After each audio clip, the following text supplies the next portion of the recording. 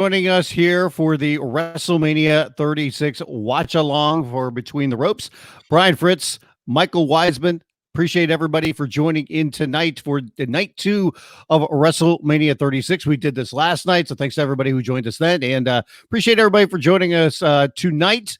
We encourage everybody, have snacks, have your dinner, have your drinks, whatever you like. What are you enjoying right now, Mike? Beer. Yeah. You could have a beer or another beer or ginger ale. Oh, okay. And what are you stuffing your face with right now? I am currently in the middle of a platter. This is a delicacy platter consisting of frozen foods of the frozen variety, mozzarella sticks, honey barbecue wings, and nice. You might be familiar with this. It's ranch. It is a dressing. Ooh. Mm-hmm. And I've got a California pizza kitchen over here. Pizza. We are frozen foods. We had pizza last night. We have frozen foods tonight. I'm going to have some Tyson. What is it? Tyson? No, it's the TGI Fridays potato skins coming my way here in just a little bit. So, nice. 3 beers to choose from. I have too many beers because it's just too big for one night. We're gonna have some fun. Yeah. So everybody, you can watch, obviously, if everybody that's watching right now, and spread the word. You can watch us on our YouTube channel. We're on our Facebook channel as well. And you can take part in it with your comments, your questions, everything. Just pop it in and we can see those, and we'll try to get to as many questions or comments as the night goes on. We've got the 1 hour kickoff show going on right now. And then obviously we've got WrestleMania night 2, which we expect to probably go as long as last night, which was a nice tidy 3 hours for the main event or the main card. So 3 hours. And for this hour, we will talk about what's going on in the kickoff show. We'll have a guest, and we can talk about last night and what we expect to see tonight. I also want to throw this out there so for night 1 and for night 2, I also put this on the Between the Ropes podcast feed. So everybody, please subscribe to us there. Just a little word to the wise, though. Make sure you're watching WrestleMania when you're listening to the podcast, because otherwise it's not going to make too much sense a lot of times, because we're not talking, we're laying out, things like that. So, I mean, I don't know if that's your jam. If you just want to listen to two guys make reactions and weird comments about something that you have no idea what's going on, sure, have fun, have at it. That's up to you.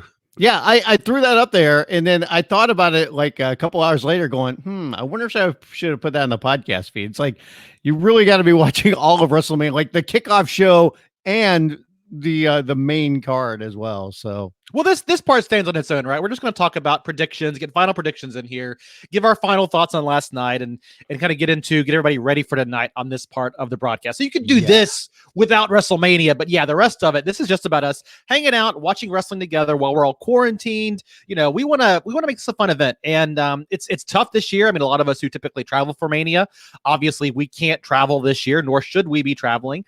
But a lot of you guys are stuck watching this maybe at home alone. You're in isolation, and it's just not the way God intended. I know Vince McMahon once defeated God in a wrestling match, right? But it's just not the way God intended WrestleMania to be viewed. So we are excited to get everybody up here. And like Brian said earlier, we got live chat going on YouTube. We got live chat going on Facebook. It will be there all night long. And push your comments up there. That's what's given us the stuff to talk about. We want to feed off what you guys want to hear us talk about as well. So Brian, I will say this, and I think maybe the best place to start here is that Boneyard match, just a little under 24 hours later, and I am still I feel like we're all living in a post-Boneyard match world right now. Yeah, I think so too. I think some people did not like it, but I think the majority, I wouldn't necessarily say overwhelming, but I think majority of feedback that I've seen so far is that people really liked it. It was something that was so far out of the box, and the production level of it was so high that, what we said this last night, but I mean, I liked what they did. I like they went out on a limb, and it's something that I don't want to see all the time, but hey, I'd love to see it again. And I mean, I think the Undertaker is the perfect guy to do it with. And, hey, if they want to do it again, like next year for WrestleMania with Undertaker, I'd be all for it, and maybe this does extend his career a little bit. And, right now on the kickoff show, they're doing an incredible hype video actually for the John Cena Bray Wyatt match. And this one I think has got a lot to live up to now, considering Sure. what we saw from that match last night when it comes to the Boneyard match. Like, what are they going to do with this Firefly Funhouse match? Well, that's it, right? I mean, they've been actually hyping this up all day. They said actually WWE has gone out of its way to talk about the positive reaction to this Boneyard match. And really, I will say this: we're in the kind of the wrestling journalist circuit here. You and I are. We're connected to a lot of people who cover this for a business. A lot of us have become jaded, quite honestly, with WWE storytelling in the last 3, 4, 5 years because it's been very lackluster.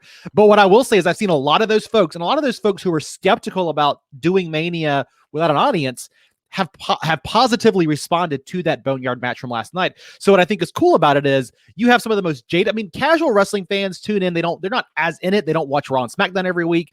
They tune in. They love it, right? We see the same stuff week in and week out. It's harder to reach us more jaded, sometimes journalists, right? We love the sport, but we've seen too much of it. And so I think it's been really cool to see the positive reaction. And now WWE has been tweeting about, oh, everybody, it's, a beloved match and everybody's talking about it and they're making their own news story out of this.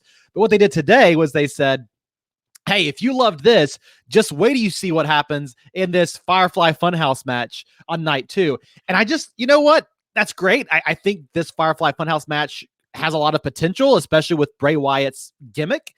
But if you're going to hype it up that big, because as well received as it was last night, it's got to be loftier than that now almost, right? It's got to go take this to the next level. And I'm really curious to see what they do with this match tonight. Well, here's the other thing. Okay. So if they believe in what they're going to do with this match and they believe how big and grandiose it's going to be, does that mean, like we saw last night with the Boneyard match, does this match have to close the show because they don't feel like anything can top it if they're going to have that much production and that much hype going into it, and they believe like, hey, it's something that's out of the box?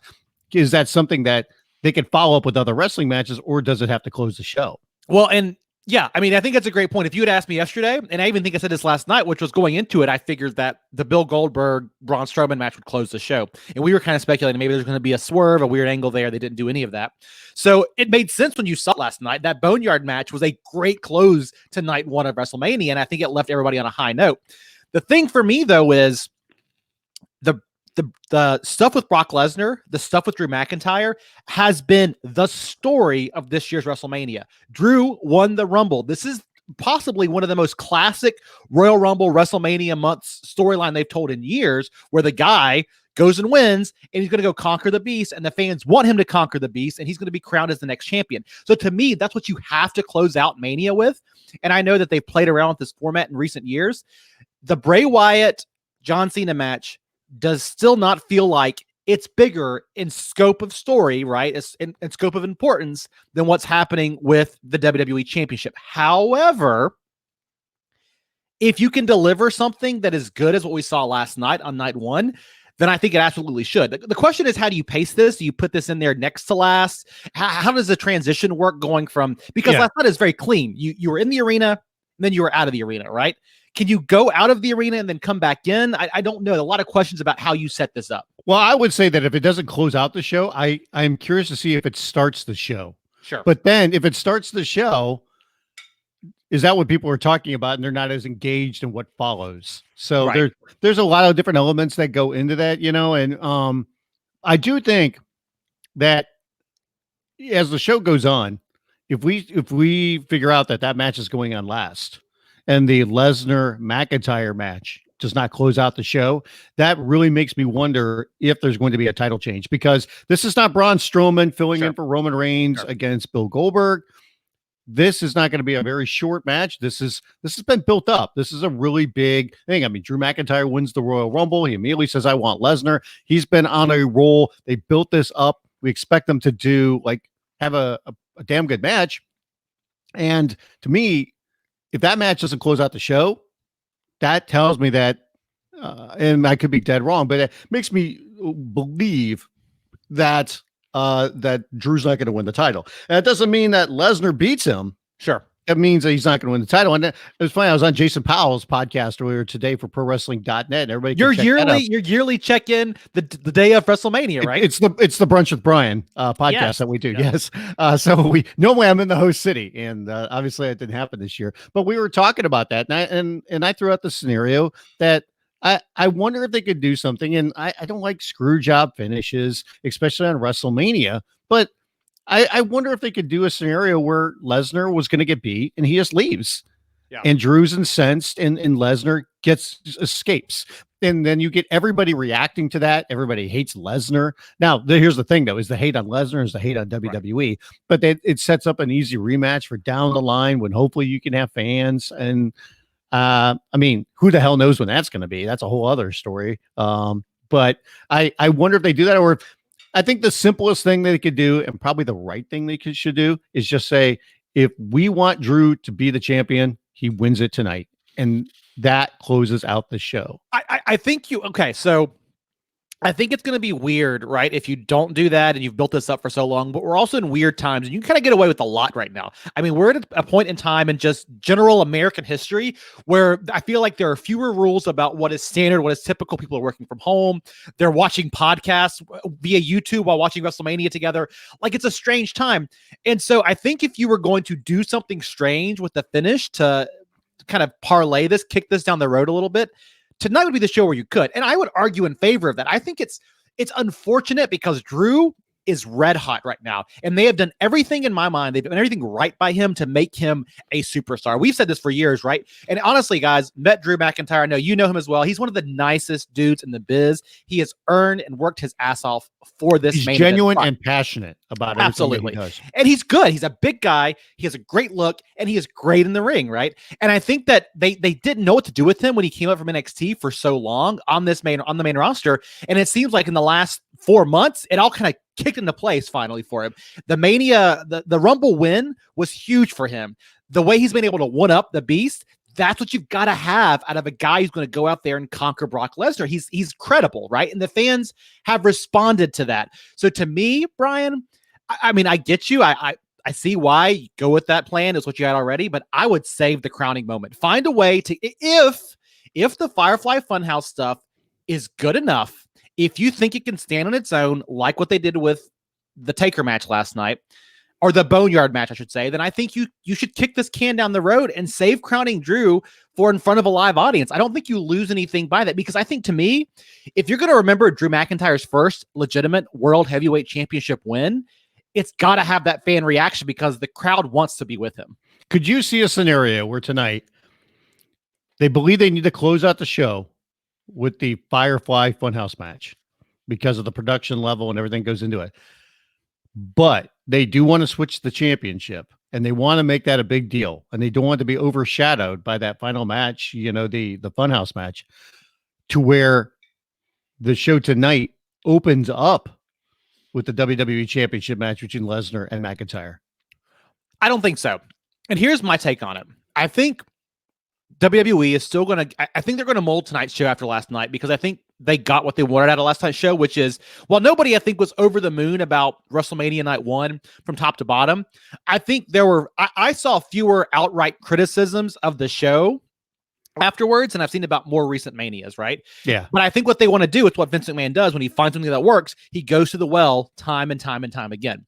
So what I think we'll end up with, which is a very similar pace show. It's 8 matches on the main card. So what we had last night, wasn't it? Yeah, just like last night. 1 on the kickoff show and then 8 on the main show. Yep. And I would honestly not be surprised if maybe the championship match was going to go on last and they swapped it after seeing what happened last night. I mean, you never know, right? You have the ability to change anything at this point. But I think the Braun Strowman win in WWE's mind is enough of a surprise, enough of a big event, enough of a Mania moment to postpone the Drew Brock stuff. I think if Brock comes out first, then we're not going to see the title change hand, and maybe what you predicted or something therein is going to happen. I hope they don't do a situation where, Brock beats Drew. I mean, I don't think they could do that definitively. I mean, there's been so much hype around Drew. I mean, for the standpoint, they did the WWE Chronicle on him. They did that incredible promo video shoot that they did over in Scotland, which I'll say again, what a horribly wasted opportunity by WWE. I'm sure that they've aired that over in the UK, but to have that in your back pocket and you didn't air the 4 minutes of that on Raw or SmackDown or on any of these kickoff shows, maybe it's going to be on tonight, but even then it's a little bit too late, I think, to not even pare that down to like 30 seconds and use that on either of those shows. I think it's just a wasted opportunity. And hell, I mean, I know that on Chronicle, some of the footage they had was from April 1st, and it might have been tough, or maybe they could have moved that up. But that WWE Chronicle, quite honestly, should have aired on Raw this past Monday night. But I mean, you look at them doing all of those things, the way that they've been hyping and promoting Drew's been on social media telling everybody, record your reaction to the match tonight, because you can't be there since we don't have fans. Everybody record your reaction, put that out on social media. There's like, it could be misleading, I don't know, but it like all signs point to Drew McIntyre winning. It's just, can they make it, if they do that, can they make it into a big enough deal where it does matter, considering that they're doing it at the Performance Center in front of no fans? Sure. And it's not going to be that traditional crowning moment that we're used to seeing. Yeah.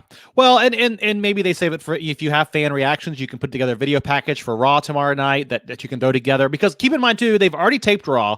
So it's basically all this stuff is it's too late to change up anything other than match order, I feel like, right? Oh, yeah. So, you know, it's hard to say. I'm really curious what the direction is. Knowing Vince McMahon, knowing WWE, we're overthinking it, and they're going to go through and they're going to say it is what it is. I wonder what is going to make tonight's, I mean, I will pleasantly surprised again by the Boneyard match. What's going to make tonight's Firefly Funhouse match different than what we saw from the Boneyard match? Because if they're both going into this kind of more produced, more cinematic style of wrestling, it can't feel the same, right? We can't have the Druids. We can't have the same kind of music. You can use the same level of production, but Bray Wyatt is, and Undertaker, funny to say this, right? But Bray Wyatt, the Fiend, he's much more of a horror character than the Undertaker is even nowadays, right? Oh, yeah. And he's got more supernatural powers than what the Undertaker's had in a while. So what can you do different to make this feel special? That's going to be the interesting question. I think it's the surroundings that they put him in. You know, do they build a set? Kind of like, it looks like they built a set for what they did for the Boneyard match. Can they do that as well? Like, here's an idea. Like, here's Ratnick, okay? Ratnick, you're on here going, I'm calling it right now. In the Cena Wyatt match, one of the Fiend's magic tricks will be the utilization of a resurrected AJ Styles. I don't know if we're going to get that necessarily, but I mean, I think there's going to be magic. I think there's going to be, you know, special effects. I think the surroundings that they're going to utilize, that's obviously what they did for the Boneyard match, and they got to utilize it here. You know what's funny too is, like, in a perfect world, or just if you were looking at this show just from the lens of watching Raw and SmackDown over the past couple of months, I mean, we've seen all the buildup for Lesnar and McIntyre. We know that the Funhouse match, is going to be unique. The buildup for that hasn't been necessarily great. Maybe the best buildup of all of the matches is Edge, Randy Orton, in this last man standing match. And we get to see Edge back in the ring for his first singles match in 8 years. You know, we saw him at the Royal Rumble, obviously, but like, to see Edge come back and see what he's going to bring to the table, you know, in this moment, I think is be great. You know, I think him and Randy Orton have an opportunity to have the best match of the night. Well, yeah, it's a last man standing match, which I think is a different call, right? I mean, are they going to fight out into there's no crowd out there? Where can they fight out in other parts of the Performance Center? I mean, I'm getting shades of the recent that we just recently watched, the Mankind Mick Foley Empty Arena match, right? Can we have these two fighting in lots of places I'd never expect? I don't know. I think that's cool. That would help break up the night. I've said it before. Randy Orton continually is, in my mind, one of the most, nobody talks about him as much as they do some of the other guys. And it feels like online fans are just kind of, they accept him. But when he puts himself into a promo, when he puts himself into a match or a storyline or a feud, he's as good as anybody in the business, right? Mm-hmm. And now when he's not interested, yeah, he checks out. But the work he did last year with Kofi Kingston was great. I think this work with Edge is fantastic. What he did last year with AJ Styles going into last year's Mania was really good. When he's got this element of personal vendetta against somebody in his storylines, in his feuds, and his promos, it just creates some kind of magic. And of course, they're both veterans. Randy Orton, Edge, both have history together. They were tag team partners. They got great chemistry, and they've got a relationship. Yeah, and I think all that, you've seen that show up. These two put together one hell of a story. The rumor is that they told creative to stay out of their business for this, and they've made a great story. And again, it's what I like from WrestleMania, which is a personal feud, a one-on-one feud between two giants, right? And I don't mean big guys, I mean giants of the industry. taking on each other for just general supremacy and that blood feud. I love this kind of Mania match. It don't have to be about titles. It's just about prestige. That's because there's an emotional attachment that goes with it. And that's what we look for wrestling. Liam throws it out there. Could Edge and Randy open the show? They could. I mean, I don't know exactly where they're going to go. So here's the matches, by the way. So the kickoff show, we're going to get Liv Morgan against Natalya. Rhea Ripley against Charlotte Flair for the NXT Women's Championship. Brock Lesnar against Drew McIntyre for the WWE Championship. The Funhouse match. We've got the Fatal 5-Way Elimination match. Remember, it's an elimination match. That's for the SmackDown Women's Championship. Street Profits against the first-time team of Austin Theory and Angel Garza for the Raw Tag Team Championship. Aleister Black against Bobby Lashley. Edge against Randy Orton in the last man standing match. And we've got Otis against Dolph Ziggler with Mandy Rose involved in that one. So out of those choices, which one do you think they should lead with? I would not be surprised to see them open up with Otis versus Dolph Ziggler. Only because I think this, so I look at these matches on this card, right? I think the Aleister Black, Bobby Lashley is going to mean less to most people, right? I think you look at Liv Morgan versus Natalya, not going to be high priority on most people. Those are going to be the matches. That's on the kickoff show anyway.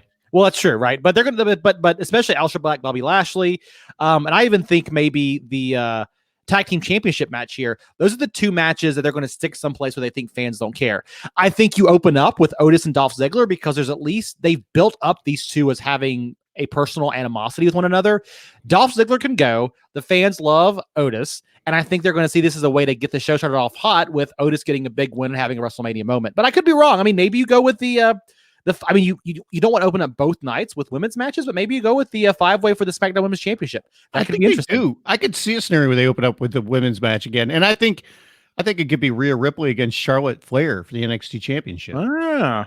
Well, and that would be, this is the first time an NXT Championship has been defended at a WrestleMania. So if you open up with that match, I mean, it's still a big deal, right? Especially for Rhea Ripley, especially for that Women's Championship.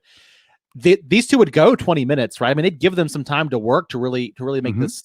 And this is a good feud too, right? So we're talking a lot about the top of the card feuds here. Edge and Orton. I love the build there. John Cena versus Bray Wyatt. There's some history there. Lesnar, McIntyre, but no discredit to Rhea Ripley and Charlotte Flair.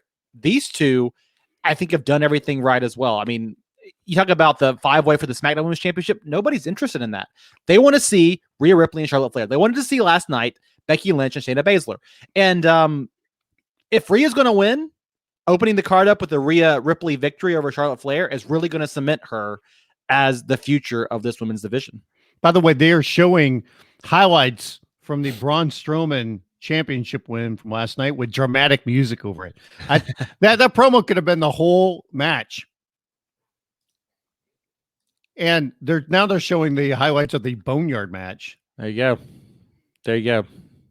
So yeah, it should be interesting. I hope these two tear down the house. I hope they have a wrestling classic. Yeah. You know, I look at Bayley, Lacey Evans, Naomi, Sasha Banks, and Tamina. That's just going to be a little bit of a free for all. It's not going to have any kind of real great wrestling theory to it, right? It's just going to be kind of quick pins and breakups and so on and so forth. I'm not that crazy about this matchup here. Aleister Black, Bobby Lashley. I'm glad to see Aleister. I think it's going to be quick. Yeah, I'm glad to see Black get a match, but Bobby Lashley's been a guy that's been super underutilized in his run with WWE. Yeah, I mean, I think they haven't made up their mind what they want to do with him. And he's been with Leo Rush, and now he's with Lana. I mean, the whole Lana, Rusev, Lashley storyline has not worked. Sure. By the way, one of the things when you're doing a live video and you're actually eating food, it can get you sometimes. So you have to catch yourself. Yeah, there you go. Acid reflux. So, yeah, a little bit. So let me bring up one other aspect too before they have their first match here. So with WrestleMania, we're so used to the big entrances, and obviously we didn't get that last night. We were wondering about the production value, and they didn't put in all the extra production when it comes to the entrances. People had some good outfits, but it kept the show at a tidy pace too because they didn't have the long walk to the ring, and they didn't have all the extra stuff with the entrances and whatnot. When it comes to especially last night or even tonight, who do you think would have had a great entrance? Well, the rumor is, right, that Edge was going to have it's Ultra Bridge, right? Ultra Bridge, Yeah. open him up and play him live down to the ring. Of course, they always give Randy Orton a big entrance too. So I think those two definitely. And I think Drew I think they could McIntyre. have had the snake, which looks like a sperm, under him to the ring again.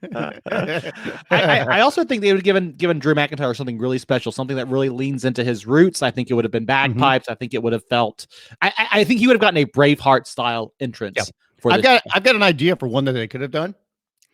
They could have brought back WrestleMania 24, Shawn Michaels' entrance coming down from the heavens with Seth Rollins, because he is a godlike figure. Now, mind you, it's a little bit different because Shawn was the good guy coming from the heavens and, Undertaker from hell coming up. But can you imagine if they did that with Seth acting like he's a godlike figure, and coming out of the smoke and coming down from the heavens? Sure. Yeah. I think John Cena would have gotten something really cool as well. Well, he still could. Because I mean they're doing this tape match, so let's see what he rides in on, And we're getting ready for a hot match here. Liv Morgan against Natalya. This is a WrestleMania moment right here. While this match is on, I need help, guys. All right, everybody in the chat room, everybody watching this live, I need to decide what beer did I end up with last night, Brian? Do you remember? Was it the Kolsch? Yes. I had the Kolsch. All right, tonight we got Mr. Tuffy. Yep. Can go back to the Kolsch. I can't remember if I drank that last night or not. That's the one you drank last night. Yeah. Or I have a Wicked Weed Uncle Rick's Pilsner. Now, for everybody, a little correction here. It's not which one should Mike drink. It's which one should he drink first. Okay. Right. First. We got 3.5 hours of wrestling ahead of us. Does this match go more than 4 minutes? It started at 6:30 p.m. Eastern. I don't have a timer running on this, but just kind of looking at it loosely. I do wonder if it will be super short. Well, I mean, the match last night they did Cesaro against Gulak, and that only went like 4 minutes, I think, right? I feel like this match is highlighting the empty arena worse than the ones we saw last night. The way they're kind of talking to each other in normal voices. Like you've got to yell. You've got to make this thing feel like it's bigger than anything else. Well, look at what like Seth and Kevin Owens. I mean, KO is a natural crap talker anyway. He likes the garbage talk during this match. So I mean, those guys utilize that fantastically well. All right, a couple of votes here. Mr. Tuffy, get that NC State propaganda out of the way first. Look at this SOB. Go heels. Hackman thinks this match is going to go 7 minutes. Sure, 7 minutes. By the way, Mike still holds it against me because pop it. There's that sweet sound. As much as he loves NC State, and I live like 10 minutes away from the NC State campus. My wife works at Duke, his favorite school. Boo. Well, Duke's better than Carolina. Okay. Damn Tar Heels. I thought you'd hate Duke more, but for some reason you hate North Carolina more. Yeah, Carolina's the worst. At least Duke, it like cost a bunch of money to go there, so they can act like they're elitist for good reason. Carolina, they're a state school, and they still act like they're elitist. Bunch of jerks.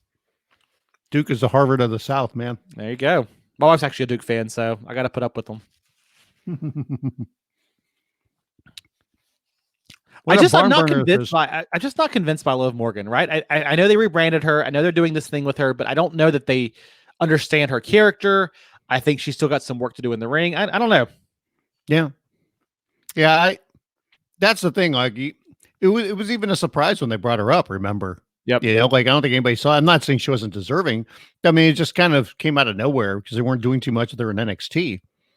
Yeah. Natalya's just beating her up right now. Does this count as WrestleMania? I mean, like you can say that you've been on the WrestleMania card because this is still officially WrestleMania, right? Sure. Absolutely. Little asterisk next to your record book when can you imagine if this is the only one you ever do? Like, yeah, I was on that WrestleMania. I'm like, that'd be sad. Oh. Hey, I'd hate to hear that for somebody, man. That would not be good. Yep. So what's the deal? Is Scott Fishman going to be joining us for a hot minute? Well, Will Pruitt's any other special guests? I haven't reached out to Fishy, but Will's going to be joining us right after this match, right? Nice. Is he? He told us last night he was going to, so I guess we should invite him. That invite out there. You want to send him an invite, or should I? You can send it to him. Okay. I can take care of that. I will send Will a message right now. So we're a real professional broadcast over here. So Professional broadcast. Being paid the big bucks by WWE to do this.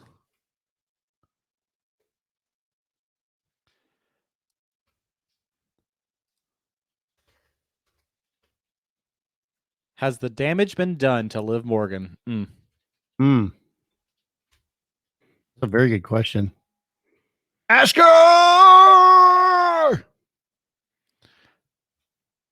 When's the last time somebody tapped out from a surfboard? Should bring it back. Somebody needs that as their finisher, right? A surfboard. Yeah, but you know what? Depending on your size and the size of your opponent, you can't always do it, I would think. I could be wrong, but I'm almost out of pizza, by the way. California Pizza Kitchen. Well, I started eating before we went on the air. Hackman says, I was hoping Will and Scott would be on. All four guys with glasses and patchy beards. Scott doesn't wear glasses, does he? No, I don't think he does. Or maybe he does sometimes. I mean, I can get him to come on if we really want that guy. A fatal four-way predicting WrestleMania. I'll reach out to Scott.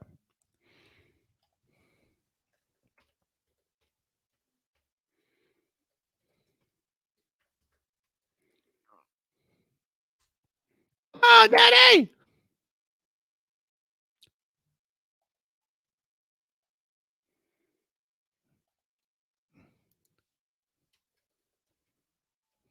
Oh no, they're giving him some time. Well, that was. I'll tell you what. I came out the gate criticizing Liv Morgan, but I think she's been doing pretty good in this match. I'll own it. I love it. Everything's a great resume builder at WrestleMania. Whenever you everything in WWE is a great resume builder, or it's for momentum. It either goes in your resume or it's for momentum. I mean, do they ever print somebody's resume on the TV screen? That'd be great. Another quick win. Can you continue? Can you continue? There's that resume building. They like throwing that line out as much as the apron is the hardest part of the ring. Yep. Uh-oh. Reverse. No. That's it.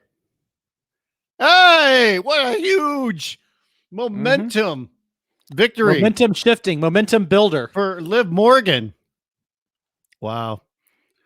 And to get his reaction to that match, we bring in Will Pruitt from ProWrestling.net. Will, your thoughts on Liv Morgan's big momentum gaining a victory and a true one that she's going to put on her resume? Yeah, that's the biggest resume builder. Is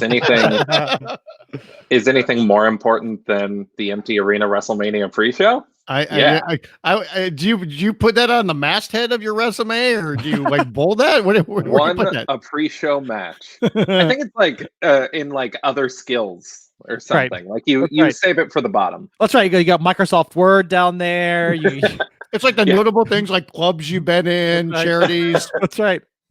Yeah. Yeah, gotta love when you see like the entire Microsoft Office suite each listed on its own line, and then separately, right? Under like I've used Outlook once, it just says won a WrestleMania pre-show match. That's right. Actually, it comes to a certain point where you list out every match you've won on TV, right? Like if you're a certain caliber of wrestler. Well, on Monday Night Raw, I won one time. Yeah, I mean, Liv's not far from that. Yeah. No. How do you feel about it? I mean, she's talented. She's not far from like being able to list out every match she's ever won on TV. What's your thought on Liv Morgan? Because you're a strong proponent of women's wrestling. If you guys don't know, Will, a huge proponent of women's wrestling, right? And I hear you on that. But Liv Morgan, your take. I don't love the character, and I getting mixed up in the whole Lashley Lana Rusev story, whatever that was supposed to be. didn't make a whole lot of sense to me. So I'm not a big fan of the character, and not a big fan of anything that was in the realm of that story in general. Like, it just shouldn't have existed. Yeah. There you go. So WrestleMania night 1, we had you on beforehand and gave some predictions. What did you think?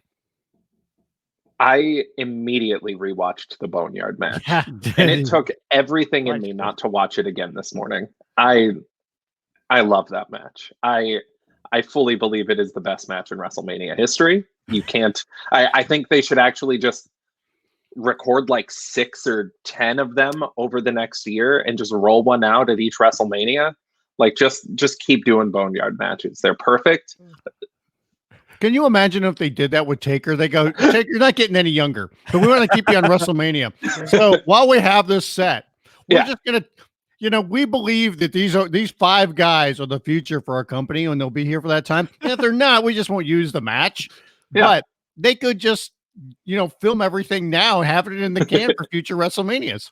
Well, the good news is, with so much production going into it, you could de-age them, right? You could do young Taker versus old Taker. I mean, this is endless possibilities. Or you could always say, like, for Taker, part of the mystique and the magical powers of the Undertaker is that he can regenerate his cells around WrestleMania time when it comes to a big match.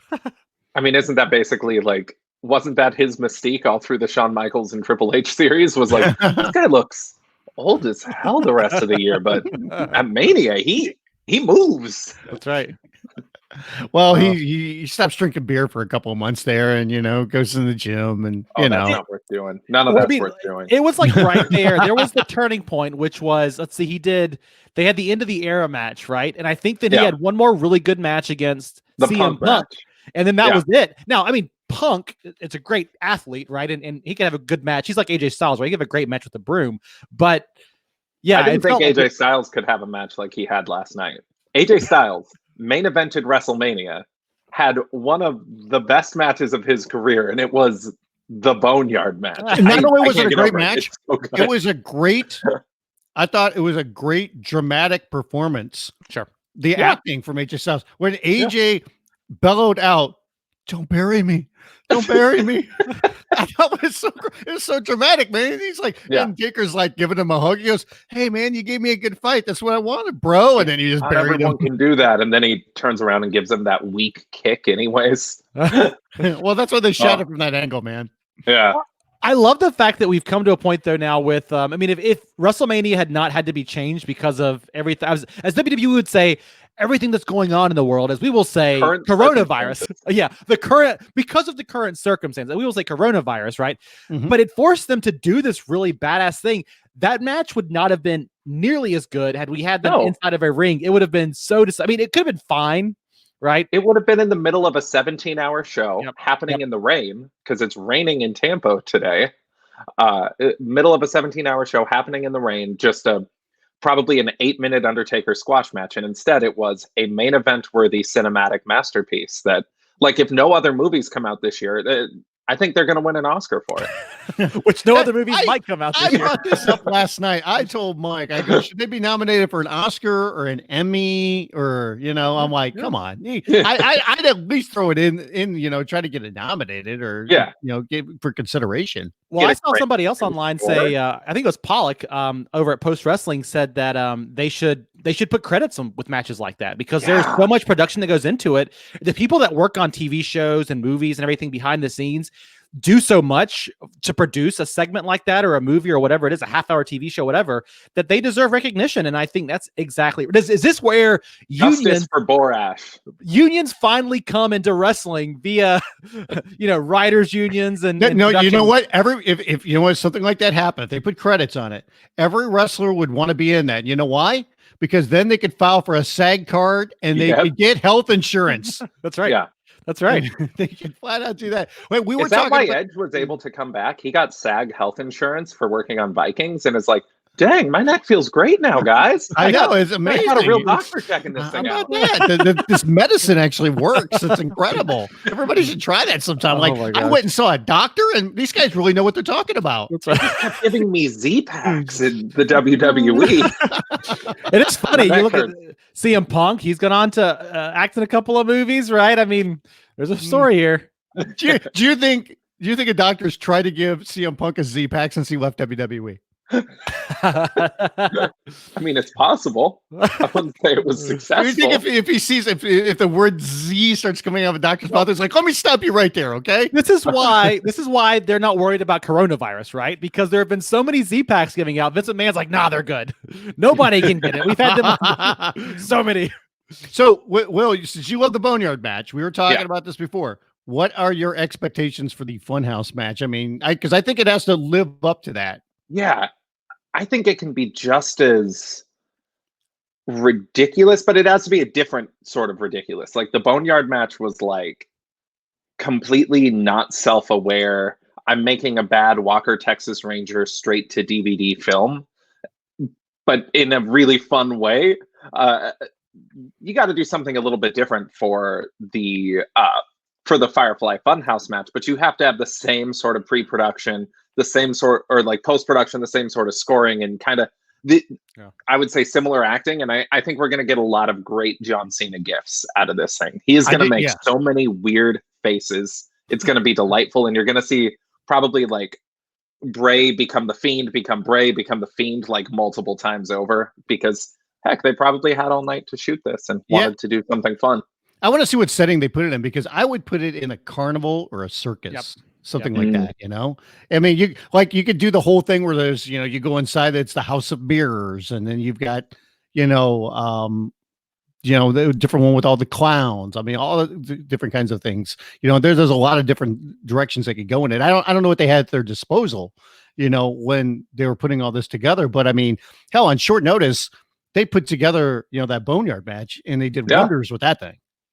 And reading about the story of that match coming together, it was like, hey, they found a crew to work on, to just build a set in 5 days. 5 days they put that thing together, and then they filmed it all night. Well, and I think it's also, we talk about, you saw this all the time pop up on Twitter last night, Matt Hardy and what he did with the Broken Universe and those matches there. I think not enough people have said this, what Lucha Underground did by blending this style of produced storytelling with pro wrestling, which came before the Broken Universe. What I think made last night work in a way that maybe the Matt Hardy stuff, I think the AEW Matt Hardy stuff has not fully clicked with me yet. And I think it's, again, because you had this otherworldly, this other kind of outside the ring storytelling happening somewhere else. And that works for me, right? And you took out some of the more hokey stuff that Matt Hardy was doing with what he was doing in the Broken Universe. And I think that clicked in a way that Matt Hardy being in an AEW ring and bringing Vanguard 1 in and all that stuff, it's fun, but it still doesn't get me as excited or pumped. Like last night felt like Roadhouse to me. When we watched this match, it felt like we were watching ridiculous in that kind of way. It's like, oh yeah, let's do this, right? So pain don't hurt. Right? Pain don't hurt. So we were trying to figure out like what match order they're going to do everything in, and do they actually close the show with Drew McIntyre winning the championship, or do they? They've said it's the main event. Do they have said it's the main event? Because I mean, I'm going to be very curious to see where they put the Funhouse match then, because I mean, to do the Boneyard match, I mean, it had Taker in it, but because of the production values, it made sense to end with that. So I wonder if they could start the show with the Funhouse match, but does that kind of like put a cloud over the rest of the show? If it is that good, where people are talking about that so much that they're not as invested in the rest of the show because there's so much into the Funhouse.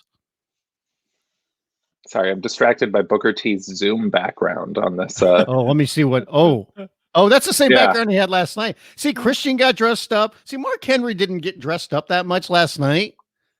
But Renee did. I think Renee's wearing a different dress than last night. Even props to Renee there.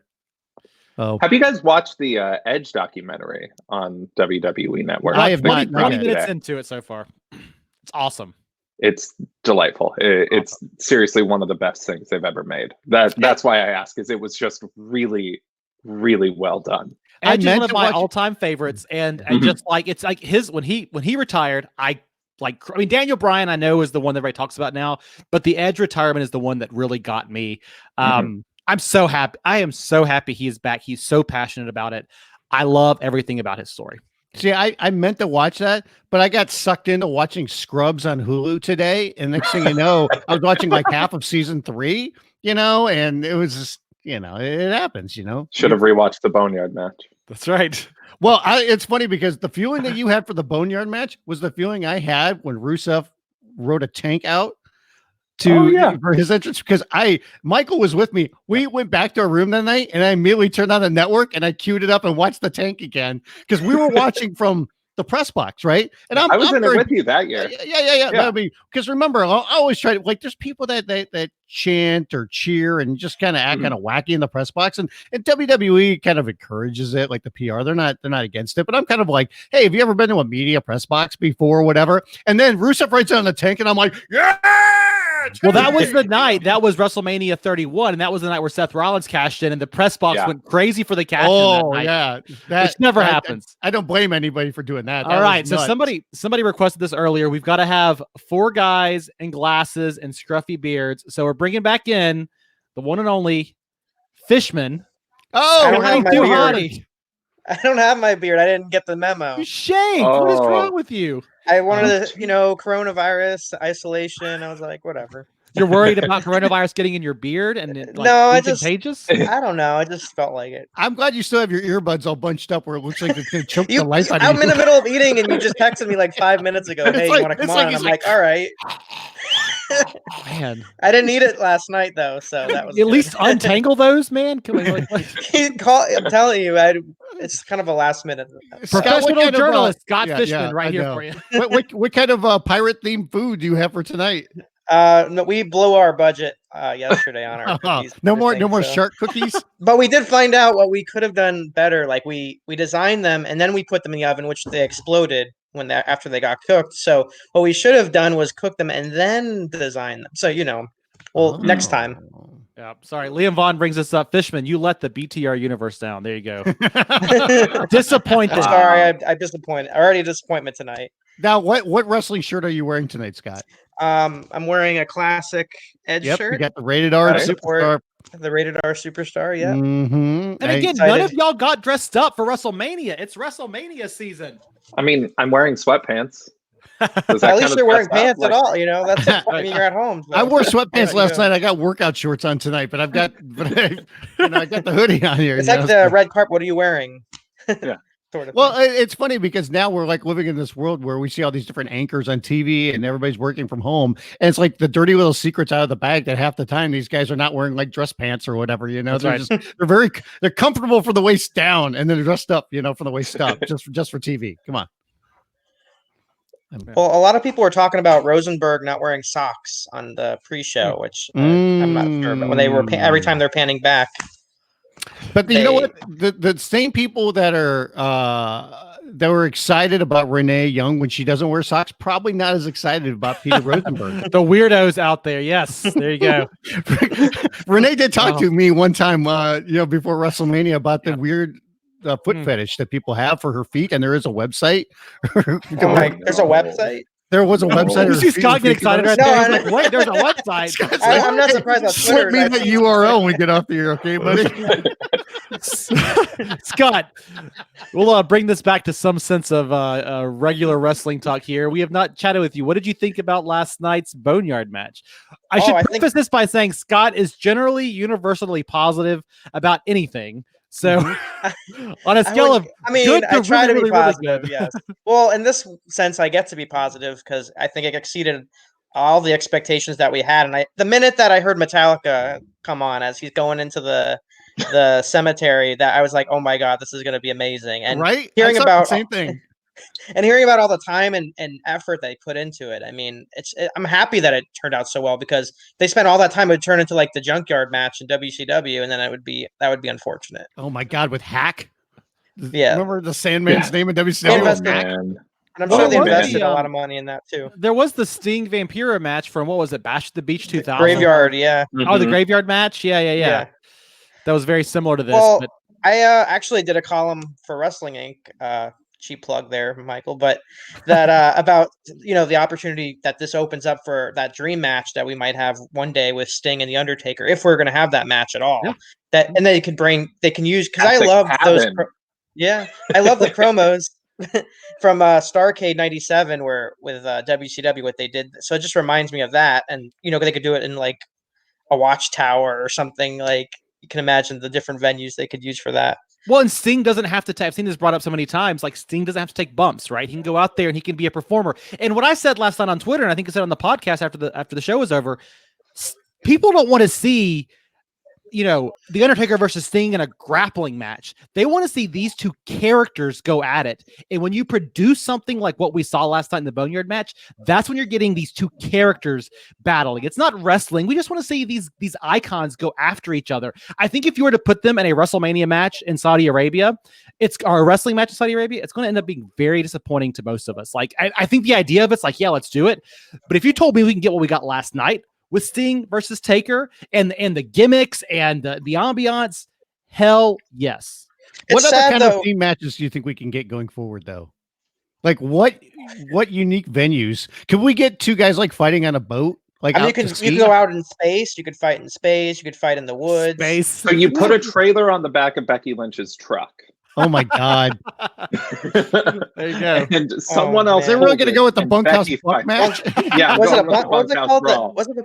Was it a bunkhouse match? What was it called? The one with Dustin Rhodes and Blacktop Foley and something? I can't. Yep. And then, by the way, Mick Foley has already gone on his social media today and asked Vince McMahon if he can be in the Boneyard match next year. So Mick Foley wants to come back. They have a lot of history, though. Mankind and the Undertaker. Why not, man? I mean, it opens the door. I think, Scott. Well, if you did Mankind, record 15 of them this year.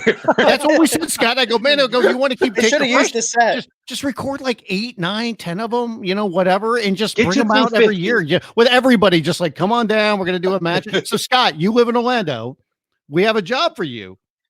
You, as a journalist that you are, you have to find where they taped the Boneyard match, because it wasn't at Full Sail. Right. It wasn't at the PC. They found a lot somewhere and they built this set. So that's your job, is to figure out where they filmed this. But you bring up a good point. They spent 5 days setting this up for the one match. They might as well have done some other things to it. They need to build a permanent boneyard. That's what we know now. Access next year, Boneyard. Oh my God. Can you imagine people running over there and taking a picture with the breaks? It's where people got to get your reps in. If you're in NXT, how else are you going to practice for future Boneyard matches unless you have one set up at the Performance Center, right? Now, let me ask you this. For future accesses, when they do stuff like this, will they have the fake arm of AJ Styles with the glove on display somewhere? Yep. With the solo cup, hopefully. I think the hand? What do you mean fake arm? Wikipedia told me he was dead after last night. Okay, what do you mean fake arm? How long until we see AJ Styles back on WWE television? If they continue taping. Well, I picture him coming back like Shawn Michaels ascending from the sky in all white. Now he's learned from his ways and. See, that's the entrance I thought they should have used for Seth Rollins if they had WrestleMania, at Raymond James. They could have used the WrestleMania 24. Shawn Michaels ascending, in all white or descending, from the clouds. They could have done that for the godlike figure of Seth Rollins. Can you imagine him coming down? He's just like this, and all white and everything. He needs new entrance music, though. I noticed last night. I feel like he should, for this character, he should have something else. Who are you talking about? AJ Styles? Or Seth Rollins. Seth Rollins. Yeah. Yeah. So let me get you guys' opinions. Does Drew McIntyre leave as a champion tonight? I think he does. I think he does. I mean, they put all this time and energy. He has his little he had the WWE Network special. All of that, I feel like, would be for naught if he didn't, win the title. And they need a feel good, they need a feel good moment right now. I agree. I think they need an actual, like, a real feel good moment on this show, and it sets up something for Drew. He said this on that WWE Network special. When I come back, that's going to be my WrestleMania moment. Like, when we're back and we're in front of fans and people can finally see us again, I'm going to come out with the title, and that's going to be our moment. And I think you don't have him say that. You don't air it on the network, even if it is just on that special, if you're not going to actually follow through and have them have that moment. The first Raw, when there are allowed to be fans, you cut to the hot crowd Drew's music hits and it's a party because that crowd wants that release so bad. Yeah.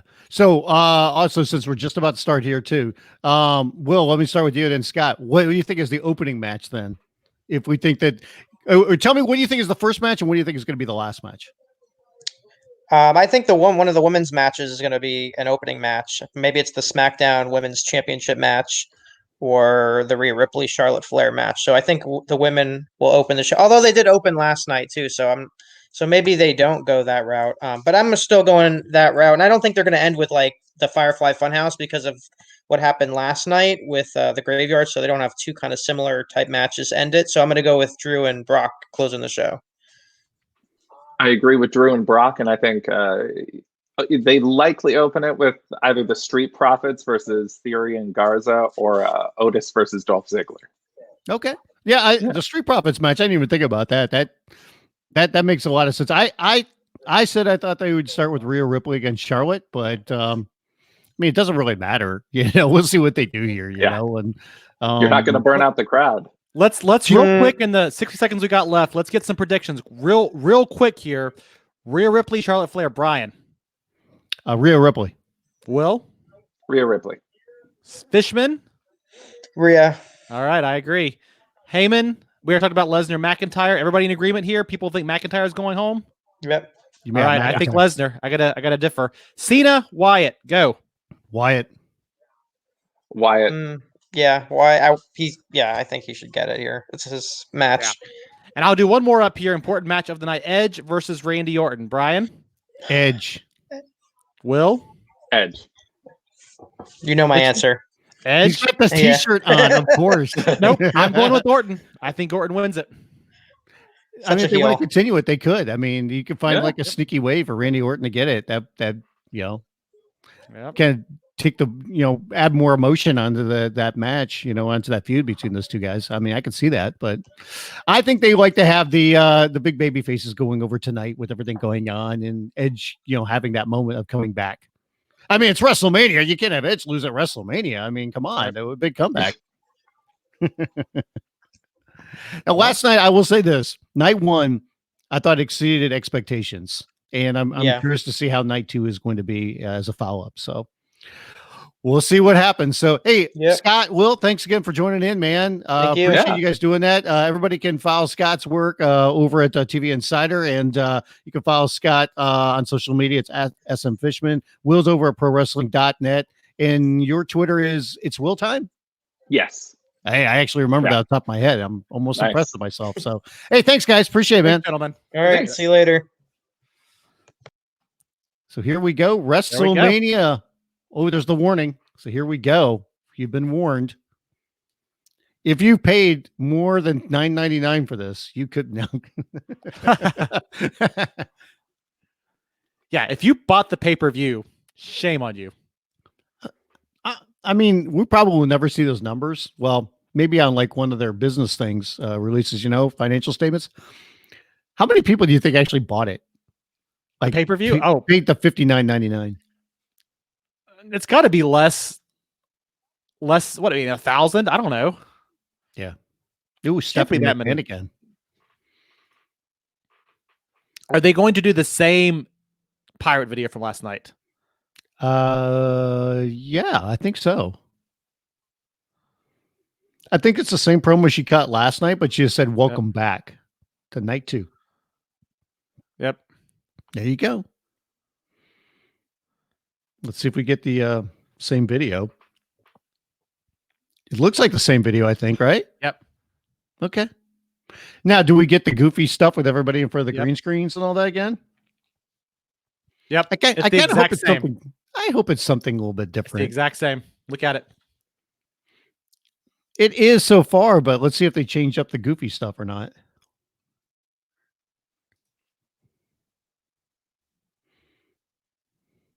Nope. Nope. No, they did change it. Yep. They tweaked it. Did they? It was Cena. No, that's the same as last night, the Roman Reigns. I'm trying to figure out whose voice that is. I thought I almost had it figured out. I can't.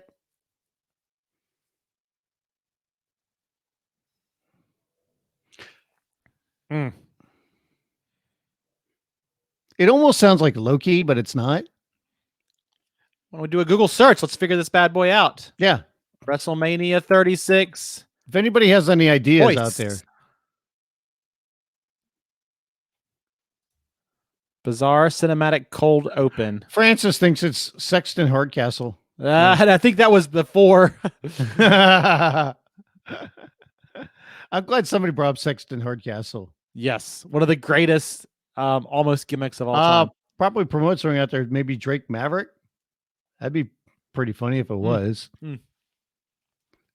Drake, one of the most talented guys in WWE when it comes to what he brings to the table, and Yep. Not doing anything with him right now, but he's having some fun on social media, like giving weird faces to videos that are playing behind him. I don't think his voice sounds too deep to be. Yeah, I don't think it's Drake. Well, yeah, this is the exact same video as last night. Yeah. I'm glad there was a UFO there with Roman. By the way, looking back at last night, should we really be surprised that they didn't explain, why Roman wasn't in the match? No, like I mean, did nothing. I think we should be surprised from the fact that Triple H said they were going to explain it in a cool way and fans would be happy, and then they didn't explain it in a cool way at all. So I think from that perspective, because they teased explaining it, I'm surprised they didn't, right? But, yeah.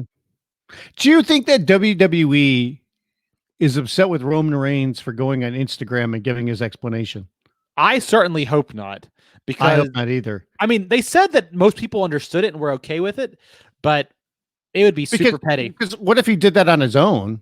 Because he was like, well, WWE, I'm catching the heat for this from some fans because I pulled out of the match. Okay. And WWE didn't give him the cover of the standpoint. They're saying, we don't want Roman. We're going to pull you from this match, considering your health and everything. We're not going to put you in this risky situation. Instead, they still planned on him doing it. Roman pulled out. People got mad at him. And Roman's like, well, I'm sick of people coming out of me. I want to give my side of it. Sure. So he went on Instagram, and maybe they're like, oh, well, why did he go? I don't know. Maybe they signed off on him. Maybe they said it was okay to do it. I have no idea. I'm just throwing out a scenario, but maybe he did that and they didn't know or didn't like it or whatever. And they said, well, then the hell with the explanation we have for him. I don't know. Dude is immunocompromised, right? He's been doing leukemia treatments. And so the fact, I mean, to me, it's more of an indictment on WWE for moving ahead with this show, despite everything that's going on and putting the talent and their families at risk. And so if they get mad at somebody who is immunocompromised for this, that's bullshit. Yeah, it absolutely is. By the way, we are getting a little AC/DC again tonight. Yes. They're showing all the talent for tonight's show. Yeah. Well, we salute Same you. music. I was about to rock. But it's tonight's talent. That's how AC/DC closes all their concerts, is with this song. Is it? Oh, yeah. Was you mention they open it because everybody in the audience are those about to rock? I know you would think that, but that's just Right. how they close their shows. Right. They always play for those about to rock. We salute you. And they have the cannons up on the stage and they fire off cannons. There we go. I have not been to enough AC/DC concerts. I've seen them a few times, but I mean, before all this was going on, I mean, I know they're old, but their talk was that they were releasing a new album, that Brian Johnson, who had hearing problems, got those solved, and he was coming back with the band. There you go. And they were going to tour, and I was just like, man, I will go see freaking AC/DC again. I know they're older, but so what? Hell, I'm supposed to go see the Killers in June over at a castle in Ireland. I don't think that's happening. I don't think that's happening. It's not happening. Very disappointed by that. But worst things could happen. There we go. The synthesizer music. That gets me in the mood for WrestleMania, especially after a hard rocking, song like AC/DC, and it's Gronk time. Oh, geez, it is. Only going to get more hype. He's wearing the exact same outfit, though. Come on, Gronk. You got to change it up some. I think he might have filmed it the same night. Just throwing that out there. I think you're ahead of me again. Yeah. You're like a good 5 seconds ahead of me. Your internet's garbage. Maybe I should be on a hard line. Try refresh. Try the refresh. See what's going on. We tried this last night and it didn't work. I will try it again. You watch, I won't get it back now. Okay, Charlotte's music just hit, and here comes Charlotte. Yep. Yeah, maybe we're closer. Yep. Think so. Pretty Let's close. hope so. That's a pretty elaborate robe that Charlotte's got there. Look at, oh God, Gronk. What the hell, man? I missed that. What'd he do? He's like up on that perch and he's like leaning over, like staring at her and dancing, bobbing back and forth. I'm like, he looks like a stalker almost. At what point tonight does Gronk win the 24/7 championship? During one of those weird breaks in between matches, an hour or so in.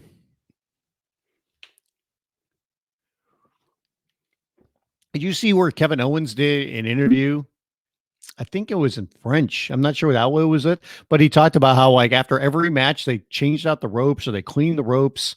They changed the mat between every match. So they did like this deep cleaning between every match, and they checked everybody's temperatures as they went in the building and as they left the building.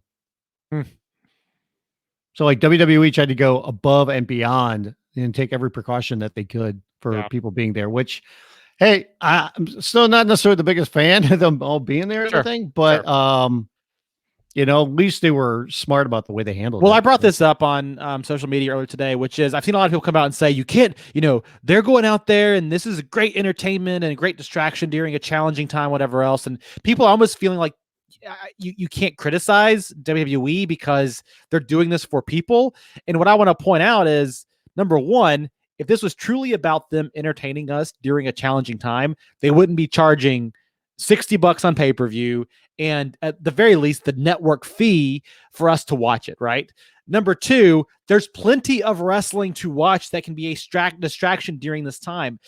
Them asking the talent to travel, the production teams to travel, to get together, to film this, right? During the time where you could be spreading coronavirus, I think it's reckless.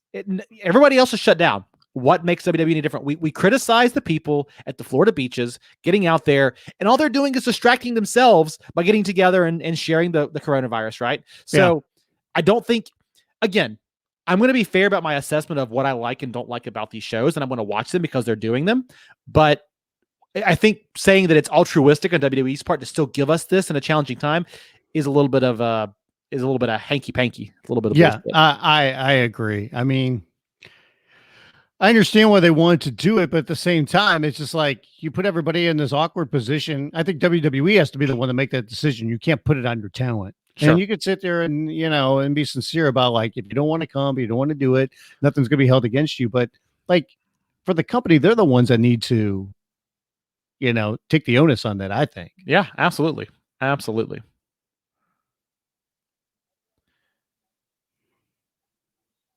And by the way, you're way ahead of me on our feeds. I know you. There you go. There you go.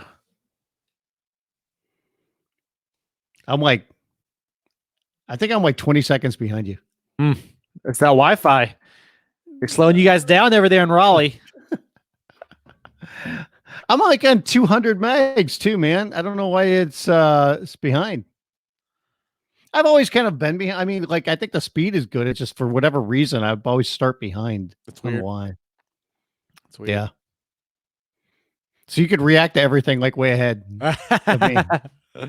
We'll get synced up here in a little bit. Don't worry. I'm sure mine will slow down for 5 or 10 seconds. Yeah. Properly promoting says Fritz is just now seeing Liv Morgan win. Spoiler alert. Just about right. Just about right. Like they just kept the Charlotte in the ring. Okay. On mine. And that happened like 20 seconds ago on yours. And by the way, can we talk about how I was right that they're opening up the show with this match? Hello. Yep. You called it. I got lucky with that.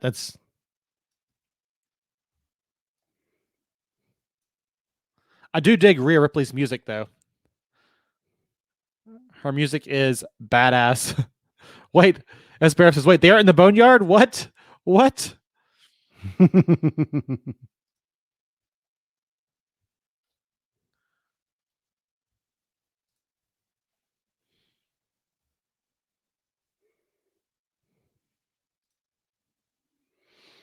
All right, I'm going to pause mine for about 5 or 10 seconds. Get synced up with old Brian Fritz here. Yeah, we're doing technical things, but that's why we're not talking. That's right. Trying to figure this out. See why I'm such a slowpoke up here.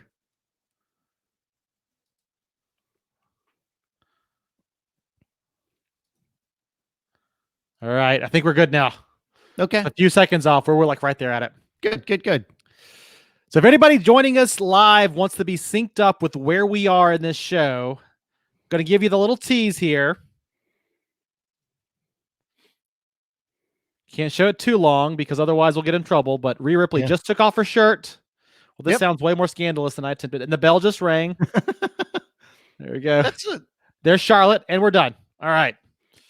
That's a totally different look for Rhea. I mean, normally we're used to her seeing black, and she's got the blue mesh, or like the blue and white with mesh pants, a gold belt, and is that a white top?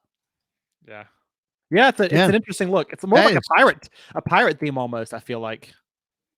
It's almost kind of like a Wonder Woman kind of thing. Yeah. Let's see.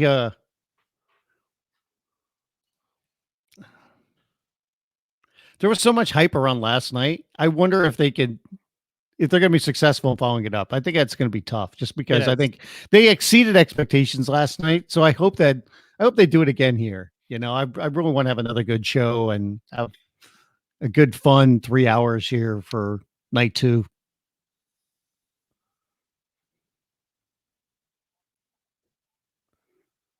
Right in a bow. Somebody's pointing out that outfit is from Dragon Ball Z. I could see that. Sure. You're the Dragon Ball Z expert between the two of us. Yeah. I'm not. I've seen a few episodes of it. I'm not I've never watched it. I've never seen it. I've never played any. Well, then I guess I am the expert, huh? So, yeah, between the two of us? Absolutely. Yeah, look at that. Nice little takedown from Charlotte. Oh, look at Charlotte. Already trash talking. I do like this feel of the challenger having the upper hand. I think this Charlotte Rhea Ripley feud has worked because the veteran is challenging the young gun, and it's something totally different that we never get to see, right? And it almost feels like this title, not that it's beneath Charlotte, but that she doesn't need it. And I think that's what I really dig about this is it gives, even though she's the champion and she's defending, it almost makes Rhea Ripley the underdog here. It does, but that's why I think it would mean so much more for Rhea to win than for Charlotte to get the victory here. I mean, I understand, and you could say, well, Charlotte's part of NXT. Do we really believe Charlotte's going to be a part of NXT, even on a temporary basis? Maybe, but I just think it means so much more for somebody like Rhea to win this match against Charlotte. I mean, that would be incredible. I do like Rhea Ripley's haircut. She's got that little zigzag in the side. I'm gonna need a good haircut. Charlotte just yelled, "You trying to punk me out?" Yeah. Those slaps. Oh, woo! It's your favorite referee, Brian, as Francis just puts out Too Cool Scorpio. Oh, That's Too Cool Chappelle, by the way. Okay, get the name right. Damn. I thought that was it. Oh my God. I thought it was it there for a second handle slam to a... She almost won with the riptide right there. I think Charlotte's shoulders were down. Mm-hmm. Slow count. That's a slow count. Come on, Too Cold Chappelle. Let's get a better referee out there. Or do you want to call him Dave Scorpio? What's wrong?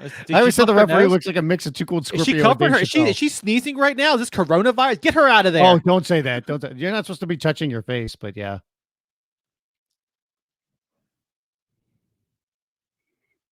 All jokes aside, that referee, he's actually really good. He is. He's been doing this for a while. They got really good refs in this company.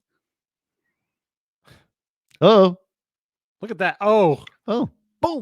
The veteran presence of Charlotte taking over. That was a veteran mistake. presence. Yeah, come on. Come on, Charlotte.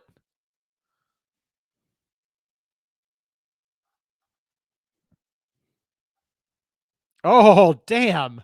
I like how Tom Phillips is pointing out, like, I thought Charlotte would be stunned after taking her finisher, but she's okay. It's like, thanks for pointing that out. Ow, that's a nasty bump. Charlotte gets pulled off the apron onto the floor. Yep. Right to the chest, Charlotte. I always forget. I mean, I take for granted sometimes how, like, I mean, Rhea Ripley's big and Charlotte is big as well. Like, these two together feel like, yeah, this feels like a big presence, big women fighting. It's really cool. Sure. Damn. Whoa. Look at Rhea's fired up. Yeah. She is fired up. Don't get counted out. There we go. Get back. Get her back in there. Come on. Although it's champion's advantage. It'll be all screw job finishes tonight. Not too far off from last night. Roll ups, schoolboys. Like, what? No, but we had finishes. I'm just saying that they're all like DQs and countouts and whatever tonight. That would be horrible. Oof. Hell, we thought it was going to be horrible last night. We thought the Rollins KO match was a DQ for a minute. Look at those kicks. Nice. Look at Rhea goading the veteran now. Everybody's got to talk trash tonight. Should we put a counter? Like this beautiful. Oh my God. Should we put a counter up of how many times somebody calls another person a bitch? Like last night, I mean, they had a bunch of that. Here we go. Get the bitch counter going. Just kicked her square in the back. Dear Lord. Oh, wait. Man, Charlotte is screaming out in pain. Ah! Yeah. She's going to try to slow her. You have to keep my count honest here, Brian. You got the bitch counter going. Did somebody say it already? Has there already been one on the show? I thought you said there was. No, yeah, I'm sure there has been. I brought it from last night. WWE's been on the air now for an hour and 20 minutes. Somebody said bitch at some point. Oh, probably. That's a unique pin attempt. Yep. Of a body scissors, and then she rolls her over. Look at that. Charlotte just flops right out to the hardest part of the ring. Oh, she's going for the knee. Ugh. Here we go. This is the way of the Flair family, targeting that left knee. You'd think Rick would be there, right? Celebrate this big moment. Rick should be quarantined at home, okay? It was just Ric him Flair, and his wife and no one else. Ric Flair is never going to die, okay? The guy lived through a freaking plane crash. Yep. He had that thing where he was almost, they literally said he had like, what, a 20% chance of survival, and he still did it. Mm-hmm. There's a lot of people now that say the safest place to be is on a plane with Ric Flair because there's no way somebody's going to be in 2 plane crashes. That's right. The odds of that happening are just so astronomical. Man, Rhea writhing in pain. That left knee screaming. Look at that. Working the leg. Charlotte. Set up the figure 4. No, figure 8 for Charlotte. Why is it a figure 8? What makes it different? When she bridges up, it's called a figure 8 because it's. But why is that different? What is that? Because it puts more torque on it. It puts twice the torque as a figure 4, so it's a figure 8. Did you see that knee just give out right there? Right to the. I know she kicked her right in the back of her knee, and her knee kind of went awkward. She is screaming. Byron Saxton has a blank expression on his face, so they showed him in the background there. He's like, "Oh my god." Ref, check on her. Come on. There he is. He's checking on her. What do you say there, Rhea? Why is he so far away? You can get closer, right, ref? Come on. Come on, ref. Come on. He's trying to keep them in the camera frame. Come on. Referees are better when they're not seen or heard. They're just there for the 3 count, Wow. I mean, it's like that in any sport. Is that how you feel about women too, Brian? Come on now. No. It's like that in any sport. Do you really like it when an umpire or referee decides a big play that they get involved in? You know them by name? No, it's just be in the background. No, he said, Charlotte, no, you don't do that. He's pleading with Charlotte not to use the ring post. That's funny. Get inside. You tell her too cold, Chappelle. Ooh. And then Charlotte Goes right into the post. I want to get some of those bedazzled tights. Those tights are shiny. Nice. They are, aren't they? I always like when you put the rhinestone on there, you know? That's right. You got to order it from the infomercial. Right? Yeah. When it shows up, then you can put your wrestling gear together. I buy all my stuff off TV, all my rhinestone. He's going to stop this match. Look at this. This is nasty, man. She clips her right in the back of the knee. Yep. She chop blocks her, and her left knee folds into her right knee. Yep. Yikes. That's illegal in football. Not in professional wrestling. Oh, sports entertainment. God, Charlotte is vicious right here. Like, she is acting like she is an absolute heel through and through. Like, hey, man, she's got to teach the young buck who is the veteran, who's the person that's been around the block and knows what it takes to win a championship.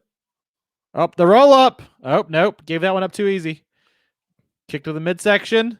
Charlotte's so proud of herself. She kicked her again. She smiles. Yeah, Charlotte plays the natural heel so well. Oh, yeah. Just love it. Damn. Whoa, what was that? Oh, they're saying her leg gave out. She was going to slam her, but her leg gave out. Yep. Do you think they're setting this up where you're making it feel like Charlotte's going to win because Rhea's leg is in such bad shape? Yeah. Yeah. It's almost like they're giving her an out. But I mean, this is the story of the match. So, I mean, I'm not going to change my prediction, obviously, but look at Charlotte. Rhea, I never stop. I never give up. Oof. Rhea fighting back. Man, they're just whacking each other. Oof. Nice shot. Smacking the crap out of one another. They are, man. This is a tough match. They are giving it their all. Now, remember the opening match last night, the tag team match, they went 15 minutes. Yeah. So they're probably going to be going around that tonight, too. That's good. I like this. This is a good way to open up the card. Yeah. Surprisingly look good at the knees. Rhea with knees to the face. Watch the hair, Charlotte.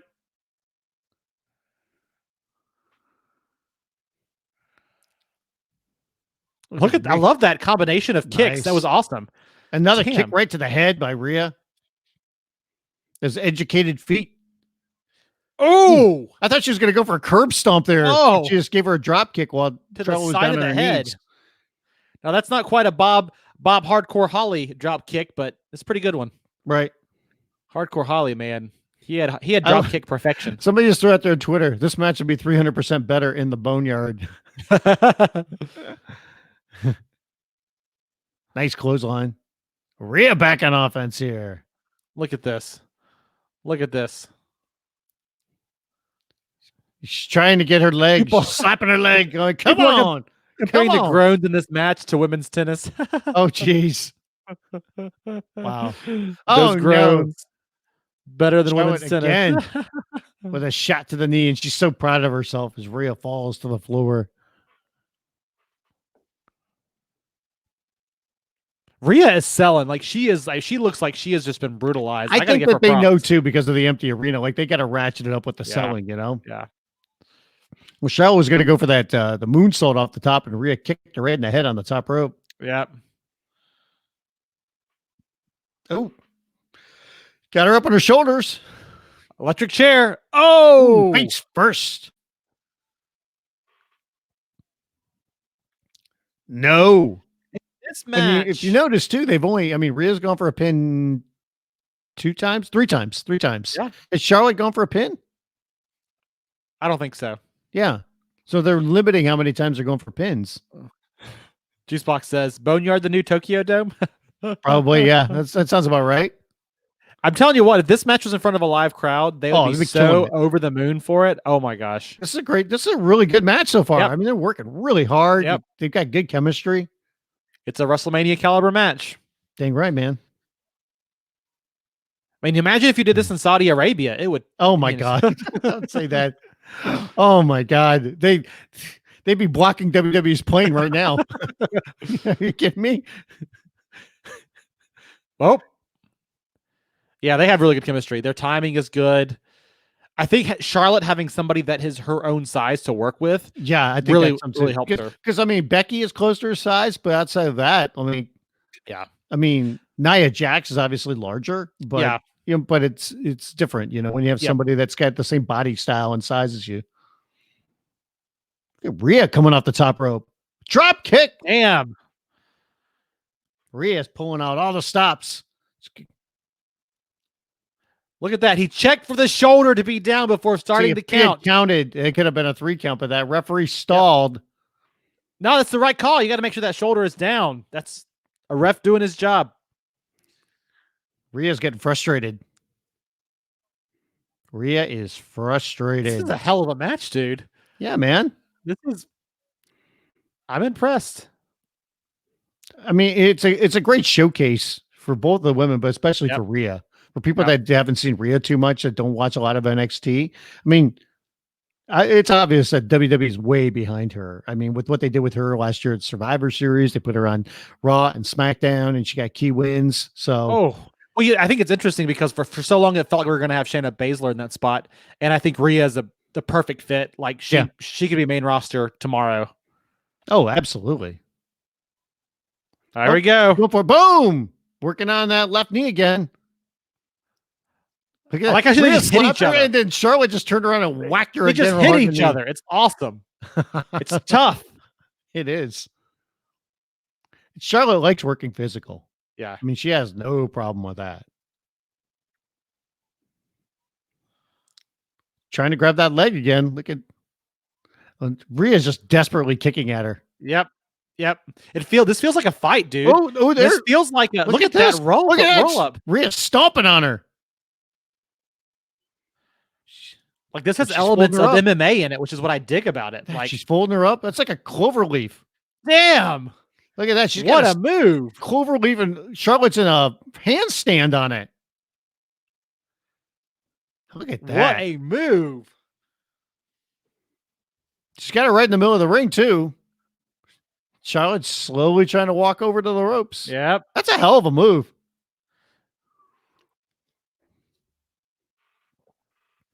The athleticism in this match is just impressive. Charlotte's reaching out, and then Rhea's going to pull her right back into the middle of the ring. And then Charlotte takes her down. That. Look at the little change up there. Nice reversal. And Rhea's just slapping at her again. That kick. Charlotte's kicked her right in the chest. Oh, man. Damn. This could be, take the Boneyard match out of the equation. This could be match of the weekend. If they end this thing right, this is my favorite match of the weekend so far. Well, wait till Wednesday. We get Ciampa Gargano. Well, I just love the mix of styles. I love the physicality. Yep. I love the intentionality about working over the knee, selling it throughout the match. There's a lot that's going into this to make it just a great story. Look, she's got her. Nope. Rhea got her shoulder up there. I mean, it was a little. I wouldn't say it was necessarily clumsy. Sometimes when it's not clean, it looks it's realistic. Yep. And now Charlotte's got that Boston Crab. This is the problem. WWE style for so long has been way too crisp that when I love the more MMA style. We've got to fight through it. We've got to roll through some things. We've got to grab at each other some. Charlotte another pin. Yeah. They're trading pinfalls now. And they trade again. Rhea kicks out.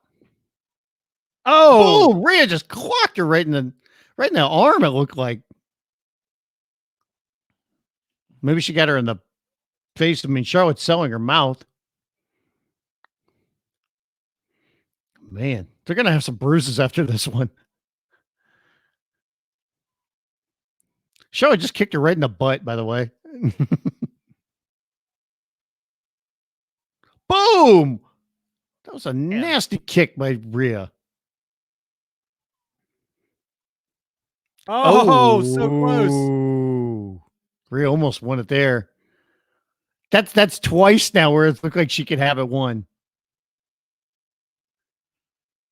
Charlotte hasn't gotten a close pinfall. And she had her in the submission, but she hasn't had a close pinfall.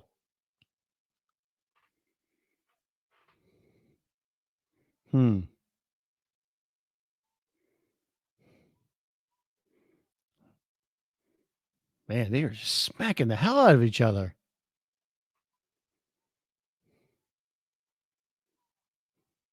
I say, how long is this match going on? They're at least the 20-minute mark, I think. They got to be, right? Yeah, I think they're at least at the 20-minute mark. And they've earned every second of it. Oh, yeah, absolutely. Let's go, ladies. Ooh, Rhea just clocked her in the side of the head. So going up to the top rope. She going to go for a high suplex off the top.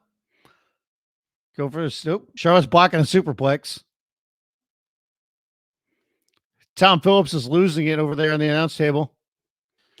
Boom. Oh! And there goes Rhea crashing face first.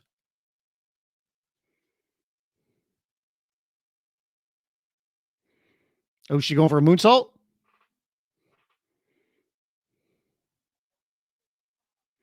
Here it is. She's going for the moonsault. Whee! Oh, and she misses, but gets caught in the face by a boot from Rhea. Oh, and a spear by Charlotte. Good Lord. That was a tough spear. Just that close. Golly, just man. that close. She barely got her right shoulder up.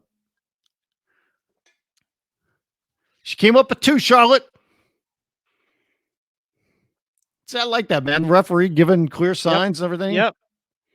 I love the full count, the full body count there. He's like leaning into it. There we go. Going back to the leg. She's going for it. Oh, cradle by Rhea. No. It's Charlotte. She's relentless going after that left leg. Oh, she's got it. She's got the figure 4. Yep. There it is. She's going to bridge up. This has got to be it. Oh, man.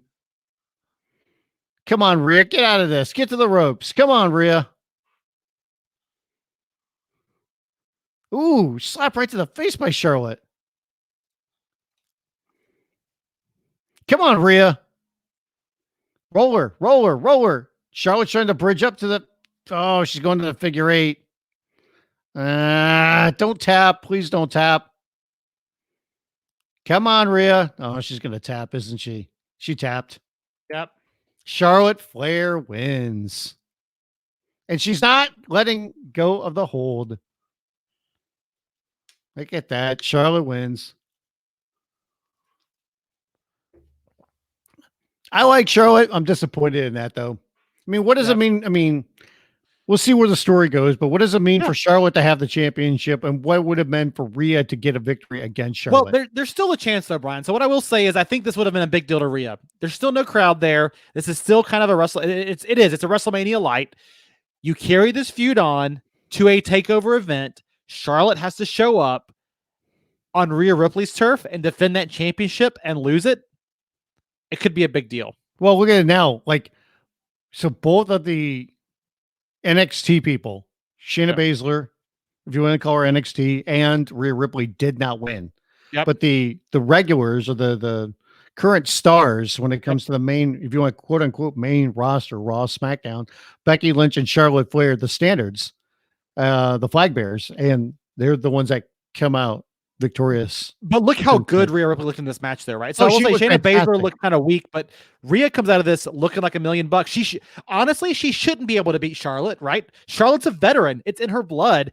Rhea's got to get back to that spot. I think it's okay. So a couple of call outs here real quick. A couple of you guys saying, yes, we are behind the mainstream. Brian's Wi-Fi is terrible. Quick tease. This is the screenshot we are at. Charlotte holding up the championship, looking around. Rhea Ripley looking like she is in pain. So sync up with those two. And you could follow along with us live. It's Brian's fault. His Wi-Fi is terrible. Everybody else just pause for a few seconds. I don't know, man. Yeah, would be 25 seconds behind the rest of the world. You'll at least be with us. There's the Big Show's Big Show on Netflix. The Big Show's Big Show. Who's watching it? Are you watching this, Brian?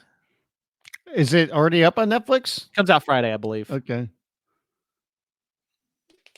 Yeah, I don't know. Maybe I'll watch it. It's got Jael White in it.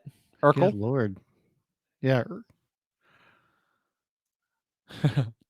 Just family hijinks. WWE. Nope. WWE. Where the big girls play. No, geez. Mick Foley makes an appearance? Yeah, man. Get a Foley cameo. It's like a full house for wrestling. Tomorrow. Tomorrow. There you go. All right, Yeah. what match we getting next? I gotta give those two women props again. I think that match is the best non-boneyard match we've seen this weekend. I think that match would have been amazing in front of a live crowd. Yes, but what they did without a live crowd and to keep the excitement and energy alive like they did, that's a testament to talent. Do you think the live crowd would have crapped on that finish? No. Charlotte, because so many casuals show up to watch wrestling, and Charlotte is a name. She got the Flair name. People still, even when she's a heel, right? People still get behind her because of her dad. So yeah. What's up next? What did you say? Tag team match. Tag team match. Either that or Otis and the Dolph, right?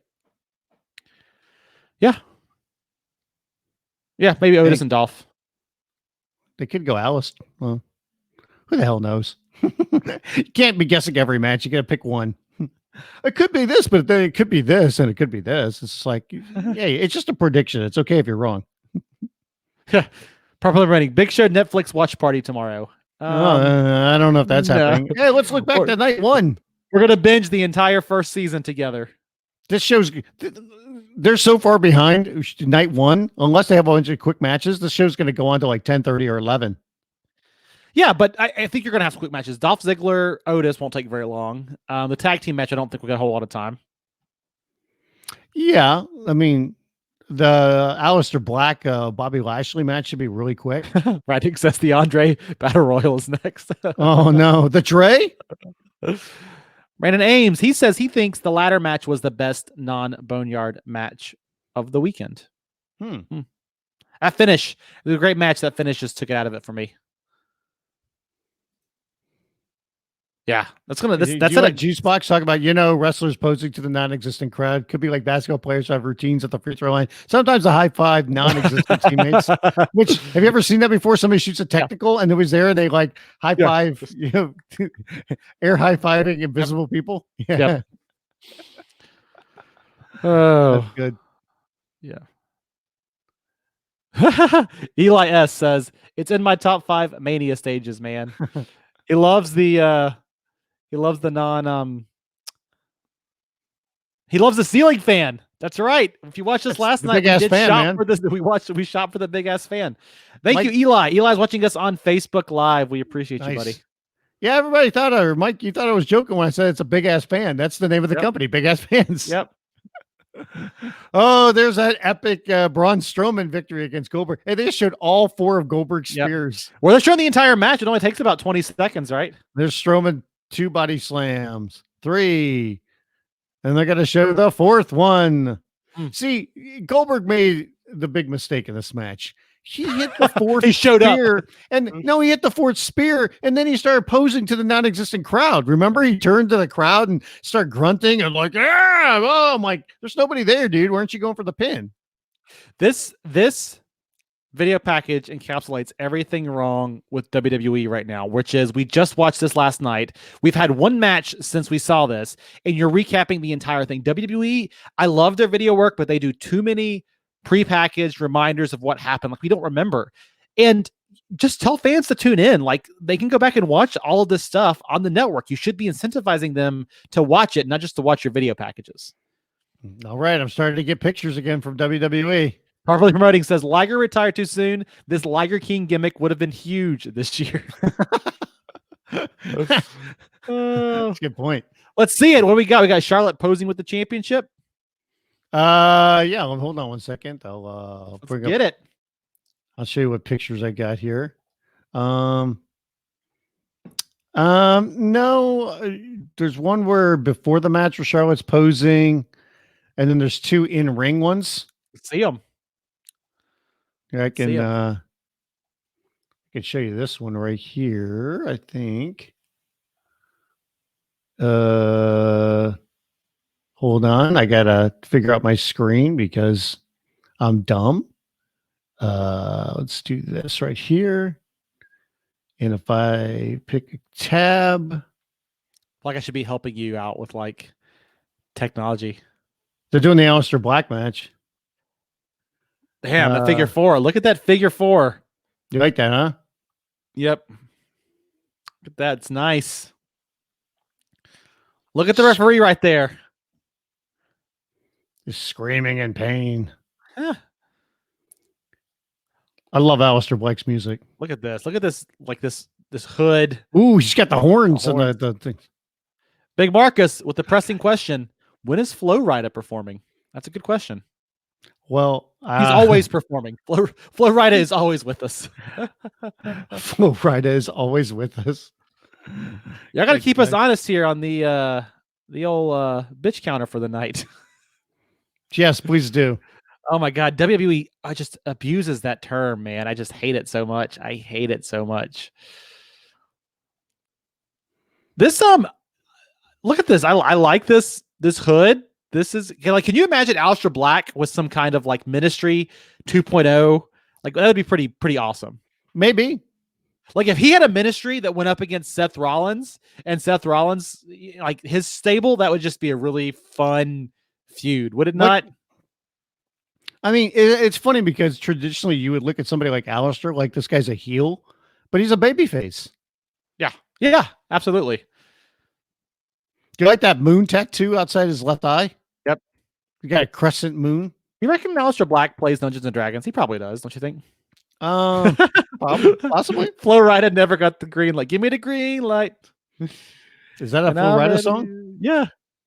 Go.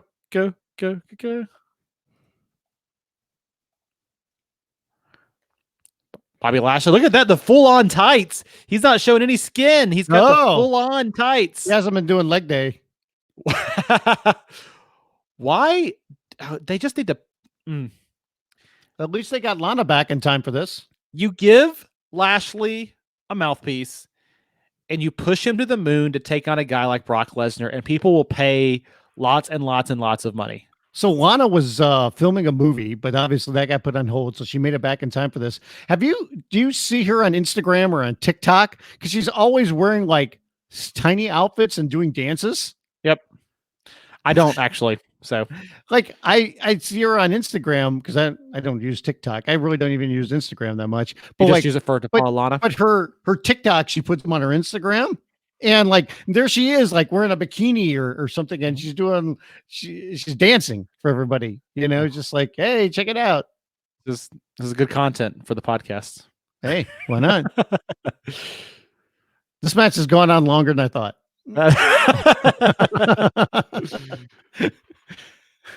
Oh, do you like the look for Lashley with the full tights? I do. I think I do, man. Yeah. Why? I mean, I just don't understand why they will not put a champion. I mean, I'm not like a huge Bobby Lashley fan, but he is their prototypical style of wrestler. He is everything Vince McMahon wants to see in a dude, right? And like you put him in a big match against Brock Lesnar, he'll make some money. Just got to build him up right. The problem with Lashley is he's not a good enough speaker on his own. So who's the mouthpiece you put with him? Sheamus. I mean, not Sheamus. Sheamus. Where did that come from? Sami Zayn. Sorry, they both have red hair. Oh, come on. Sami's the Intercontinental Champion. Yeah, put him with. Lashley's going right after him. See, here's the thing. You got two non-talkers in this match, and that's kind of one of the things you want to do with these empty arenas is you want to have guys talking to one another. Yeah. There is a little bit more of reacting to shots and selling. And yep, like Bobby Lashley just charged at him and he was like, as he went after him. So oof, big boot. Big boot. Here we go. Aleister Black. I'm always impressed at how Aleister Black can move. Dude is just he can just move. Somebody said Drake Maverick. Could Drake Maverick with Bobby Lashley? Yeah, that would be a good call. You dig it. Dig it. Aleister Black has a gymnastics background, I believe. Look at that. I did talk to him. Man, he took a freaking suplex. He got chucked on the floor. When I talked, her name says Lashley spring chicken. Vince dropped the ball with him on this second run. Yeah, because how old is Bobby now? He's like 42. Yeah, I was like he's getting up there, but like dude is in better shape than I'll ever be in my entire life. Oh, right? I know, right? Juicebox brings up they teased MVP being a manager for a second. He'd be great for Lashley. Yeah. That would be Lashley's amazing. 43 and he's going to be 44 in July. That dude, you can tell he's leaning up a little bit, right? Like he doesn't have quite the mass he had during his TNA run, but he doesn't need it because he's still jacked. I mean, yeah. All right, going for beer number 2, Uncle Rick's Pilsner. Yep. This match probably has gone on a little bit long. I know it's only going on for like 3 minutes, but I thought it was going to be like a really quick, dominant Aleister Black win. Yeah, I agree. What kind of weird match do you think they could do as a set for Aleister Black? As a set? Yeah, kind of like the Boneyard match, for Taker. Like, what could they do? What kind of theme could they do for Aleister Black? Oh, dude, you could do some kind of like pentagram, like Dark Devil. That would be awesome. Like not a graveyard hideout, the Devil's Playground. Yeah, but like a cave with like pentagrams. I'm like imagining some like Doom level type stuff, right? Like, oh man, the demons of hell. So this match is going to be Lashley just beats him up, and then out of nowhere he eats a black mass and gets pinned, right? Yep. Okay. Yep. Oh, there's the Lashley smile, and he gives Lana a wink. Remember this dude when he feuded with Scott Steiner? Oh, geez, don't remind me. TNA. God. The genetic jackhammer. Oh, that's Vince McMahon, I guess. Do you think Rusev is going to make an appearance in this match? Francis brings up a good point. Is this the P-break match? Yes, probably. These are both good. I mean, these are both fine talents. There's no real interest from me in this match. Right. Also, I'm still hyped up from this Rhea Ripley match we just saw, which was amazing. I think the P-break was the replay of night 1. That's right. That's right. Ooh. Black just kicked him square in the chest. And I just give a shout out. Thank you all again for joining us tonight. It's so much fun to watch it with you guys here with us instead of just by myself and my cats. Yeah, there you go. And make sure you subscribe to our YouTube page as well. Just hit the subscribe button and follow us on our Facebook page. We're looking to do more. We did a lot of pre-recorded podcasts, but doing more live video we think is the right way to keep you guys engaged and to hit stuff when it happens. That's the We all got downtime these days. Most of us do. Let's put it that way. WWE doesn't. They might. I wonder if they're going to have to dip into that the vast archives for upcoming programming on TV. Can you just replay Raws from like 2 decades ago? That's what I'm saying. They should, man. You can't tell me that the ratings are going to take like that big of a fall. No. Yeah. The series finale of Seinfeld drew something like 76 million viewers. Yes. This week's Raw drew 2 million viewers. Yes. A gutsy performance from Aleister Black. What does that even mean? That's him. And then he just ran right into a boot. What are you doing there, Bobby? I love Lana screaming in the background.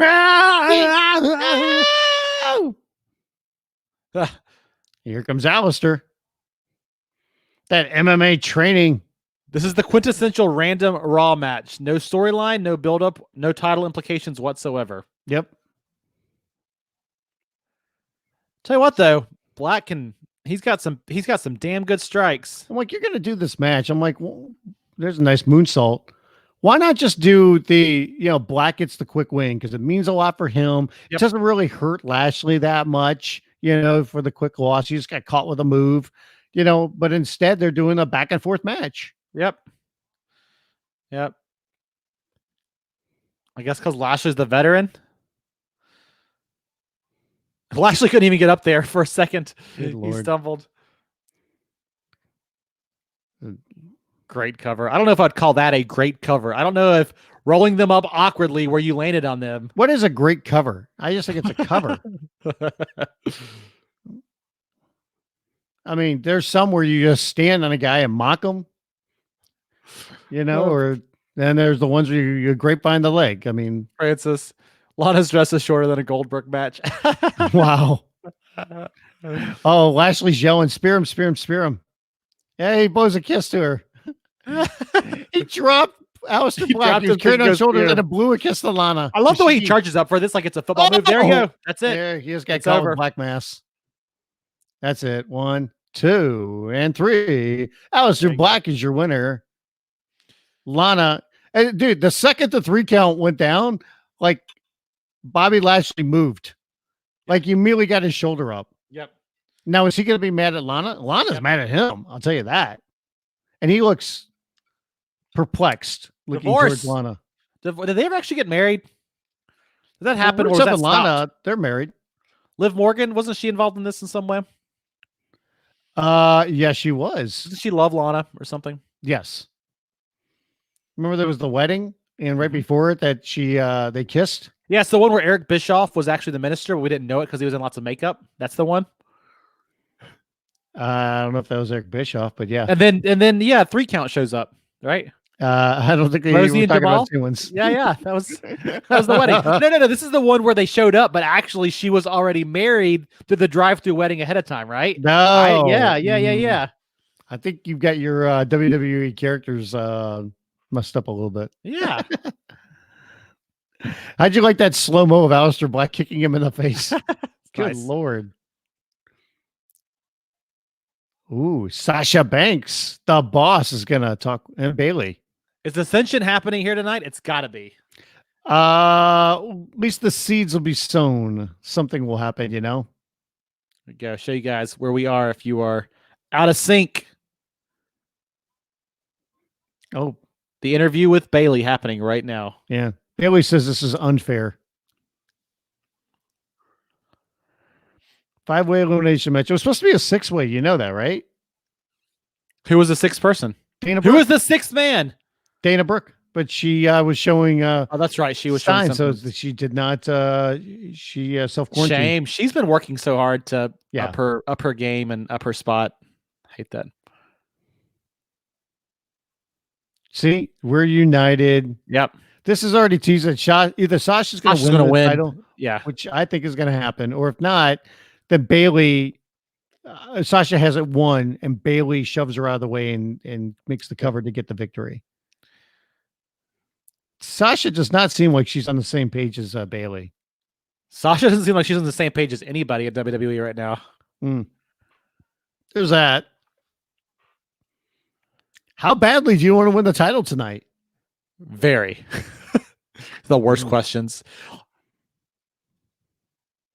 Like, you just have to watch and see. If these were legitimate news broadcasters asking these softball questions, they'd be laughed out of the room, unless it was a presidential press conference. They treat this like they're talking to Greg Popovich after the first quarter of a Spurs game. You know?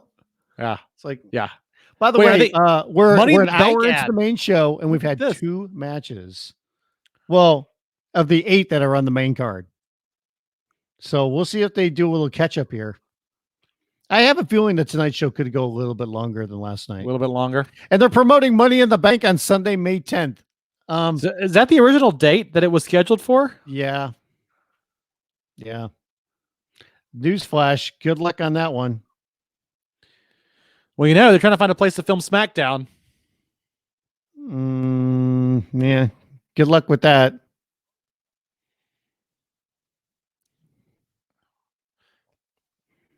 There's the Bellas show that we made our appearance on. Yeah, we've been on that show. Total Bellas. We have. Yep.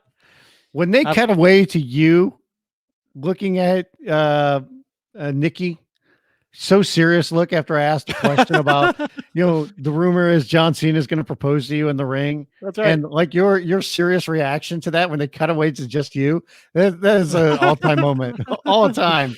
So between the ropes, you're like sitting there serious and you're nodding your head a little bit. Oh, here's the replay of the 24/7 title change from night 1. Oh my God! Can we stop going back to night 1? Who cares about night 1, man? Did this when they had a title change and segments that recapped that? Oh wait, that's right, they didn't because JBL, that is awesome. Gronk dancing again with Charlie Caruso. Look at those shades. How much acid do you think Gronk has on him right now in that outfit? Okay. So much. You got the Gronk t-shirt with the aqua tiger jacket. Those are Gronk glasses too. Oh my God. Those look like they could be medical visors. He should give that to a doctor right now. He wants the title. He wants the 24/7 championship. That's the title he's aspiring to win, is the 24/7 championship. Good God, man.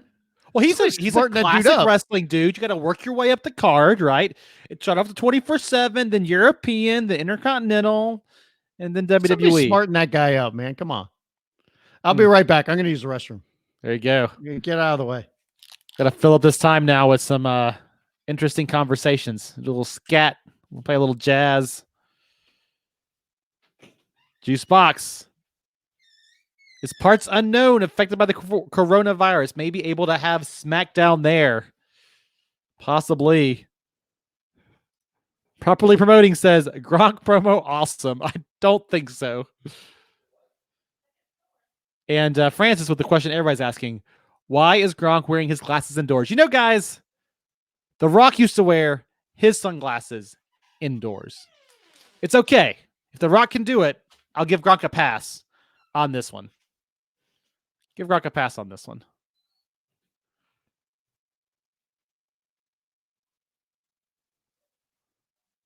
All right, up next, Otis, Dolph Ziggler. This has got to be a short match, right? The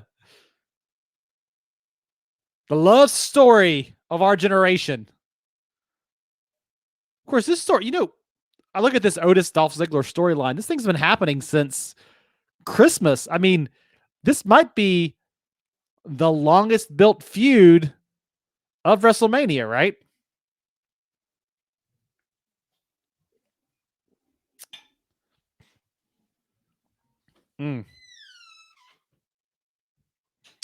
Heartbreak for Otis.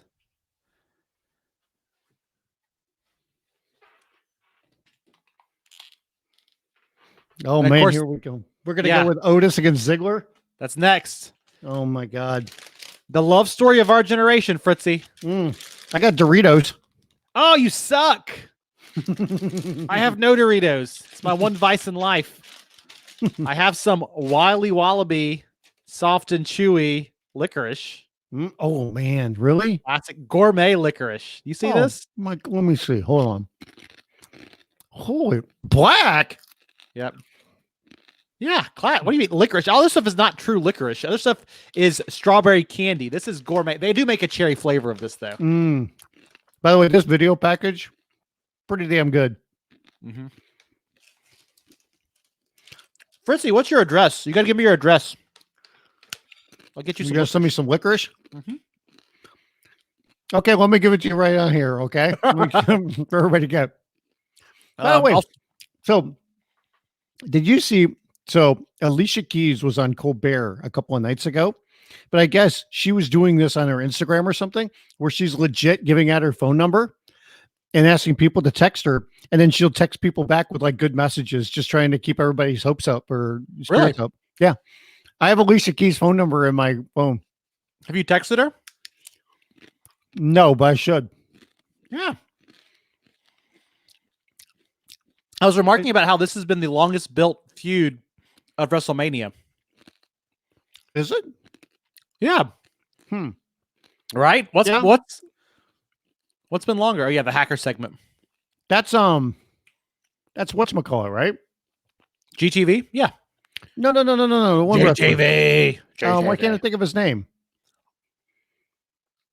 Mustafa Ali? Yeah, it's Mustafa, right? I like how they got the Matrix screen on there, by the way. That's so classic. But I think that's Mustafa, right? Yeah. Yeah.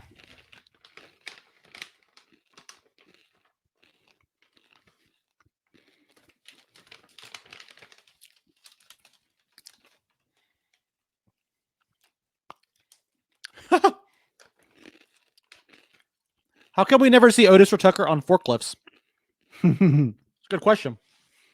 Sonya Deville conniving.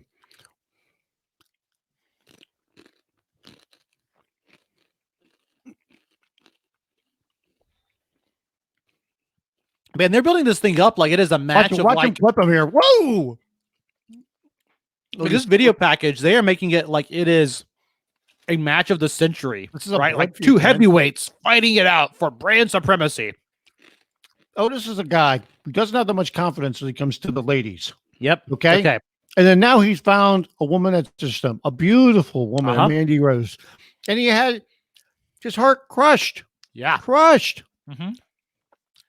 He's like your average everyday person that just falls in love with somebody. And then he feels like it's reciprocated. He feels like there's interest on the other end. Well, now he feels like it's all been a ruse and he's been played with. You don't play with a man's emotions, okay? Can we go back to the early 2000s computer hacker stuff? I like that. It was in a movie I saw one time, and I really dig it. So, JBL with the fake news. JBL with the fake news call out. Oh.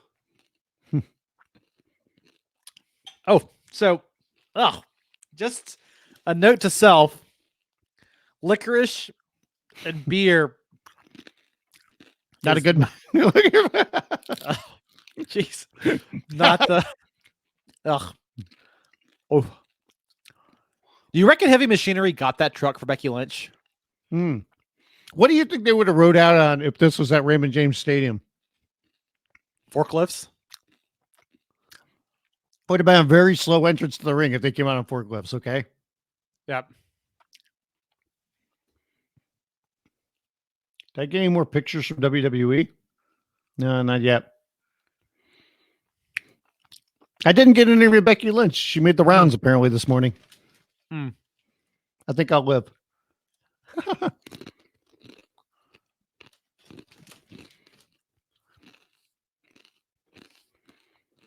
His dreams were ruined by Dolph Ziggler.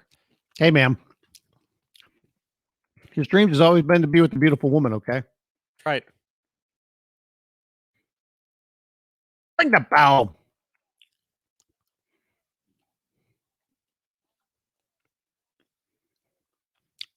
Look at Otis. He's going to manhandle Dolph. I like that Otis is this big, tough guy, and he's got like this, wave of colors on his tights. Juice Box, it's the modern day Beast versus Gaston. No, I just got some more pictures from WWE. All right. Let me see. Oh, Charles Robinson. See if I can share a good picture here. God, I just wish Dolph Ziggler and the Usos would have a super kickoff. Man. Here you go.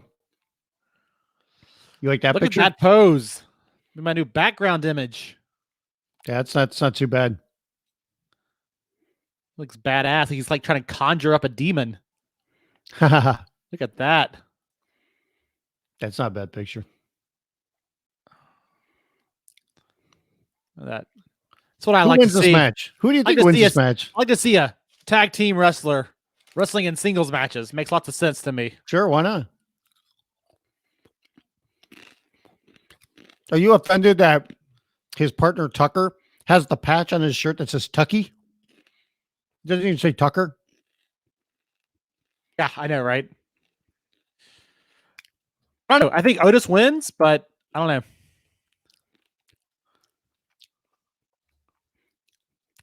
Mandy's not even out there. Tucker's not even out there. What's going on?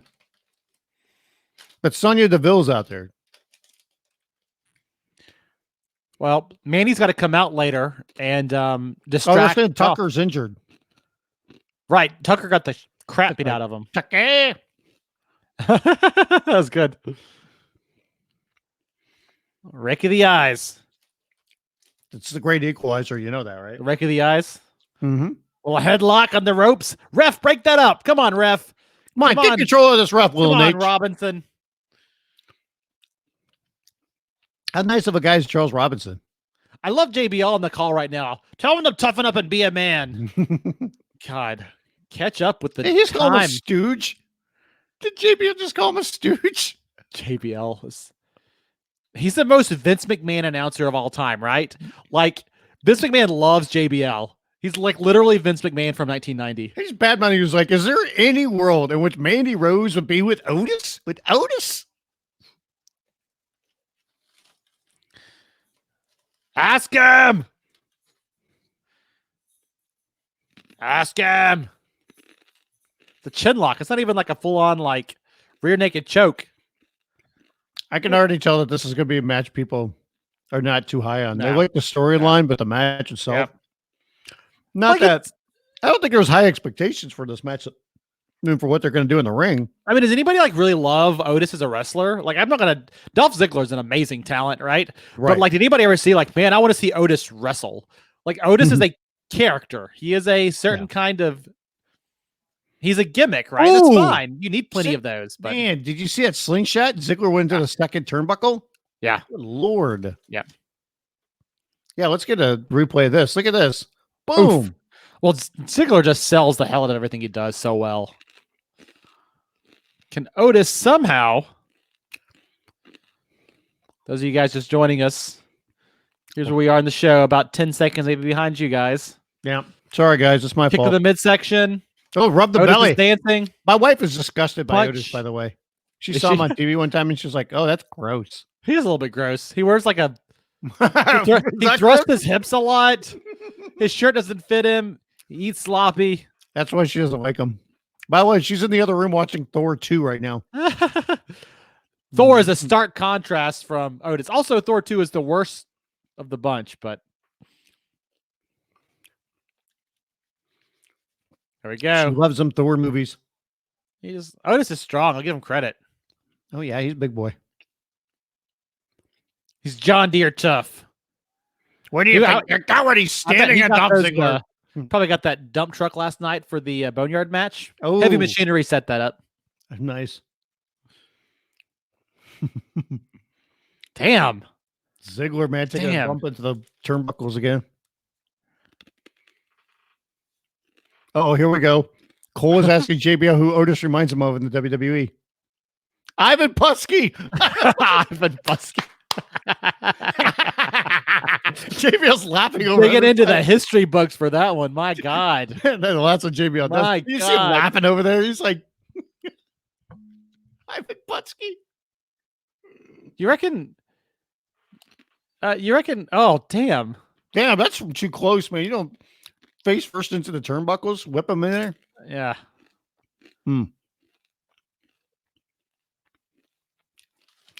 Yeah, they're setting up Otis like he's a big dominating dude right here. Oh, Jeez. damn. Ziggler hit the hardest part of the ring on his way down. The hardest part of the ring.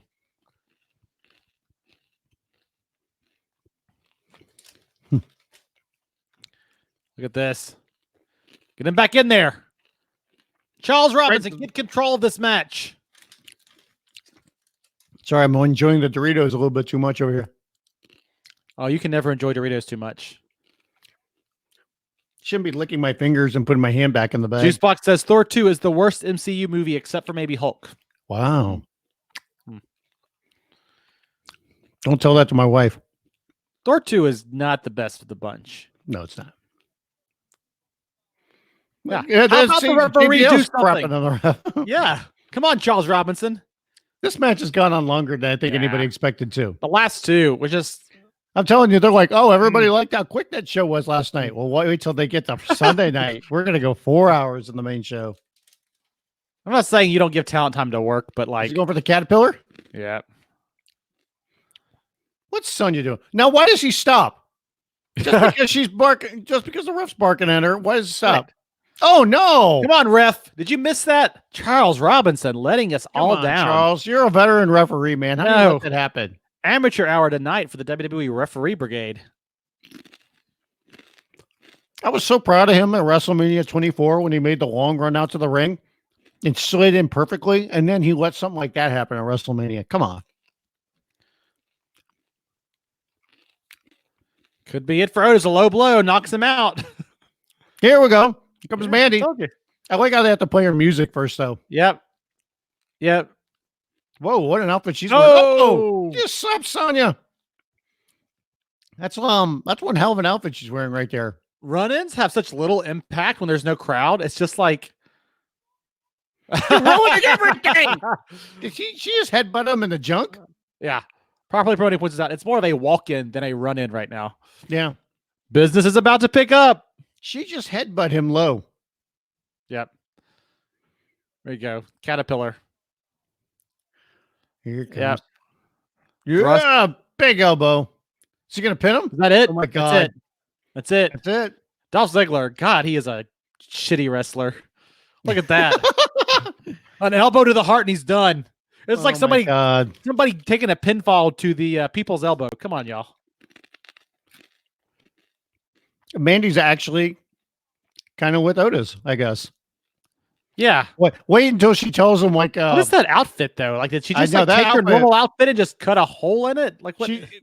She's wearing a onesie cut out the middle and has a bra on underneath. Corey Graves would be so happy right about now. Look at this.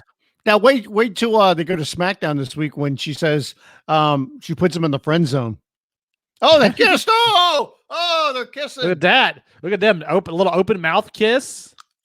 Look at that. And she kissed him too. Yep. And he's sweaty. That's a big man sweating right there. And she just made out with him. Good for Otis, man. This is a match where there were not one, but two low blows to decide this match. Do you think that's going to affect the rest of the night for Otis? Oh yeah, it's gonna affect the rest of his night. He's got something else going on. He's gonna get a little Blue Chew. And by the way, our sponsor for tonight, Blue Chew. By the way, I thought she headbutt him in the below the belt. She did not. She hit him with a forearm. I just saw that. Him. Yeah, Burritos are going to your head. Just like Blue Chew goes. Never mind. Okay. Gonna hook us up with an advertisement here, Blue Chew. He said, "She's so pretty, so pretty. Take you back to my farm, dude." He's collecting her like she's a trophy. Going John Deere. Take you out for a ride on my tractor. Is he taking her to the state fair? Oh my gosh. Ugh. So all right, I'm gonna leave you in charge for a minute. Okay. All right. We got 3 matches down. Yep. Wow. 5 to go. I think that's a good point there by properly promoted here. Goldust is the same outfit as Mandy. No, Liam wants me to text Alicia Keys right now. Text her now, Fritz. Yeah, so we're an hour and 15 minutes into the show, and they've had 3 matches. Well, let's hope they pick up the pace here a little bit. But it's funny, the matches I thought would have been shorter are like 2 of the matches that they just had, and they weren't, incredibly short. So whatever. Let's see what happens here. There's Sting. They're promoting everything on the network. So, by the way, NXT this week, we're going to get Ciampa Gargano. And then I think coming up here, we're going to get Cole against Dream at some point. But Ciampa Gargano, that should be a hell of a match. And they're doing that 6-way ladder match for the women to determine who's going to be the number 1 contender. So NXT should be a lot of fun on Wednesday night. Dreams come true at WrestleMania, according to Tom Phillips. Byron Saxton is so happy right now. Oh, they're going to do Edge against Randy Orton in the Last Man Standing match next. Wow. Okay. An opportunity 9 years in the making for Edge.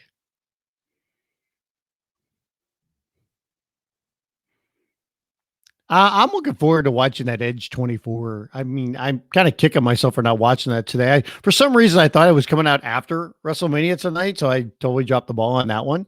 But, I mean, Edge, I've always been a big fan of Edge's as well. I loved him in the tag team, and I loved it when he broke up and went as a singles guy. And I never would have thought about him coming back to the ring. I never would have thought about like him looking into it again, but good for him. I mean, the guy, he loves wrestling. He has a passion for it. And it was really sad when he had to step away, and to see him be able to come back now and be healthy and continue his career. That's pretty amazing.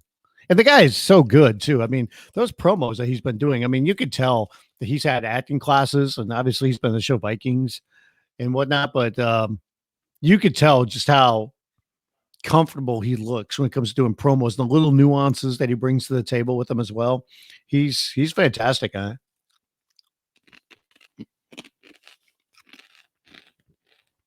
So it means the second half of the show will have both the Funhouse match and the WWE Championship match. I think we kind of expected that. It's also going to have the Street Profits, Austin Theory, Angel Garza match for the tag team titles for Raw, and then the SmackDown Women's Elimination match.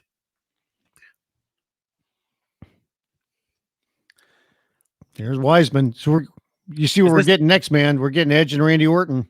This is the match of the night that will steal the show. We already had that. Rhea Ripley, Charlotte Flair. But this one could be good. It's going to be very Looking forward to seeing what they do. They've got to give this thing at least 20 minutes, right? I mean, this thing's got to go. They're going to battle around the arena. They're going to, they got to give us some time. I would hope so.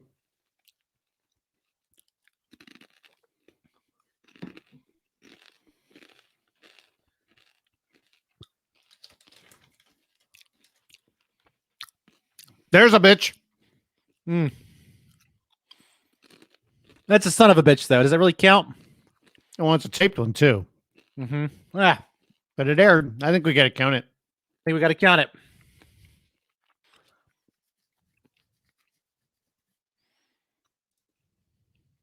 Matt Fowler. I wish Otis and Ziggler had. Where's that at? Let me find the tweet here. Now I lost it here for a second. I wish Otis and Ziggler had battled in a floating nightmare plateau circling a hell dimension match. Okay. That's right. We got questions about the bitch counter. Does it count if it's on a recap, or does it have to be live? That's a good question. It's a good question. I either way, I think I'd count it. If it makes the video package, then it was significant enough for it to count again. Oh man, I got something for you here. You ready for this? Breaking news. Breaking news. Hold on. And there we go. Yeah. That's pretty crazy. Something. Look at that. That's one for the little guy right there, man. Or one for the little guy or the big guy. The hot chick. There you go. That's one picture that captures the entirety of WrestleMania, and it's WrestleMania in a nutshell, right there, man. Oh man, I don't know if that's good or not. Man, I think Fishman's about to pass out. He's so excited about Edge. You know what I love about WrestleMania? Calories don't count during WrestleMania. They don't? Sweet. Yeah, sweet or salty. Calories don't count. I like the sweet and salty. That's why I like to get peanut M&Ms and dump it in my popcorn. That's weird. That's real weird. Incapacitate your opponent. Yeah. Should be interesting.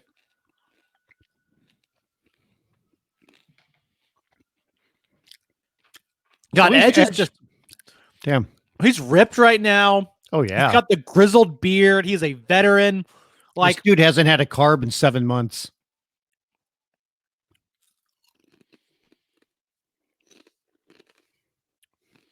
Is that the secret? You got to eat fewer carbs, not more?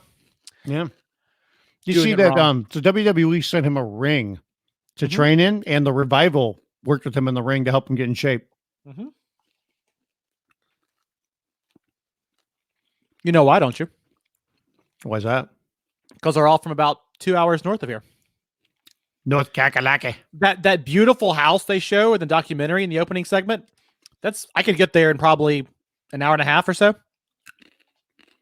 I mean, that's west of me by about 3 hours. Well, Cameron, North Carolina, where the Hardy compound is less than an hour away from me. Oh, yeah. It's like in between me and you. Lots of great wrestlers from this great state. Sure. Dude, Orton's going to come up from behind him. They're doing this camera angle where Edge is staring at him. Yep. Edge is going to come up, or Orton's going to come up from behind. He's got to. Camera's zooming out a little bit. Yeah. Edge is confused. Like, where is he? I don't see him. God, Edge is so good. He does all the little things right.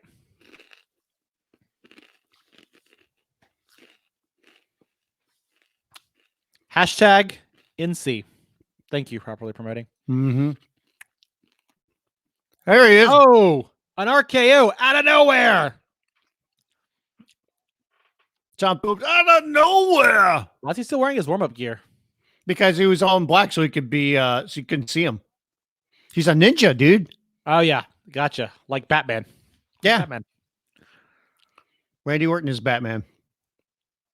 He said, "What are you doing, Randy, huh?" It's pretty obvious what he's doing there, Mr. Referee. Oh, he was the cameraman. Oh, he was. He was the cameraman. Look at this. That's classic. That's classic. That's awesome. Randy Orton, ring the bell. Orton's like, ring the bell. Shouldn't he have waited for them to ring the bell before he hit the RKO? Why is this ref so mad at Edge? He's like, no, you got to get to your feet. He's like yelling at Edge about this. Edge didn't do anything wrong. Can you go? Ring the bell. There we go. Orton should have waited till they rang the bell. Then he hits the RKO. Damn oh, and there's a second one for Edge. Edge just wobbled. Damn. This is like a Brock Lesnar match. Just ended it right now. That would be disappointing. We're at 4. I just dropped a Dorito and I have no idea where it went. I love the story they're telling here, though.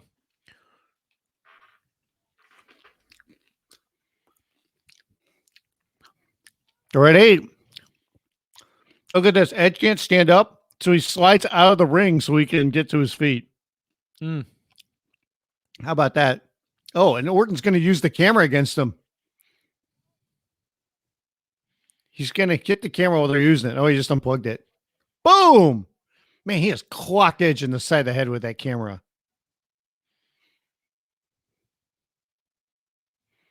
Edge is in some pain right there, man. Well, he can't slide out of the ring to get to his feet this time. Nope. They're just going to have him just be completely decimated by Orton. And I dig this story. Look at that camera angle. Well, he unplugged it. How is it still working? It's still plugged in. He just unplugged the one thing. Edge gets to his feet, though. Yeah, the Apex Predator. Around the PC. Here we go. They pulled out the Apex Predator name. Nice. Are they going to go fight on Becky's semi? It's right there in the front.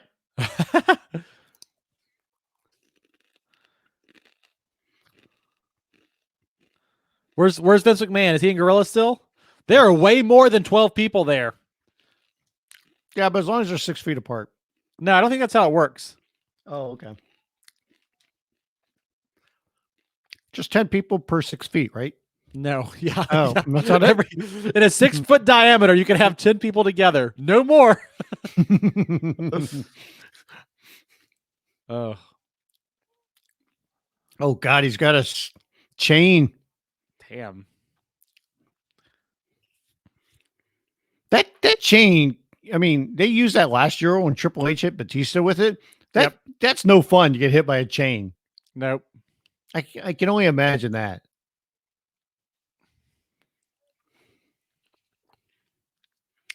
At least sit him down in the chair there, Randy. Come on. Oh, what's he? Oh, okay. So they're in the gym. Oh, okay. He's choking him. Yeah. This is no good. Okay, I see where they're at right now. You're mine. I just wanted you to know you're mine. Yeah. Randy, he's a son of a bitch. All right. That puts us at 3. Oh, does that count? Yep. Oops. 3. Thanks a lot, Fritzy. Randy's waiting for the referee to count him. To start counting. He's like, does that not count? That's funny. Orton should go over there inside and start lifting weights. Right? Get a little pumping right now. I'm working over Edge. All the gyms are closed. Take advantage of it while you're there. Am I right? He's got a plate. Damn. And Edge drop kicks that plate right in Orton's face. Then he stick a bump over the freaking the weightlifting area. That could not have been fun. Okay. This is a double count right here. Man, Orton, come on. You took one bump this entire match so far. Yeah, but this is a nasty bump he took. Look at this. Oh, he caught himself. Okay, good. Good. Oh, I'm so weak. I'm Randy Orton.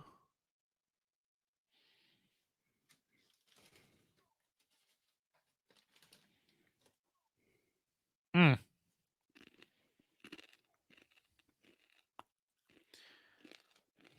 Yeah. I like how it's the solemn announcing right now. Byron Saxon. Yep. Loki. Here comes a Edge, man. You can beat the hell out of Orton. Edge has to do something nasty here, doesn't he? Yeah. Well, Randy Orton's given up way too much too early. Like Edge had Edge was dead to rights.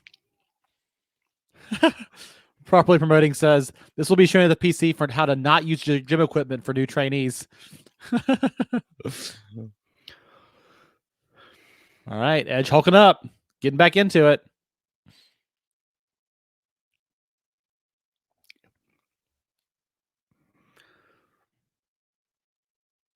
Here we go. I'm choking on a Dorito over here. I'm making noises like Randy Orton after getting beaten down by Edge. Ooh. Yeah, I don't put the Doritos away. So this is where they're going to fight, I guess. Look, yeah, just have him sit down for a little bit. Here, have a nice sit. Put him in the chair. Does this count as being filmed outside the normal arena? I think so. Here's what I want to know. Boneyard match. Edge should spear him right now while he's sitting down, right? Yeah. This is yeah, he's looking at something there. Look at that. Look at that nice pull up there by Edge. And then he just does like a Luthez Perez, basically. Listen to Orton screaming, writhing in pain. His back. He's been working on his back. It's a pretty inventive move. I dig it.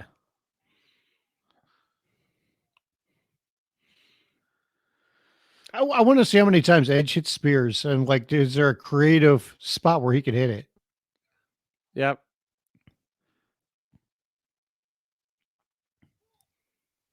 At least we're getting to see the Performance Center and it's all of its glory. Yeah, for anybody who hasn't seen a tour of the PC yet, here's the weight room. I don't remember it having carpet in it like that, but well, you know, I think Edge is cursed. I didn't totally hear it. Oh, 9 years, yelling at him.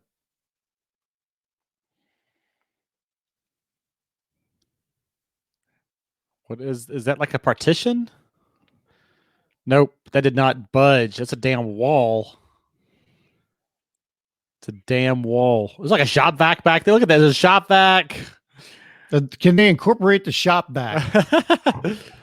I'm glad that they've got it right there. So the cleanup begins immediately after the match. That's right. That's right. I mean, how long do you think it took them to clean up after that Ciampa Gargano brawl that they had? That was a mess. My God. Who's going to take a sled out? Oh my God. He's going to ram him with the sled. Ugh. Here we go.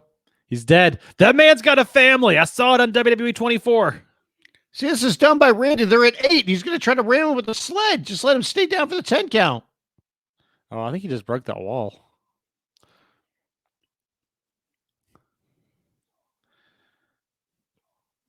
Edge doesn't care. Randy doesn't care about winning the match. He just cares about permanent pain. Destroying Edge. Yeah, he wants to permanently incapacitate the man. Ugh. They're going to battle back out. Battle back out to the ring. Do you want them to go in the parking lot or do you want them to stay in the building? I wanted to go to the parking lot.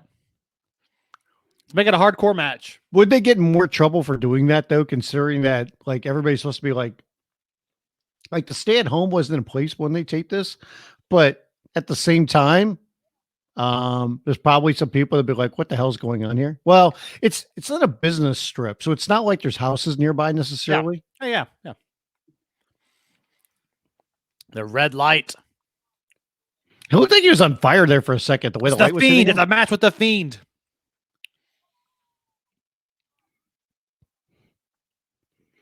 They're not very good tour guides. They should be Nope. describing exactly where they're at. And here on the everything, you know. left, we have our Tractor Supply entrance.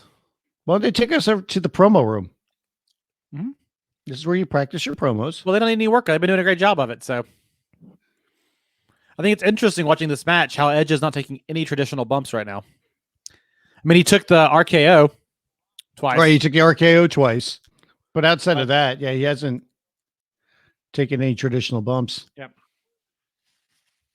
Interesting.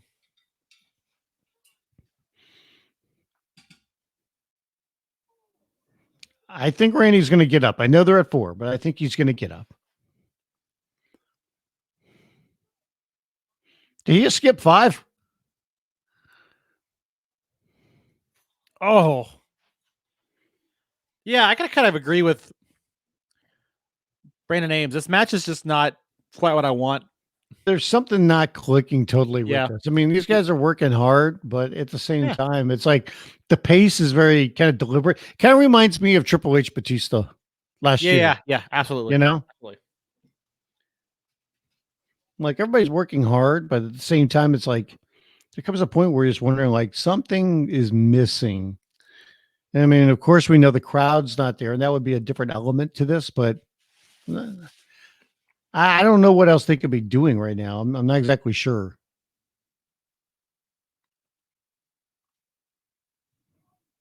I mean, they're not doing a lot of talking to each other either.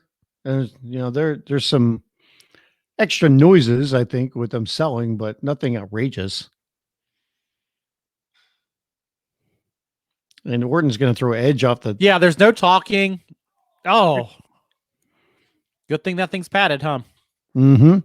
That's why they have the barricades there. And there's not a whole, like, it's not a big variety. They're just kind of walking around, I feel like they're hitting each other. Don't get me wrong, but it's not like they're not using a lot of weapons. Yeah. They're not coming up with the very creative spots necessarily that you normally don't see. They're just pounding on each other all around like a gym and now back towards the ring.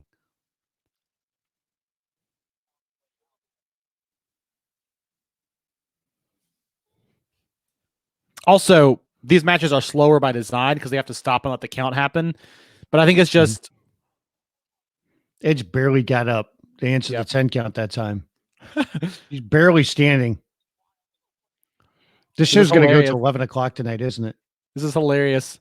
As Barrett in the chat room, my 4-year-old just looked at you guys on like a computer screen and said, "Why are the men still talking? Are they wearing the same things as last night?" He thinks you live with us now. We do, S. Barrett. We are live streaming 24/7, 365 from now on. I am wearing the same hoodie as last night. I'm totally new, totally different. Yeah. It almost sounded like you said you were totally nude. Waist down, parts you can't see.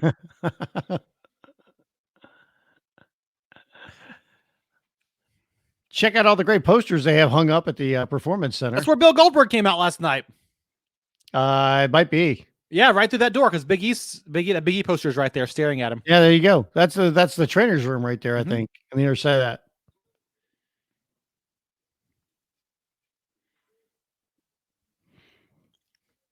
Oh my You're gonna have gosh. to wipe down all these hallways, sanitize this place.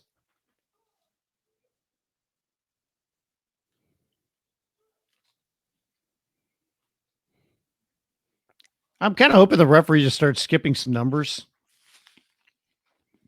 He's hugging him. It's okay. They're friends again. It's all good. They're hugging it out. Boom, face first. It's the wall. Yeah, it's missing that spark. Like if you go back and rewatch, like even I'm thinking of the Mick Foley, The Rock. No, here we go. The guy running with the camera to get to the other angle. Whee! Yep. Oh, they're in the conference room now. That anybody hasn't seen this table is incredibly huge.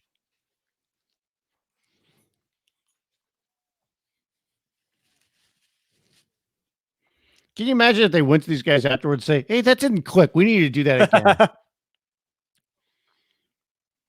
But it's literally just them hitting each other and falling over.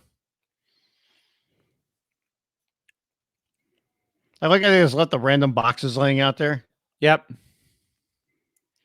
I think it's paper. Where's the printer at? Is that Dunder Mifflin brand? Is that what that is? I don't know if they bought from Dunder Mifflin. Maybe from the Michael Scott Paper Company. That's right. That's what it took. It took that. That's what knocked Randy Orton out.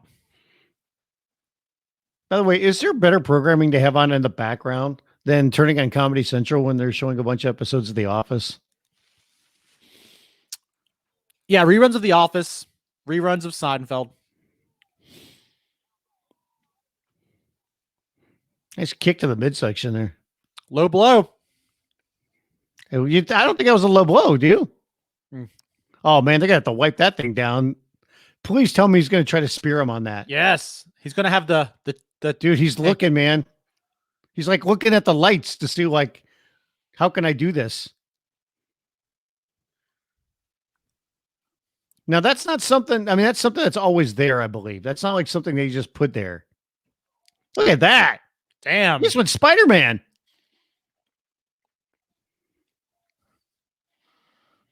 I think that hurt Edge is more than it hurt Randy. My God. They're marking up that table. Look at that big mark they put on the table. Hell in the conference room cell. Yeah. It's just, and that was a cool spot, but they got to go somewhere where they have a little bit of breathing room, I think. These confined spaces just... Yeah, they don't have enough room. Yeah. Like, I like the guys in the back hallway watching, like, whoop, they just ducked out of the way. Yeah. Well, you got to stay under, 10 people, right? Yeah. I was going to say, hey, guys, we're not taping Being the Elite here, okay? This is WrestleMania.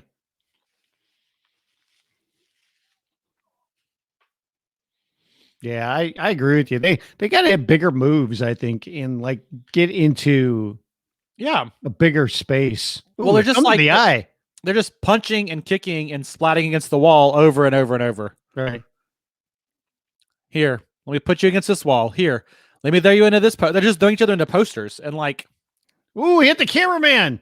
Man, a camera dude took a bump. He did, man. What do you zoom in on? That's weird. Blair Witch. Okay, they're going outside now. Okay, all right. I actually like that. We need another cameraman. He's got to catch up. I love the Furious running. It's like Raising Arizona, where you're trying to run away with the Huggies. Radnick says Daredevil did a better hallway fight. Yes. Oh, this was the hallway fight from Daredevil. That would have been incredible. I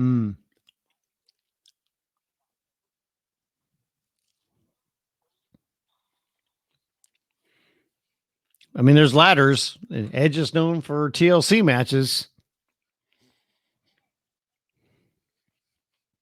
How many cameramen do they have left? Because, I mean, they're down at least 2 in this match because one of them was Randy Orton and the other one was a guy that just got wiped out in the hallway. Mm-hmm. Are they going to run out of cameramen? Are they going to have to resort to Triple H operating the camera again?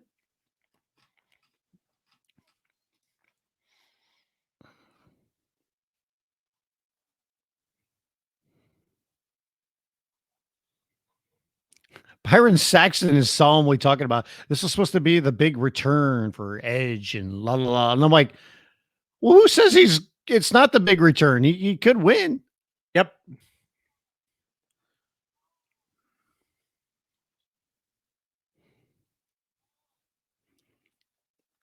Edge just got hit in the midsection, and I don't think he can move now.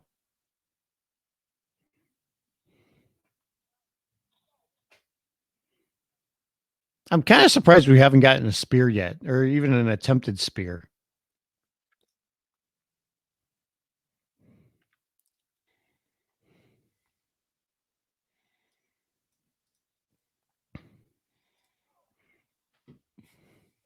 This is like, is it Any Which Way You Can, or Any Which Way But Lose, where Clint Eastwood and the other dude like fight through the streets? To what? You ever seen that movie? No. Any Which Way You Can?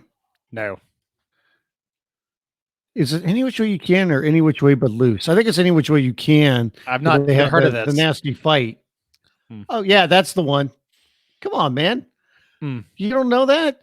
What year was that? Clint East, the 1980. Clint Eastwood is Philo Beto, and he's a underground bare knuckle fighter, and he gets into this fight with the East Coast champion Jack Wilson. And so Clint Eastwood's a West Coast, Philo Beto, and Jack Wilson's East Coast, and they finally get into this mega brawl. And there's people like following them around on the streets and everything because they're all gambling on it. It's got Clyde, the orangutan, who likes to crap in cop cars. As Is this still going? I think this pandemic will be over before this. Good God. I mean, like I said, this show's going along. I mean, we're almost an hour and 45 into this, and we still have half of the main card to go. Oh. Remember the whole thing was like they had to systematically decide how they wanted to put the two nights in order, Yeah. Yeah. Maybe they put too much on night one. Well, I mean night two.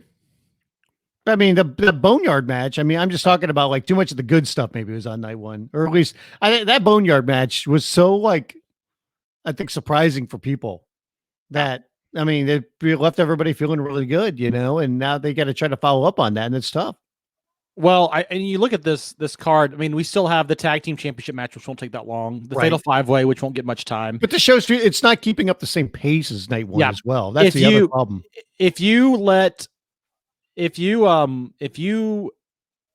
give that Firefly Funhouse match 20 minutes, and Brock Lesnar McIntyre will take a little bit more time than a traditional match. I mean, a traditional like Bill Goldberg match. But yeah, I don't know.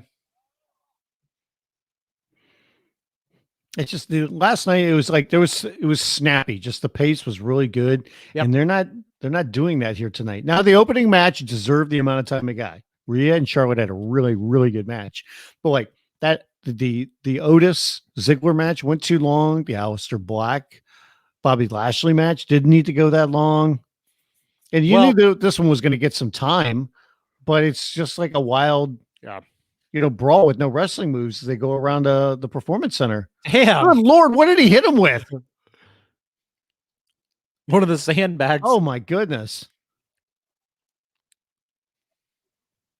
He just chucked that at Randy Orton.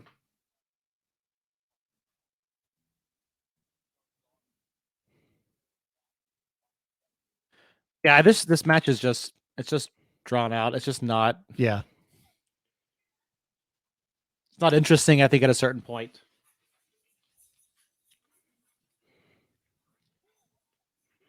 When does Christian make a run in?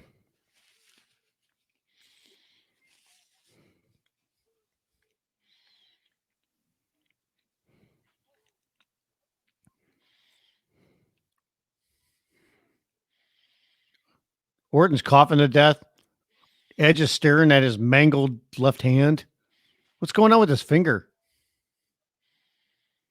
Almost looks like Edge's middle finger is kind of whacked.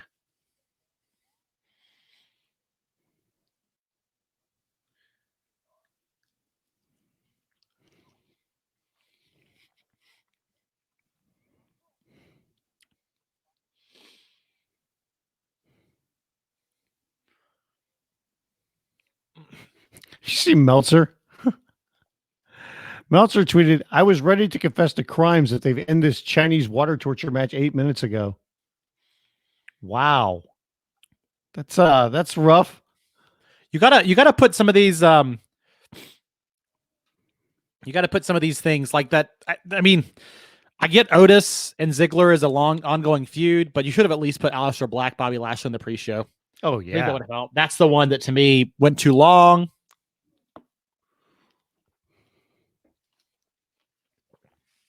It's just like I don't know what else they could do with this. I mean, you could have cut out a big chunk of this match, I feel. Mm-hmm. And it wouldn't have missed anything. What's that light? Did y'all see that light? Yeah, that's a nice light, man. Nice filter on that thing, huh? No, there was a light in the background that kept popping up. Oh, there it is. Edge is going up on the ladder. Yep. You knew sooner or later that was going to come. DJ Mars Reed, great to see you guys back on the air. I've been listening to the program since the Orlando Dickerman days. Wow. DJ, thank you for watching along with us tonight and watching along on Facebook as well. We appreciate you.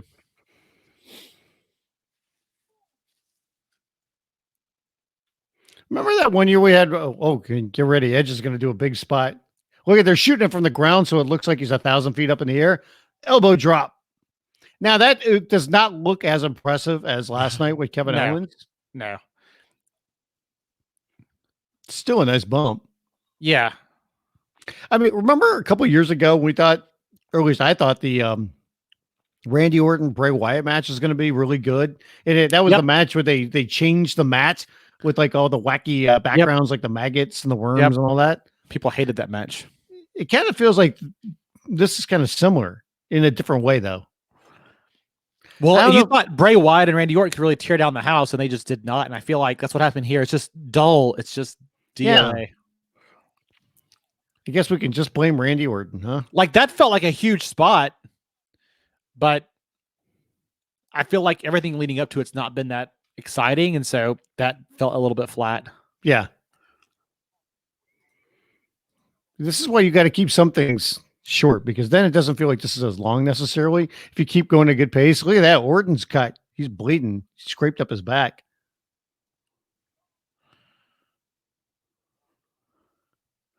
I mean, it's bad enough that these guys are sweating on everything and they got disinfected. Now they got blood over.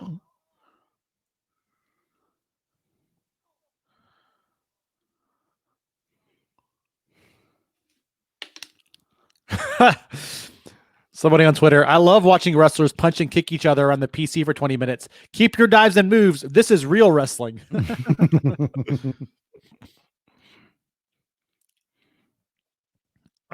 Everybody online comparing the hanging piece to Chris Benoit.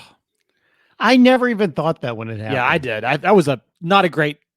I know they didn't intend it, but that's such a notorious thing about that murder suicide that.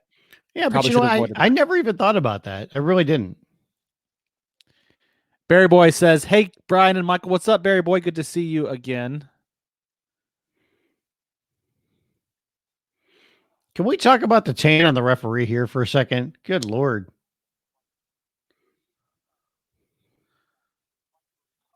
Yeah. I'm sure this is what Edge meant when he said, I'm going to go wrestle again. Everybody wants to take on AJ Styles now. Yeah, if you want to watch the better version of this, right? Let me encourage you to check out our watch along with Sunday Night Heat from a couple of weeks ago. Hey, there's a forklift right there. Do you think Orton's going to use it like Mick Foley did or Mankind back in the day? My gosh.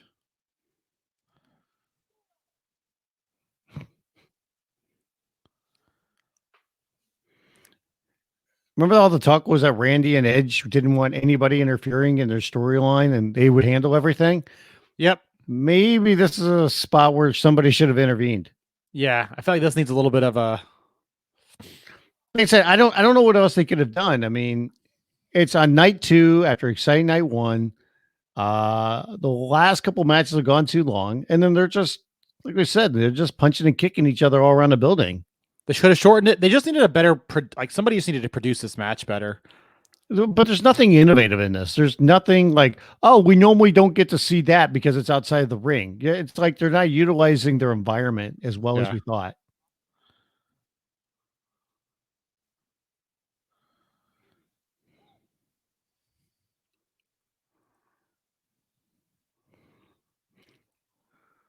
You don't need the count, says Randy. What's he going to do here? He's going to DDT him on the bed of the truck.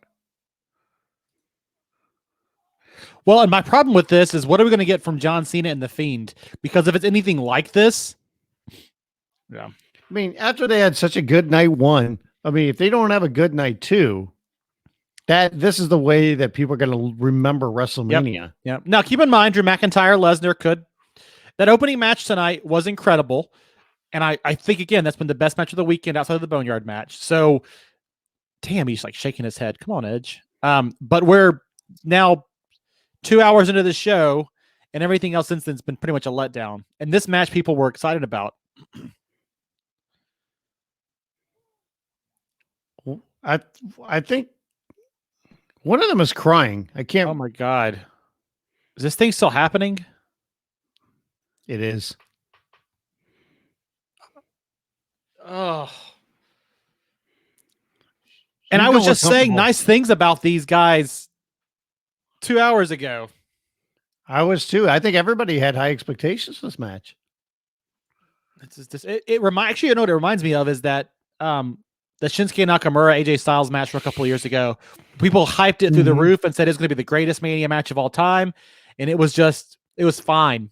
I think this is a worse match than that. But by the way, Edge just went on top of the trailer. Can we stop having him jump from high things? Like, I get that everything is protected, but can we please stop having the dude who's had multiple neck surgeries and had his career ended by them stop getting up tall places? Please. He's all the way up there. Why is Orton going up there after him? Isn't this where they should film a stunt like he spears him off the trailer onto like the floor?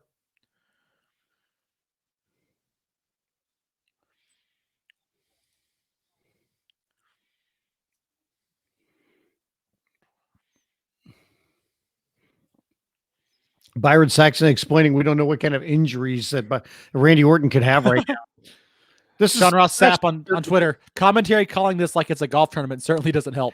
I know, right? It's just like this isn't the Masters, everybody. But this match is 30 minutes long now. 30 minutes. We didn't have a single match last night come close to 30 minutes, did we? Bill Handstock, WrestleMania 36, brought to you by the all-new Dodge Ram. Dodge like a rock. The longest match last night was 19 minutes. That was the Boneyard match. Oh, is he going for the kick? He's going to bring back the kick to the face? Oh, spear.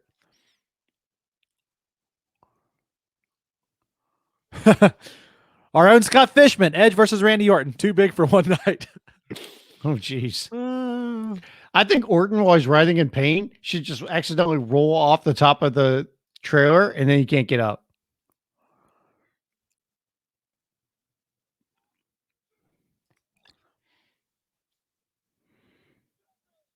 Edge just doing push-ups right there, looked like. He's got to do another one, right? Another spear? He gets kicked when he tries for it. Wait for it. Wait for it. He gets the kick. Oh, RKO. RKO. I was thinking he might miss and hit the ref.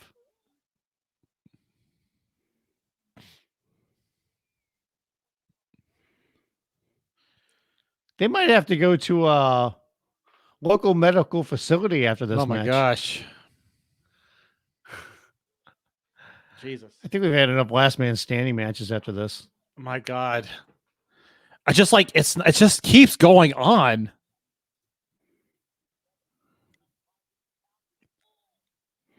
By the way, Edge is superhuman in that he's surviving. I know that there's no pinfalls, but he survived 3 RKOs. Yep. Like he stood up and immediately went back down. Orton's claiming the truck. He's got squatter's rights on it.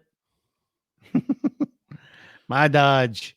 Can somebody else not allow this match to continue? Like it's just not stopping now. Oh, he's eyeballing it. Look at that ladder. That thing is huge. How big is that ladder? Look at that thing. Look at all the snacks right there on that table. Oh my goodness.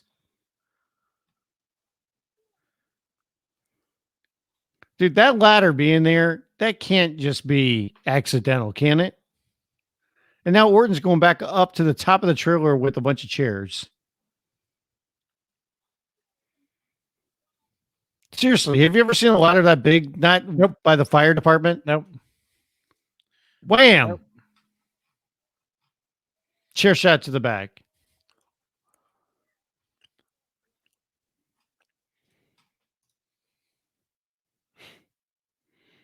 Twitter is going nuts about this match going so long. Yep.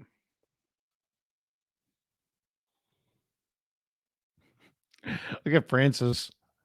What if good old JR called this match? Can't get thrown off. You don't go up. Yeah, that's a good point.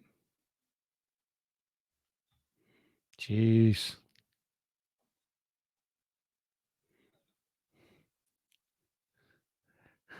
You got to go back.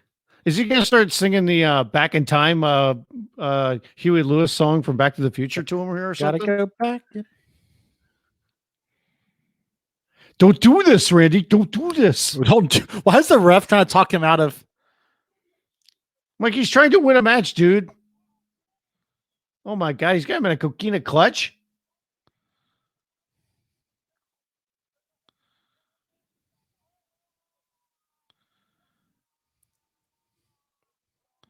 So Edge is bringing out new moves because he used this on MVP. And now he's using it on Randy Orton.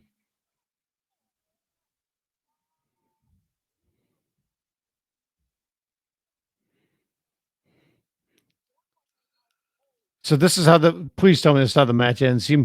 Randy Orton's passed out from the coquina clutch. Who would have called that one? Edge's arm is still under it. Can you get out? He's going to slowly remove it. No, it's not. Okay. Thank God.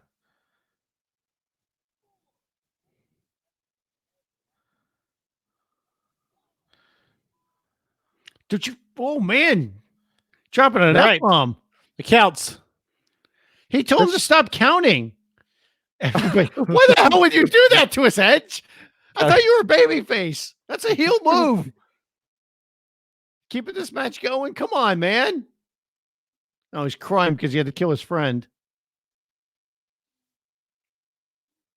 He's supposed to be my friend. Look what I had to do to my friend. Look what you made me do.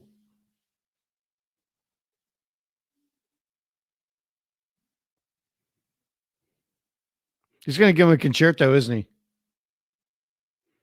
This is what Randy Orton forced him to do, to go to these depths. Because Orton did it to him, and now he has to return the favor.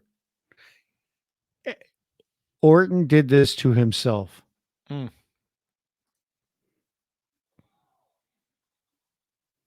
I think Randy might need neck surgery now. The referee, come on, just call the match, ref. Don't even count. Oh, come on. You're going to drag this out for another 10 seconds. 15 seconds as you call it to 10?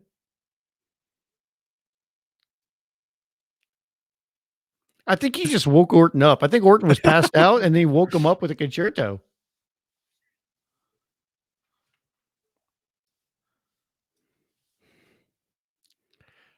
Come on. Come on. Yeah, come on. He ain't getting up. That's it. 10. So, wait, the guy in the other room can hear that? The guy in the other room can hear him saying, ring the bell? Good Lord. James Storm, a very good, very physical last man standing match. He's got the Leonardo DiCaprio gif of him clapping his hands. Storytellers says. I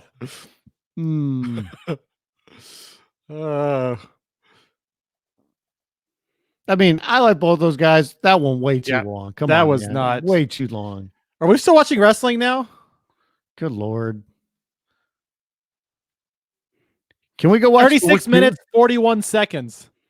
Can I go in the other room and check and see where they're at Thor 2? I probably watched the entirety of Thor 2 in that. Maybe. In that moment. We could have watched the Boneyard match twice in that, okay? Can I just point that out? Yeah. Almost twice. The Boneyard match is 19 minutes.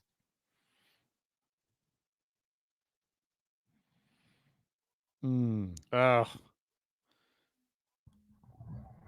I'm just like, my energy for the show is dead now.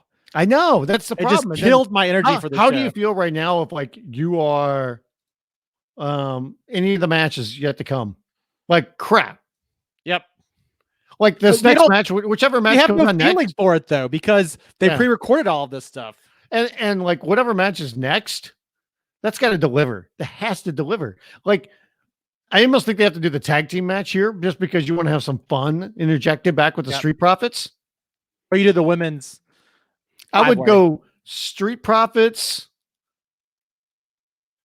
I don't know what the hell, because I don't know when they're going to put that damn Funhouse match. Maybe they are going to end with that. I don't know. 5 Hour Energy. Give me some of that right now, man. Jeez. I mean, it's 9 o'clock at night. I normally don't like drinking coffee this late, but I might have to go fire up a cup. Coffee doesn't keep me awake. It just make me get up in the middle of the night and have to pee.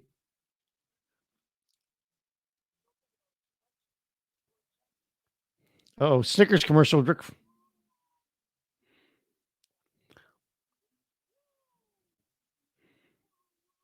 Ric Flair trying to teach Zack Ryder how to woo. Good Lord.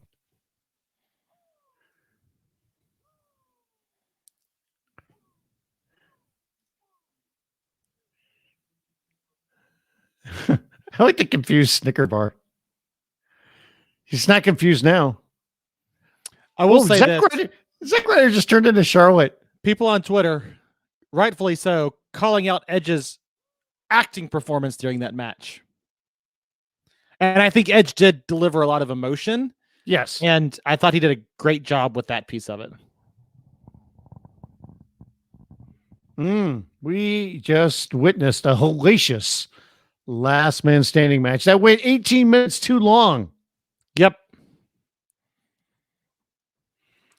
Edge has... Uh-oh. Oh, 24/7. Chasing Mojo for that title. Who was that? I'm not sure. Somebody's got decked with the clothesline. Good Lord. Who are all these people? Oh my God. Dude, that's more than 10 people right there, okay? Yep. They're gonna fake like Gronk is gonna do a dive off, or maybe he is gonna do a dive off the big perch.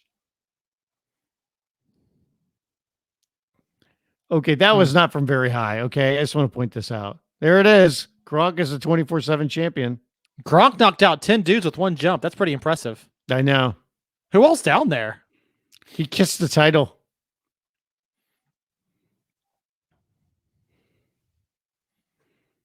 I think that's No Way Jose's posse.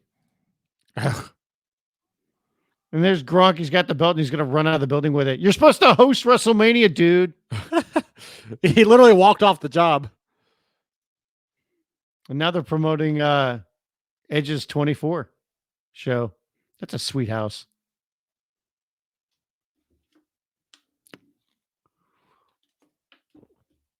Yeah, do we really need this? Wasn't this match just a giant ad for... Well, maybe they're showing this because if you didn't like that match, I promise you the 24 is a lot better. We got to have something, dude. It's a slog now. I'm just like... The show's going to go on till 11 o'clock Eastern. Well, and that's the problem, right? Which is like last night's show was, again, some complaints about some of the finishes, but pacing-wise, it was a good show. And you're going to give me 3 more hours tonight plus a pre-show? Okay, I can be down with that. 3.5 more hours tonight. But what you can't do is give me 40 minutes of that in the middle of this entire show. Somebody just tweeted because I was talking about Gronk winning the title and just said, you were pretty close regarding Gronk. And I said, I knew he'd leave with the title. Yeah. 24/7 title pretty much is a world championship at this point, right? Yeah. By the way, can we talk about the underlying story of the night? Mm-hmm. The fractured friendship between Mojo Rawley and Rob Gronkowski. Mm-hmm. Okay. Yep. I'm really worried about where those two guys can go. Mm-hmm.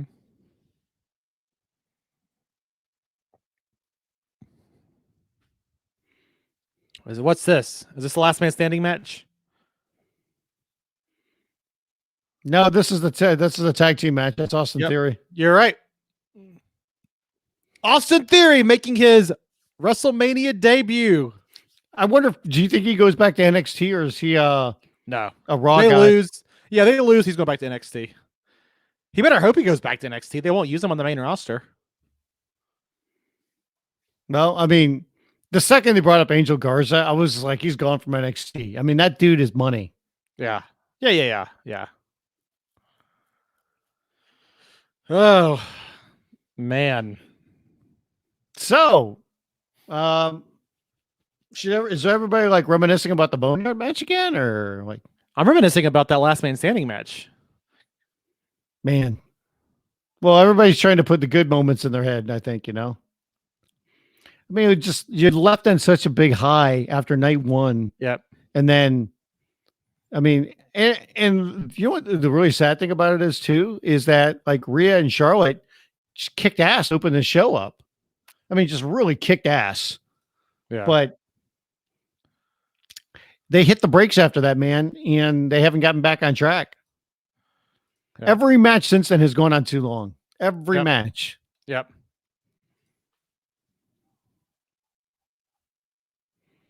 That match went 37 minutes. Yep. Aleister Black went 7 minutes, and the Otis Ziggler match went just over 8. The Otis Ziggler match, let's see, 1, 2.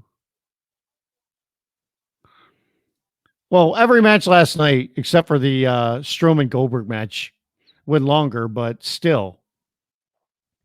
You've got a 20-minute match and a 37-minute match in the show. Mm. The longest match of night one went 19 minutes. And then the ladder match went 18 and a half. That's rough. It's all right. I'm getting my energy back, getting my mojo back, my Mojo Raleigh back. Tag team championship. I do it Street Profits, so man. Most prestigious tag team championship in the entire world, other than the cups. The other ones. Got the cups.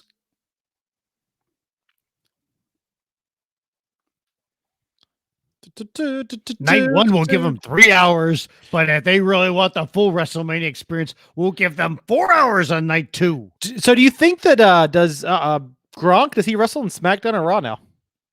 I would say SmackDown. Is he our SmackDown or Raw champion? All right, for those of you guys who are just joining us, here's what we are. The belt just showed up. Yep. Little belt graphic. It's sitting there, and they're faded away, and the referee's holding the belt up. A tag team match where both members of the tag team are there to defend the titles. Yes. Unlike the first night, where we defend tag team titles in a singles match. Y'all just wait for our 37-minute recap of the Edge Randy Orton match after. Yeah. I do feel bad for Edge. I mean, the guy, and you know what? I think that he's going to look at it in a different light, I'm sure.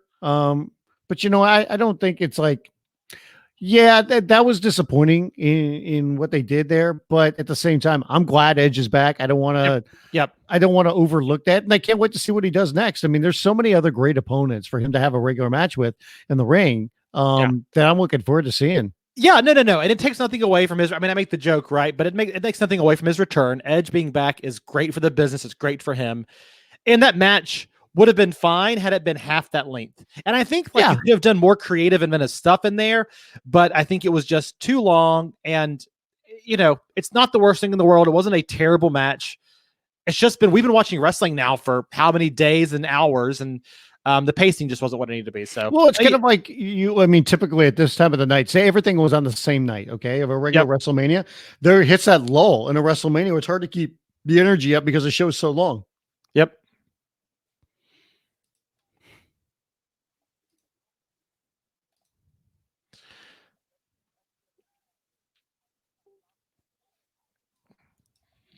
I do like them hyping up Zelina Vega here as being the one who organized this team, and they'll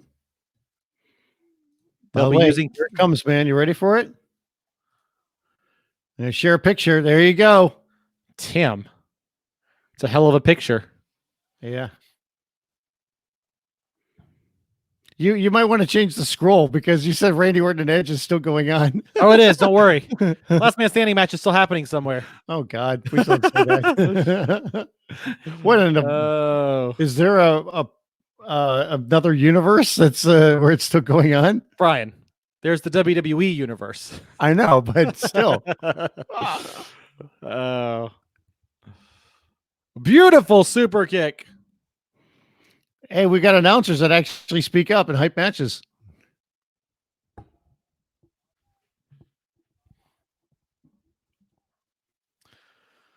Oof. All right. By the way, this is the same announcers we had in the last match. It's Tom and Byron. But they're speaking in their normal voices. Here comes. Whee! Off go the pants. He's got neon on. Don't put that man in front of a green screen.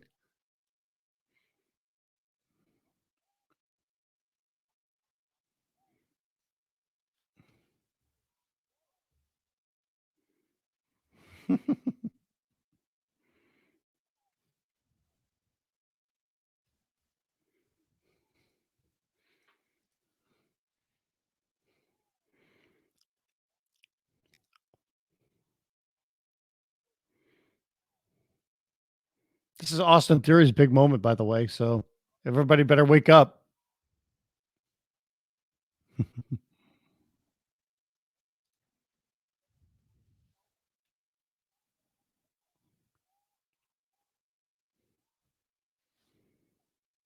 Let me know if there's any bitches that pop up in this, as in the word, people, the word. Gotta update my bitch counter.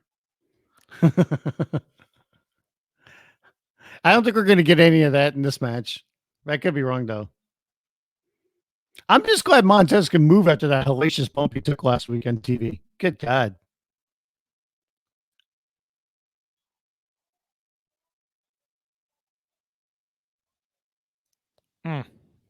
Kick out by Garza. Do you think Garza's going to be that next big Hispanic star for WWE? Well, they've been trying to. They've been trying out a bunch of different stars to do it. Right? We've had Andrade. I mean, Andrade's fantastic too. I mean, they've done more with him, over the last like 6 months to a year, but it felt like a missed opportunity when they first moved him from NXT to Raw. Yeah, it could be Garza. I think Garza has the potential. They've got to settle on who it is for them as a company. All right, this match should be coming to an end in the next 30 seconds. Oh, no, Montez. Thank God. Look at how carefully they caught him that time. Did you see that? Yeah. I think we're what, 60 seconds? Look at how careful they catch him. Thank you. That's how to do it, boys.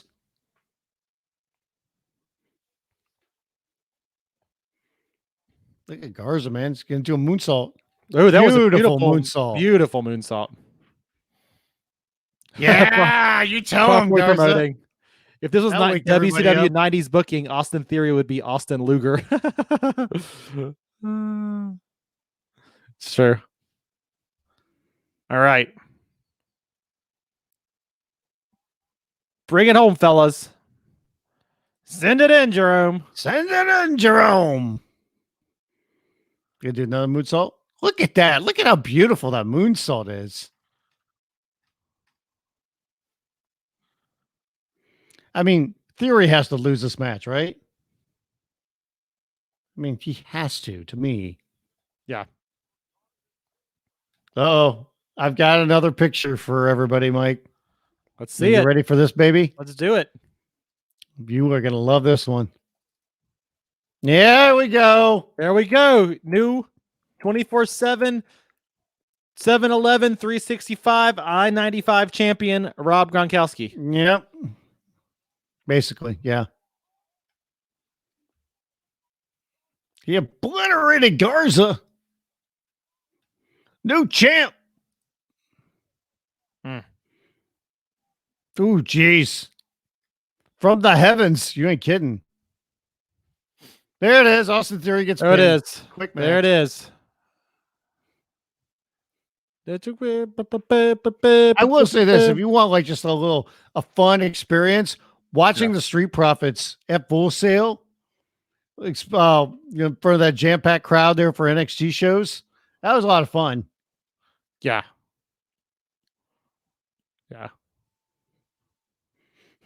Montez Ford is screaming like crazy. Oh, look at that beautiful frog splash. Man, that guy's athletic.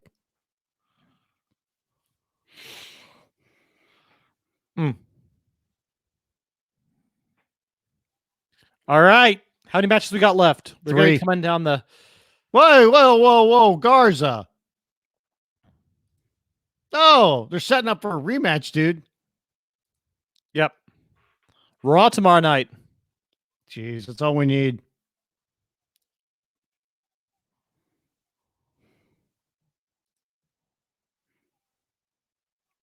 Oh, no, Zelina.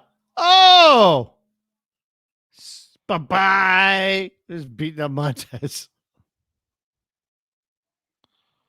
Oh, Bianca Belair with the running. That's her husband. Oh, look at this. Oh, Bianca Belair. This is it. This is great. Nice.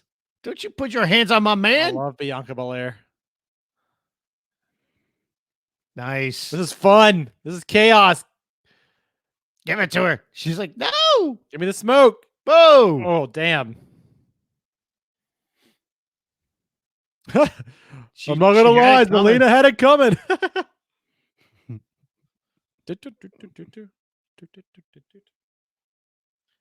A shocker. Shocking return. Man. I'm there. Blows the kiss and smack on the hip. Mm-hmm. Look at Montez looking at his lady. This is about to get dirty, man. Jeez. Yep. I've seen this movie before. Montez dancing around his wife on his knees. Okay. No, this one ends. So let's see here. There was 4 of them, plus the 2 run-ins, plus the ref, plus the announce team, plus the cameraman. 6. We're So 6, 7, 8, 9, 10, 11, 12. We're on to 13 people, 14 people. CDC guidelines. Look at Bianca Belair getting a WrestleMania moment.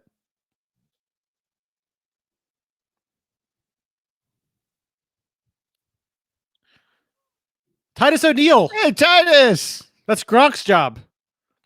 He ran out of the building.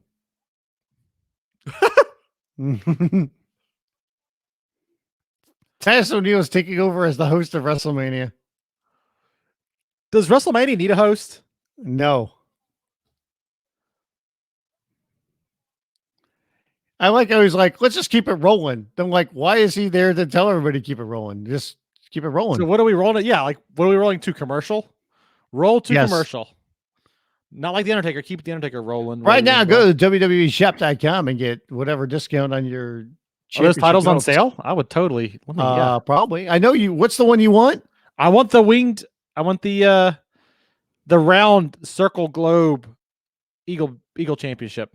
Oh, okay. The classic World Championship. Yeah, not WWF the winged chip. That's like 50% off.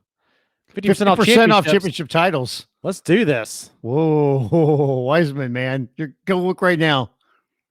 Go right now.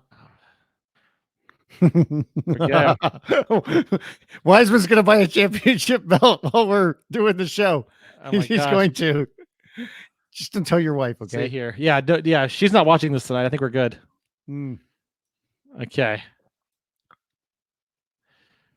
How much is it still going to be? Like $125 or something? Say big on titles. That's me. That's you. I could buy the Universal Championship blue replica. Don't do that. No. The kids. All right. So I have one of these. There's the North American Championship.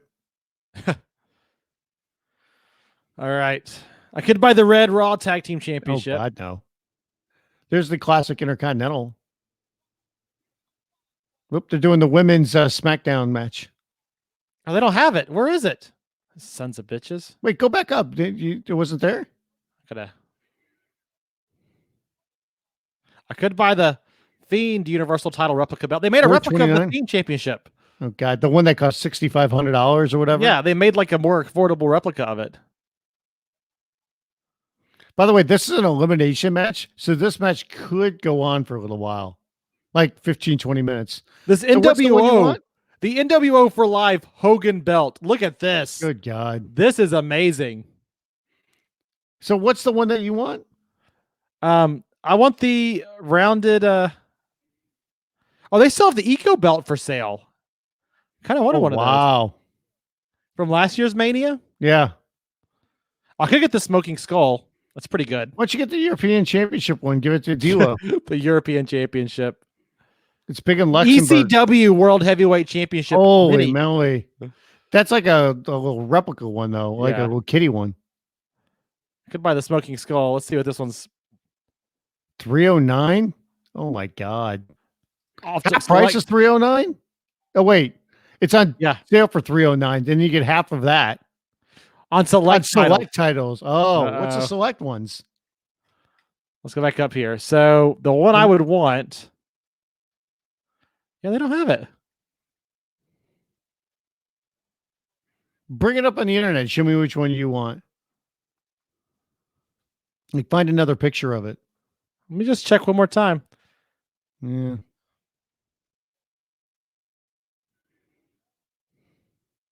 This one. Oh, that's horrible. This is the championship of the Attitude Era. Oh, that's not a good looking title. Yes, it is. Look at this. No. It says champion across the bottom. The Smoking Eagle one's good. Oh, you know what, Fritzy? You've ruined it for me. You've ruined this whole thing for me. Where's that Eco Championship? They've got the smoke there. See, right there. You want me to buy this one? Right below. Go down, straight down, right there. That's the one you want. No, it's not. This one's ugly and small. The Eagle Championship. That's a good It's one, ugly man. and small. What do you blow up that Eagle one? Show me the full screen on that. Come on, It's man. ugly. That's a good one. I can't. It's too small. Click on it.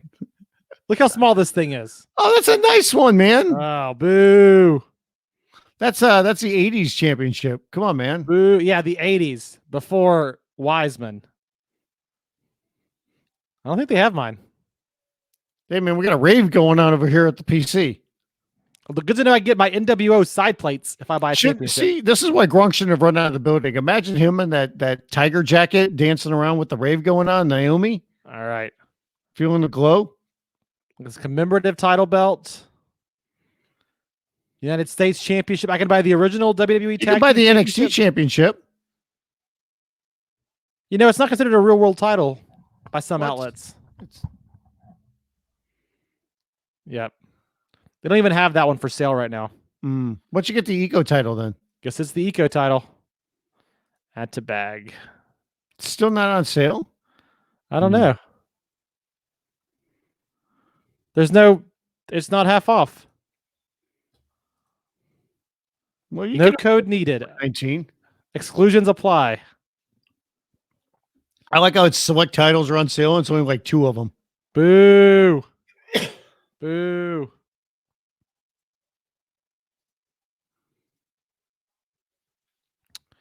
Well, that was a big hubbub about nothing. Sorry, man. I'm just glad to see they've released a more affordable version of the Fiend Championship. Why don't you get that thing? What a collector's item that is. Yeah. Well, it's the replica. It's not the full on. Do you think anybody paid the over $6,000 for that title? I don't know. I do not know. Maybe. I'd be very curious to see if somebody actually shelled out that kind of money. Yeah. I think it's a super creative championship. The fact that it was designed by Tom Savini is incredible. If you're a horror fan at all, it's exactly what you want. I mean, it's awesome. But, you know, properly promoting says if the $1 million championship is under $400, that is a good investment.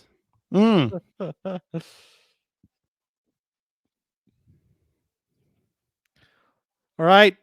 Final predictions. You're sticking with Sasha Banks in this match? I'm going with Sasha. Yep. Just for those of you guys wondering where we are on the broadcast. Ref is holding up the championship. By the way, the WWE Championship match and the Funhouse match are the last 2 matches. I'm starting to really think that the Funhouse match is going to close the show. Yeah, it could be. Which would mean I don't think Drew's going to win it. He could, but I don't know if it would feel as big to everybody else. Yeah. You know? Yeah.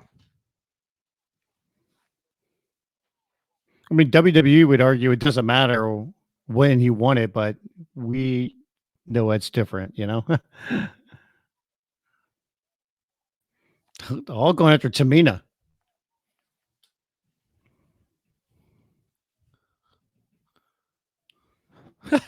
Ratnick says it's called a piss break, not a look up replica titles break. Wow. Look at this.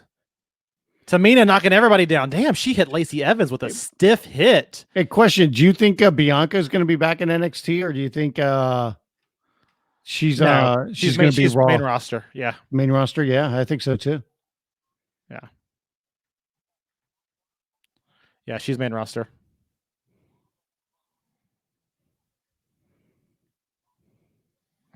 Could buy 24/7 title in honor of Gronk's victory tonight.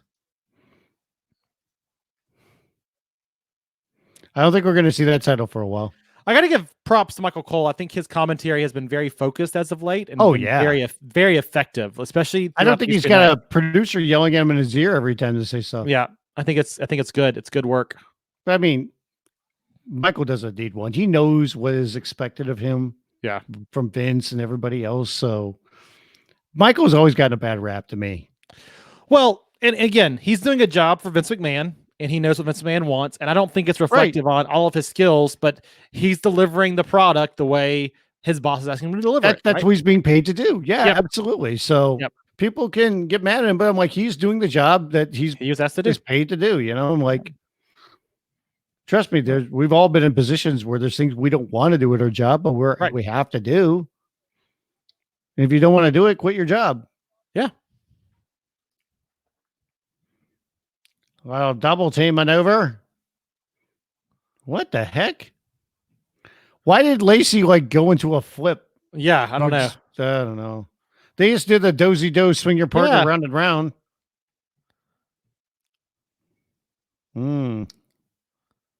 Yeah. Lacey Evans. God, I would love to see Lacey Evans walk out of this with the championship. No, I would not. Why not? No. She's come around so far, and her new gimmick, the new Liberty Bell gimmick, is exactly what it needs to be for her. She's great at that. I'm not there with her yet. All right. I think she's gotten better. I mean, I think they put her in a very tough position because I think she just needed to get more experience, and they not only put her up on Raw, but they had her go against Becky right after Becky won both. Well, and they didn't give her a character gimmick that did her any favors either. Yeah, exactly. Like she's thrived as the All-American hero. Like I think the fans have responded much better to that, and it feels a lot more genuine. Yeah, but I don't know. Look at that, she's trying to schoolgirl her. Tamina, and she can't do it. Tamina is like in a warpath out here. Is somebody going to get eliminated here? Nope. We'll see. What was the longest match? 37 minutes. Let's see if this one will go 40. This is not going longer than Edge and Orton. Good God. This is a brutal personal story here. Come on, don't you say that, man. Don't you dare. That last match went 6 minutes and 20 seconds. That is if you don't count the kickoff show matches, that is the second shortest match between the two nights of WrestleMania so far. Yeah.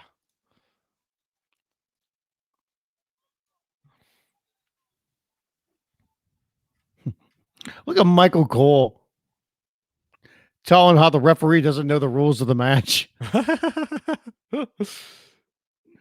Good Lord. Can everybody get on the same page here? Can we teach the referees and the announcers? Yeah.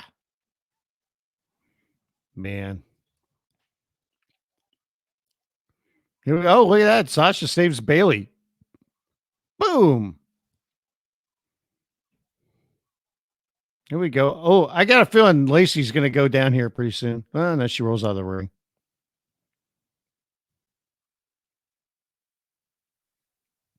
They're quiet right Eerily quiet. Yeah. What the hell? Everybody's going to stare at everybody now? And nobody's saying anything? This trio was an important part of somebody in the background going like talk, talk, talk or something? Oh, Tamina wants an alliance. There you go.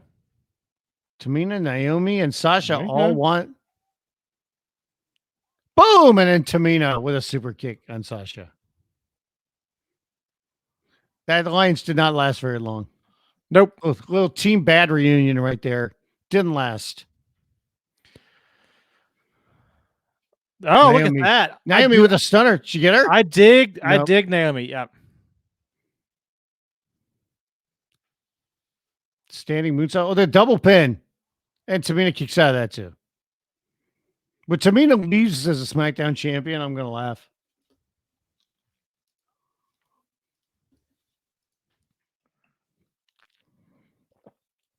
Ew. Sasha just went 619.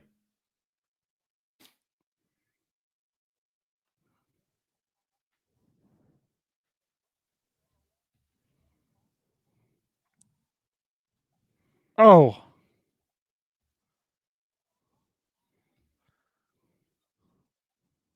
Little Eddie Guerrero action right there.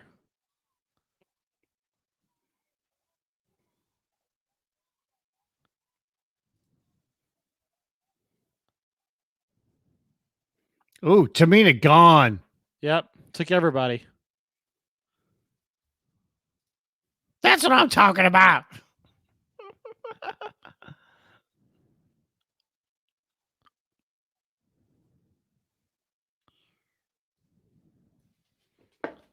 I think we all saw that Tamina was probably going to be eliminated first in this match, but they just let her destroy everybody first. Yep.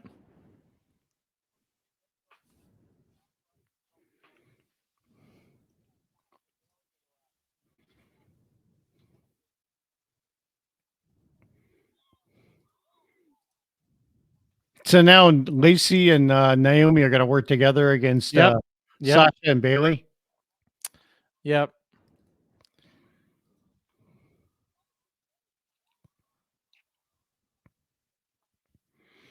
Mm-hmm. This just feels like a match. Yeah. It's I could be down with this thing ending a little bit sooner. It almost feels like it's funny because it's not like in past years where like, okay, WrestleMania with the kickoff show started at 5:00 Eastern, and then we're thinking it's going to go till at least midnight. And like I expect the show to go to like 10:30, I would say maybe. Yeah. Maybe a little bit, but it just feels longer than that. It feels like a continuation of last night and not in a good way. Yep. I know why they're giving some of these people time to work, but it's WrestleMania, right? This is the problem that they had when it came to doing 18 matches for WrestleMania. Yep. I mean, at some point it was going to get a little bit tedious. And, you're trying different things. Some things are going to work. Some things are not going to work. And, they're trying to get everybody on the card. Yeah. JBL, you got to be there till the end. Thank you, JBL. The whole purpose of this match is to be there till the end. So you got Sasha. She knows to make some noise out there. She's barking at Naomi. Oof. Hey, come on, it's glow time. Glow time.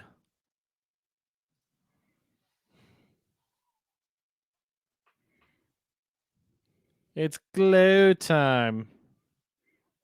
That's Orlando's own Naomi right there. Oh, look at that. She did a sunset flip over the top and almost pinned both Bailey and Sasha.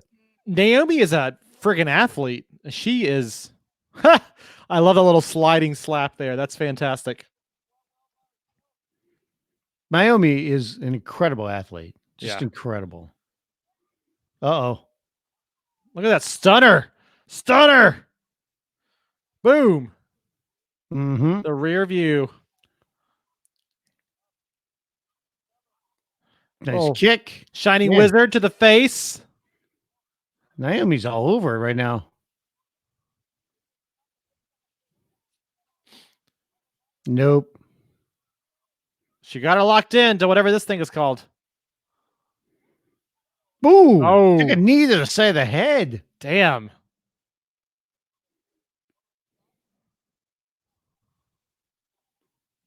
And that's it. Backstabber. Yep. Backstabber. Bank statement. She's going to tap. Tap, tap, tap, tap, tap.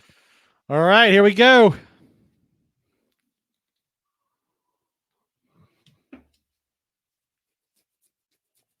I forgot Evans was still on this. Yes. She's just been hiding out on the floor.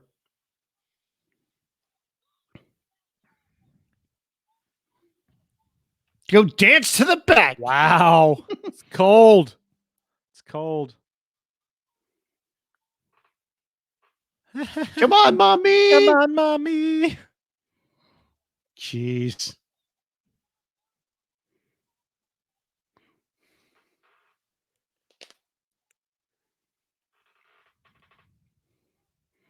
Two on one. It's 2-on-1 now.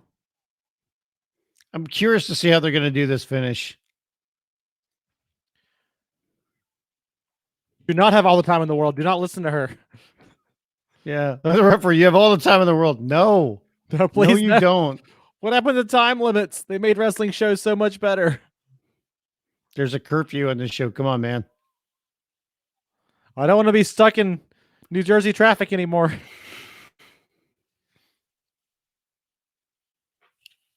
We're sick of this, according to Sasha. Lacey's pants match Sasha's hair.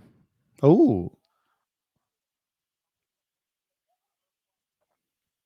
Is this what she was trying to do before?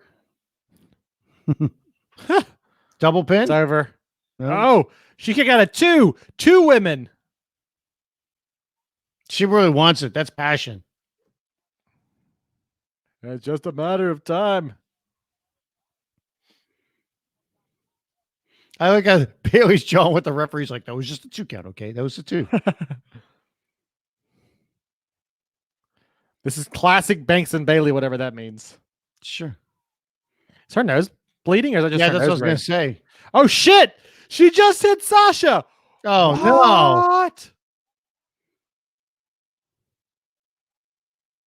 Oh, no. Come on, you've got to eliminate Bailey here. Build up the intrigue of a new champion. She's trying every pinfall attempt, and then boom! Bailey just decks her. And Lacey gets out. Yeah, I thought Bailey's nose was bleeding there too. I don't know what that was. It might be her nose ring. I That's think this is more. It's more exciting if Lacey can eliminate Bailey here. And you know you're going to end up with a new champion. That makes a more fun match. Oh, Sasha's mad at Bailey.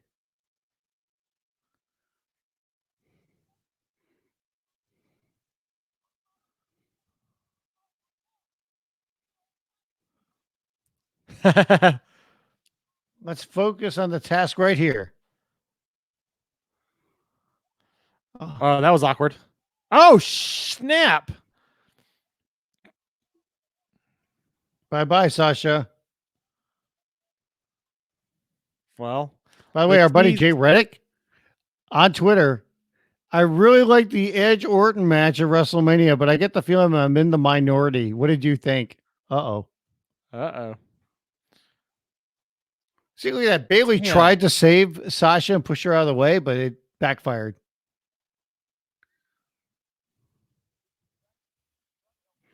I like when they play the replay. Back, you can hear Cole and JBL in the background. Yeah. I just wish so often they let the champion make it all the way to the final elimination. And I wish you wouldn't. I think it's a little bit more exciting sometimes. Let the champion get eliminated earlier on. Promise us a new champion halfway through the match. It's an exciting way to go. Oh yeah, her nose is bleeding. It is busted. That's where she has her nose ring. That's why. Yeah.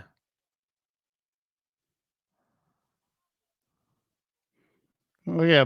I'm starting to get the feeling that Lacey might win here. Told you. I think if Lacey wins here, that means Drew is not winning. Interesting. Look at all your babyface wins tonight. I mean, Charlotte, but otherwise. I mean, could we be wrong? Could it be? Of course we could. There's been plenty of times where we thought something was going to happen and it didn't happen. You know, I was going to say, could we be wrong? Could Lesnar win and then John Cena win to close out the show? Hey, man, I wouldn't be surprised by anything. All right.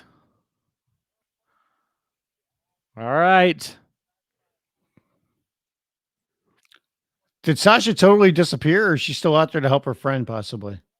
Or to interfere against her friend? Yeah.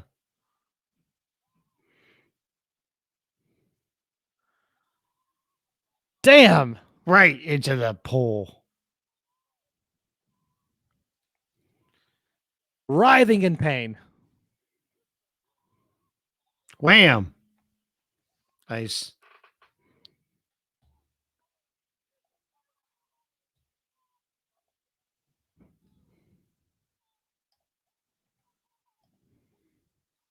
It's starting to feel like this is going a little bit long at this point, too. Yep. Not every match needs to go.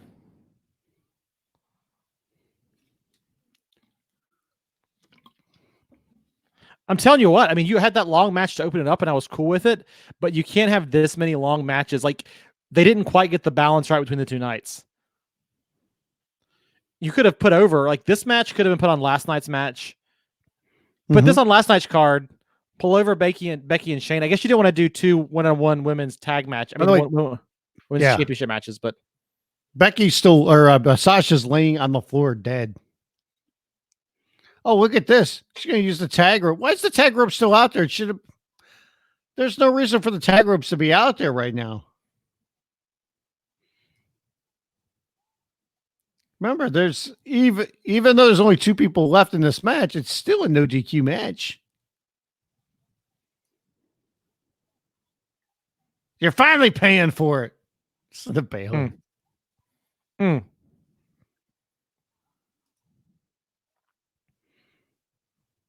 Cole is trying to make something out of this match. Yes, he is trying.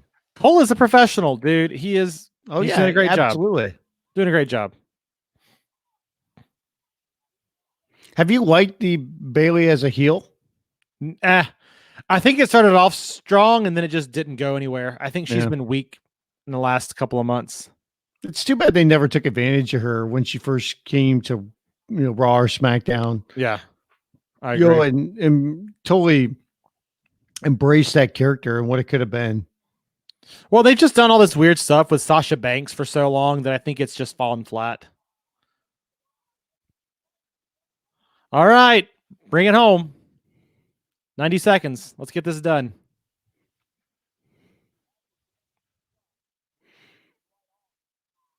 Women's right boom. could be out of the equation.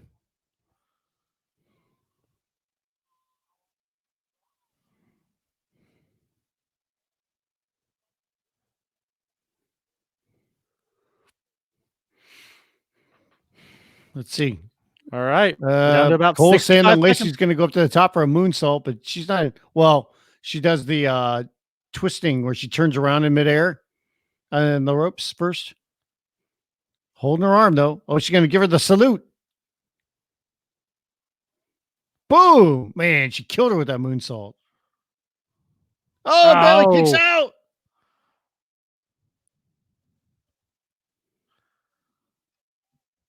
$45 seconds. Her right hand isn't working. This is a very pretty moonsault. Yes.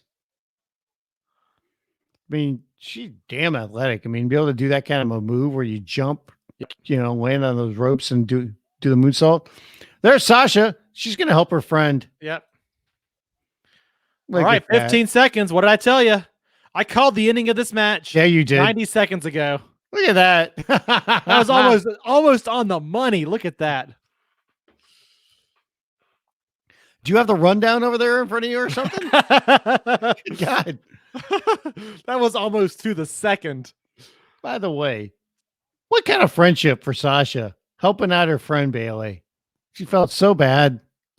I thought they'd end this match with dissension. Instead, maybe their friendship is tighter than ever before. No, I bet they're still going to go this route. I think she gives it back to her, but Sasha's the one who wants to take it from her. Not only that, she's putting it around her waist, holding up her arm. What a friend. Bailey's kind of looking at her like, okay, what's this all about?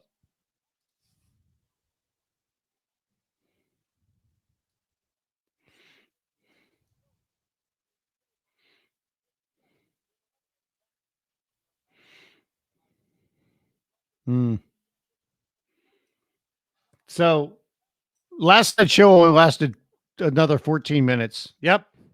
Well, you could get in. Drew and Brock could be 7, and then Firefly Funhouse could be 7. Oh, we gotta have our commercials. We gotta have our ads. So 5 minutes each. I think the show's gonna end probably closer to like 10:30. 30, yeah. It just feels longer than that. I mean, we went into last night's show and the show went 3.5 hours for the main card. We'd be like, oh, that was nice, man. Like swift 3.5 hours. And then here tonight, we're like, oh my God, this show's going on forever. Yeah. Yeah.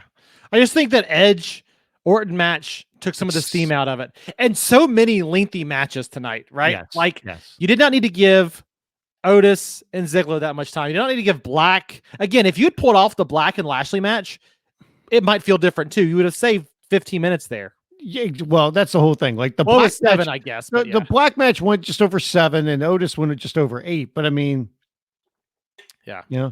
By the way, that match right there went 19.5. That's longer than anything we saw in night 1. We've had 3 matches tonight go longer than any match on night 1. WWE just can't help themselves. They just cannot help themselves. All right, Hollywood next year. Do you think that we will be getting WrestleMania in Los Angeles next year? Yes.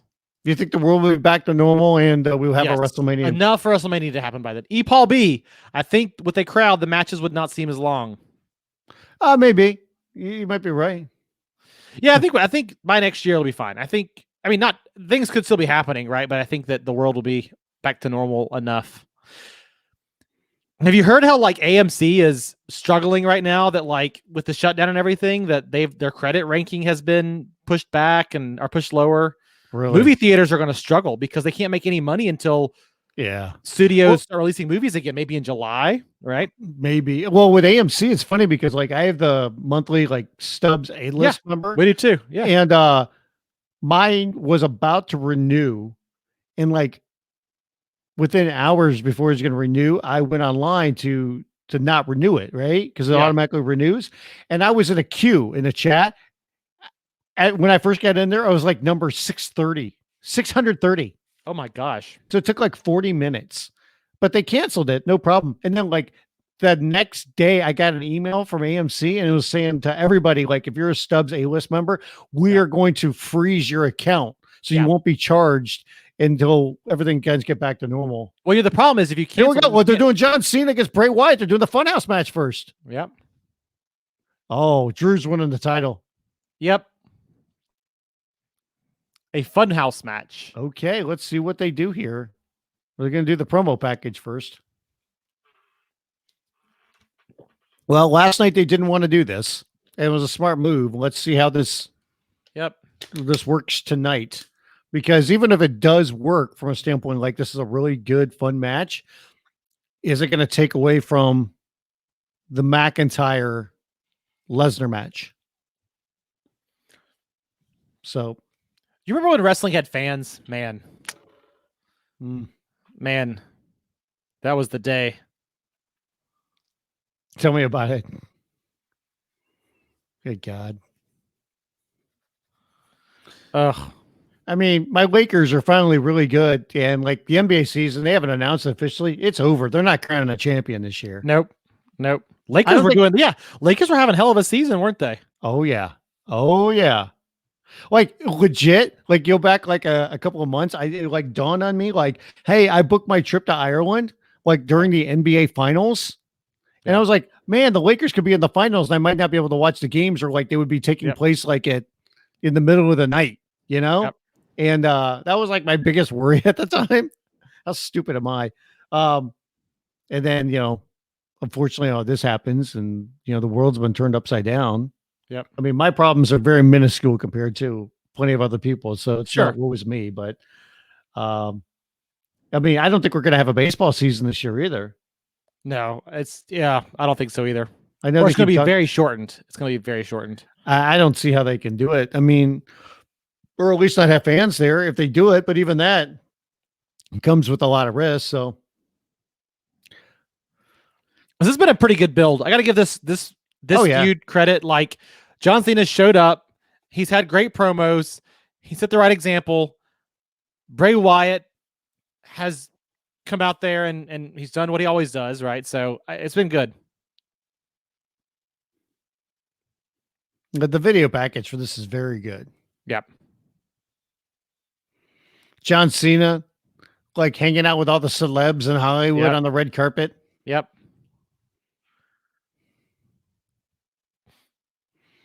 That lantern is so creepy. I wonder if in future years, fighting Bray Wyatt at WrestleMania will start becoming a bigger thing, right? Fighting the Fiend.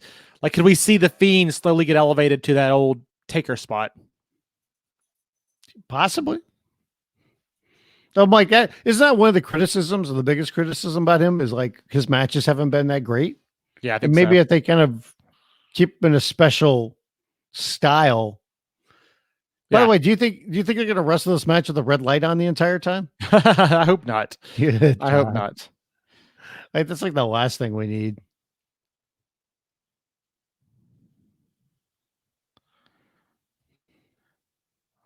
They get properly promoted. Heyman finally turns on Brock. We saw that years ago, and he went with the Big Show. Big Show shows up tonight. Big Show debuting tomorrow, right? To promote his Netflix show, yeah. Builds towards we could get Big Show versus Gronk, title versus title. Oh, jeez. Money in the Bank.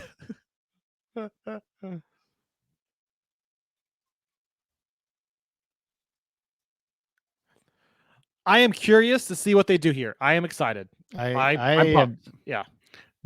We're in a spot now where it's like, not that it's been like the worst show or something like that, but we need something to save the show, to get people talking like in a positive manner. Yeah, I think it's just been very like, it's just been kind of on autopilot to a certain extent. So can you imagine if both nights of Mania wait a second, this isn't on location somewhere else?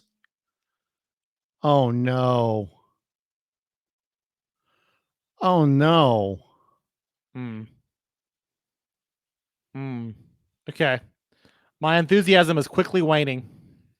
Oh boy. Oh boy.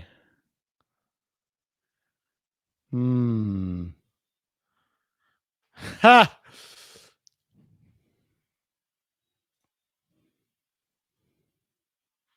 Well, the problem is too, they hyped this as though it was going to be something special. Oh, here we go.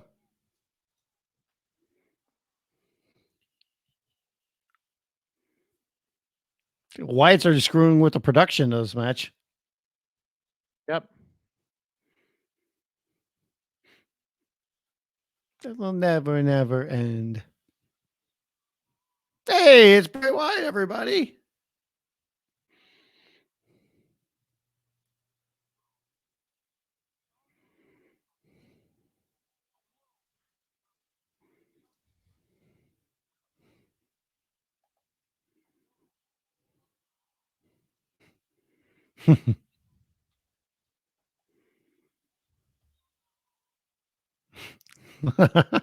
That's awesome.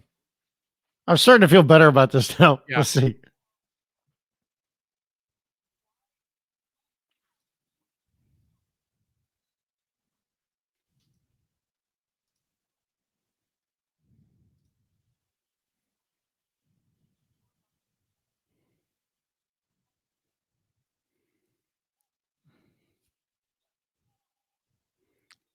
Wait, a Cena versus Cena match is what I've always wanted. Oh my God.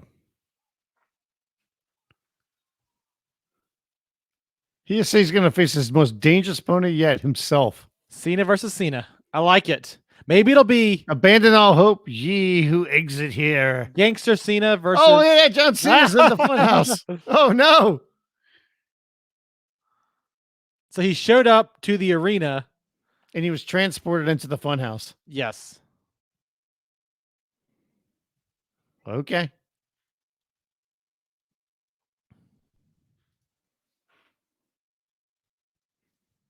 There's Rambling Rabbit.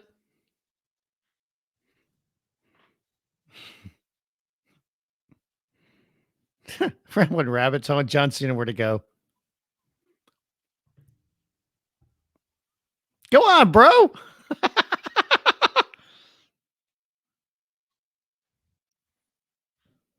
And John Cena is going to go out that door. It's got the warning on it. Abandon all hope, you who exit here. Oh. Okay. This is not quite the cinematic masterpiece that Boneyard match was yet, but okay, I'm still Ryan Alvarez is saying that the Funhouse match is a WWE production. Taker and AJ was the NXT crew. Ha! That's going to be awesome to compare. In other words, Jeremy Borash did the other one. Yeah. Oh, there's evil Vince McMahon.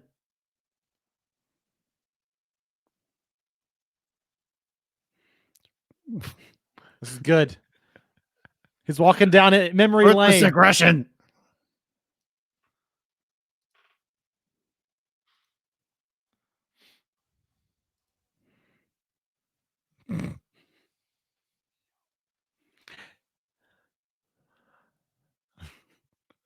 That's like when Cena first came out to the ring. You wanted to show you had the ruthless aggression.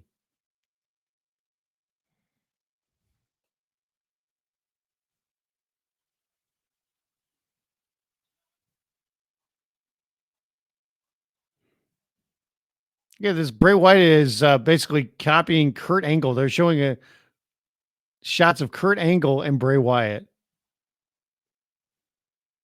Love this. The original John Cena. Oh, theme John music. Cena's coming out in like Yes. his original tights. So this is supposed to be emblematic of the John Cena Yes. Kurt Angle match Yes. from when Cena first debuted. Do you like that they have the SmackDown fist there? Yes. Say what you will, man. John Cena's in excellent shape. Do you think he kept those trunks, or do you think he had to buy new ones? No, he had to buy some new ones. Probably still didn't fit him anymore. Yeah, ruthless aggression.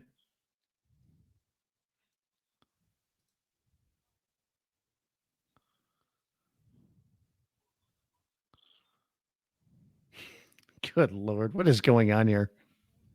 This is weird.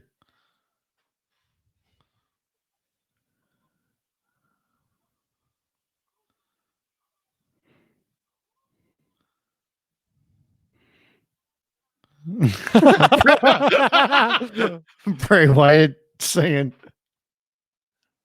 Johnny Boots and Tights is back. They're going back to his childhood.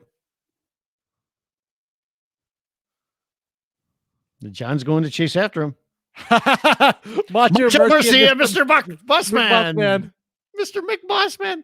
Saturday night's main event. That's Playing the good classic stuff. music and That's everything good too. stuff.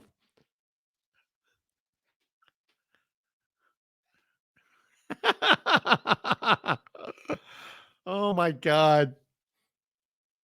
Saturday night's main event. All right. There we go.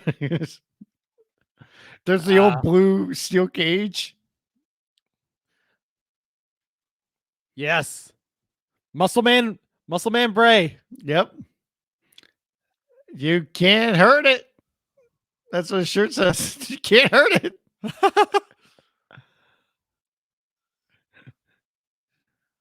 Properly Promoting says this is way better than the Boneyard. Sorry. I don't agree yet, but it's cool. I'm digging it. How is this going to turn into a match? This is the match. The match is in your mind, Brian. I guess. There he is. That's right, Big Daddy. Look at those veins. Look at Hulkamania promos.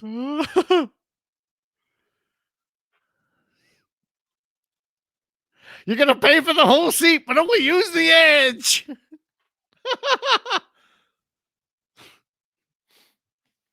Wow. This is amazing. This is amazing. Look at Cena. Look at Cena right there. Yes.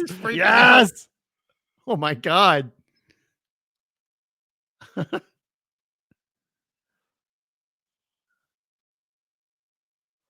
He can't move his arms. His arms are dead.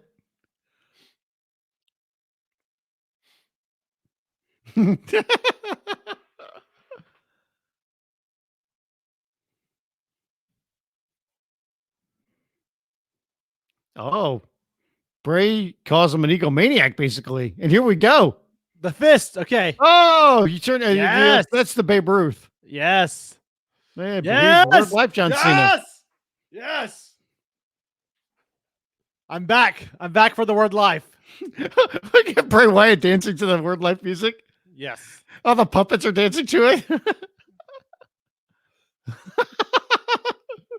That SmackDown fist is incredible.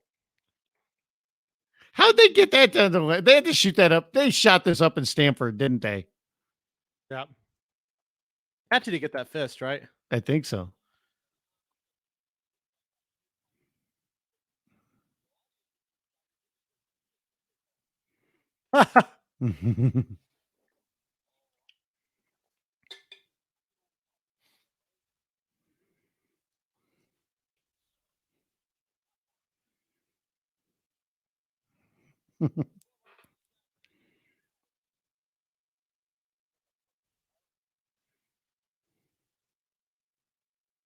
Oh, he just brought up Husky Harris. Oh no.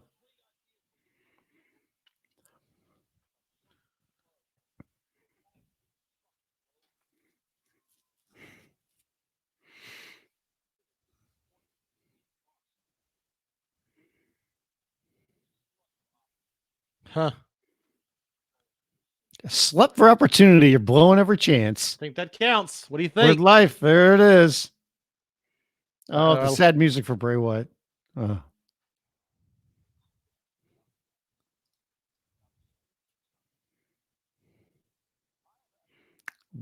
Bray's going deep on this one, man. Get the sad piano music.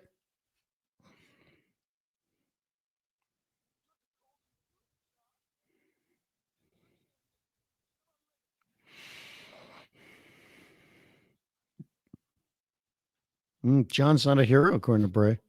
He's a bully.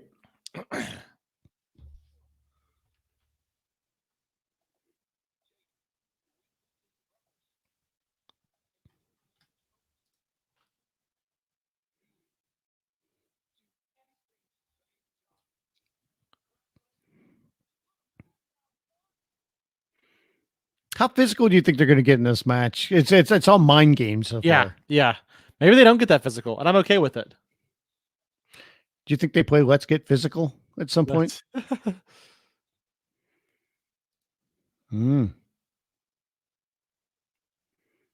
Bray's giving him the floor.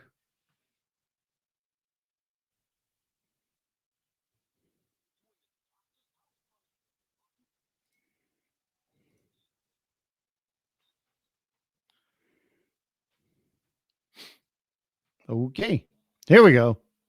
And he totally whiffed. Bray Wyatt's using teleportation. Yep. And he's got a chain and wham. So what Cena do we get next? Good question. Oh, we get the classic Bray Wyatt. Do we not get NXT Bray Wyatt? That'd be... This is the great Bray Wyatt right here.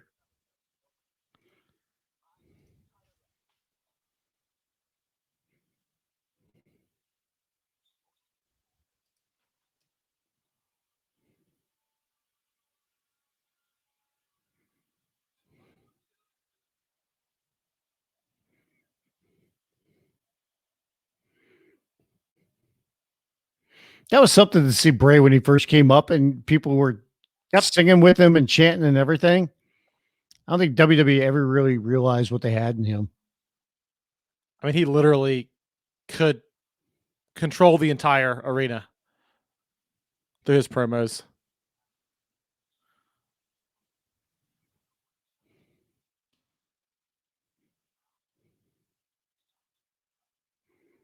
Time to rewrite my own story, according to Bray. So he's going to go. So is he going to try to go back in history and reclaim what he thinks is his that was taken by John Cena or given to John Cena? I guess so. So Cena's out and Bray's dancing with him. And he's going to give him Sister Abigail. There's the kiss. Nope. Cena gets out. Do you think John Cena should have changed his haircut for the different versions of John? He probably couldn't have, though. Probably producers had him signed to a contract or whatever. 6 years ago, you made the wrong choice, Cowboy. They're going back to the match from 6 years ago. Yep. Cena the storyline was he was trying to convince John Cena to go evil, right? Yes, and he wouldn't do it. So now he's going to do it, and Cena takes a swing at him, but Bray Wyatt isn't there. He suddenly disappeared. He teleported somewhere else. Oh my God, we got Nitro? NWO Monday Nitro. Oh my God. Bray's a member of the Wolfpack. He's acting like he's Eric Bischoff. Yes. Oh my God. What the hell?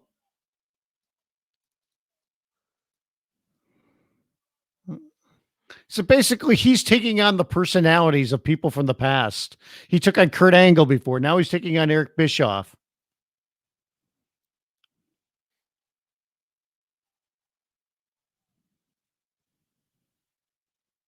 Here comes Cena doing. He's acting like he's Hollywood Hogan. Yep. Well, that's always been the riff, right? People wanted him to become Hulk Hogan. And so if John Cena turn heel, he takes the chair and tries to hit Bray Wyatt with it, he turns heel. Yes. Right. And now he's Hulk Hogan.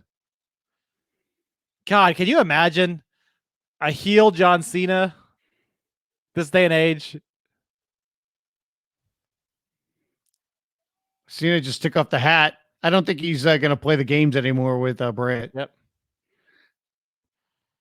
There. Oh, he just attacked Bischoff. I mean, Bray.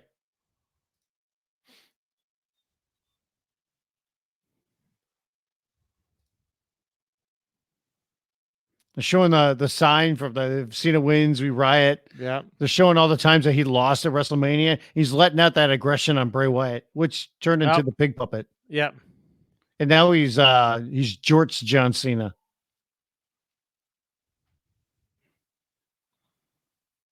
And there's the Fiend.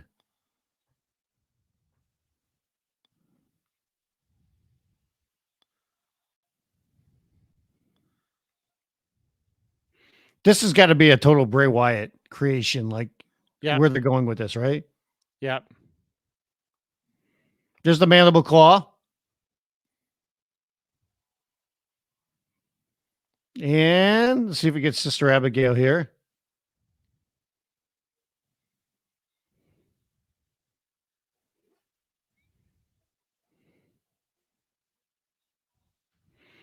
Connor Casey, I thought the Boneyard match couldn't be topped. I was wrong. He thinks this match is better. I don't think this is better yet because it's a little too wacky.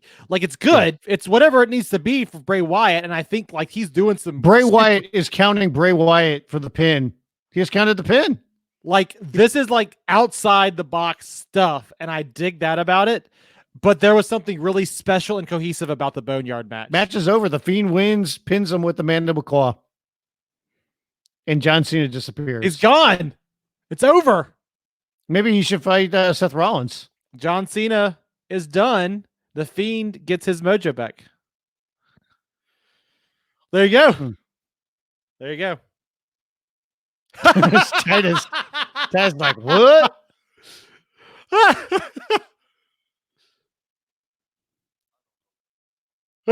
Nobody does, Titus. Nobody knows what we just saw. Well, they didn't do too much. They didn't need to do too much. They told a wild out of the box story that, is probably not going to be for everybody, but for some people, they're going to really like it. And I can see why that didn't close out the show. Yeah, I can see why too. And now you're going to have Brock Lesnar, one of their biggest box office stars, against Drew McIntyre, and see if Drew can claim the championship and fulfill like his redemption story. Yes, let's advertise Money in the Bank again. That match, I mean, it is what it is, but the night before, the Boneyard match was much, much better to me. Much better. I agree. I think the Boneyard match.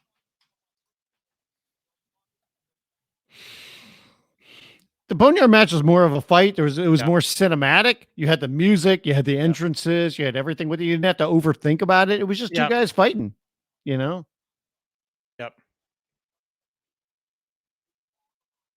So yeah, I mean it's 11 after. So yeah, they're gonna end about 10:30 tonight.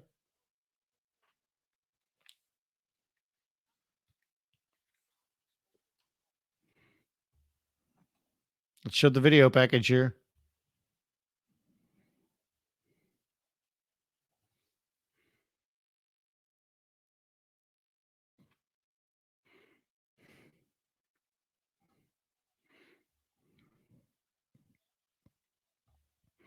You still feeling all right, McIntyre winning? I think so. I think so too.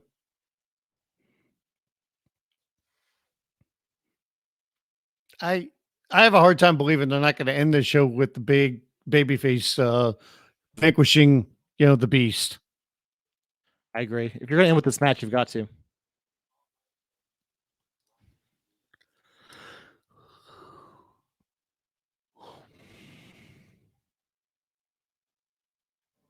This match just feels so much longer than last night. And we're only 10 minutes over right now. Yeah, we're only 10 minutes over. Yeah.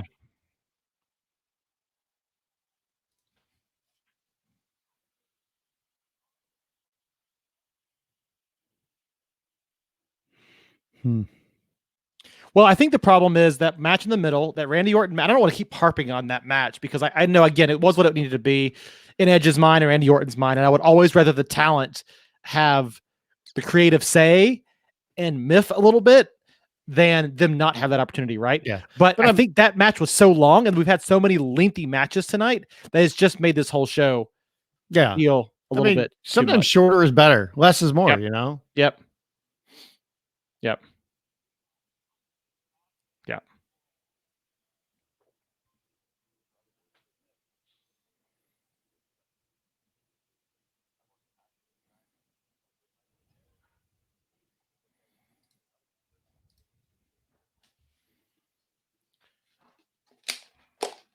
All right.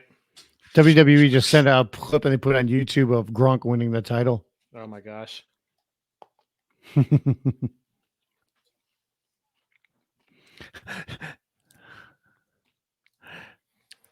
Again, give a shout out to you all. Thank you for joining us. Thank you for being with us in this journey. 4 hours and 10 minutes later, we're getting ready to go into the final match of a WrestleMania that was just too big for one night. I think that one match was too big for a night. I think it was too big for one match. Is what it was. I think we could have hit the whole show on one night if it wasn't for that match. Yep. Although I like this. I like the two night format. I think it works.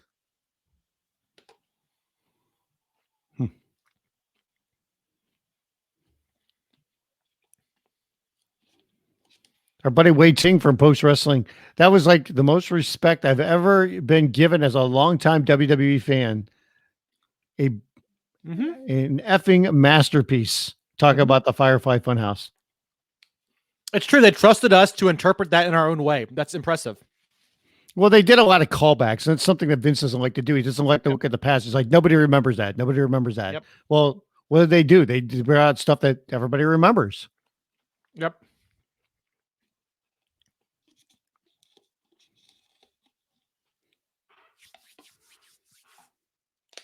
All right. Let's see if Drew gets his moment here. Here we go. How long does this match take? We got 10 minutes here. We're done by 10:30. So you give entrances. I think it goes 15 minutes. I think with entrances it's 15 minutes. Yes. I hope they have a really good match here. I bet it will be fun. I bet it will be explosive. I bet it will be everything that Braun Strowman versus Goldberg was not last night. How much are we going to get Paul Heyman talking? Because there's got to be some trash talking in this, you know? Oh, There's got to be noise in the Yeah, he's going to be adding, Paul Heyman. Oof. Yeah. Well, Heyman's got to introduce his guy, too. No way he's going to let the ring announcer do it.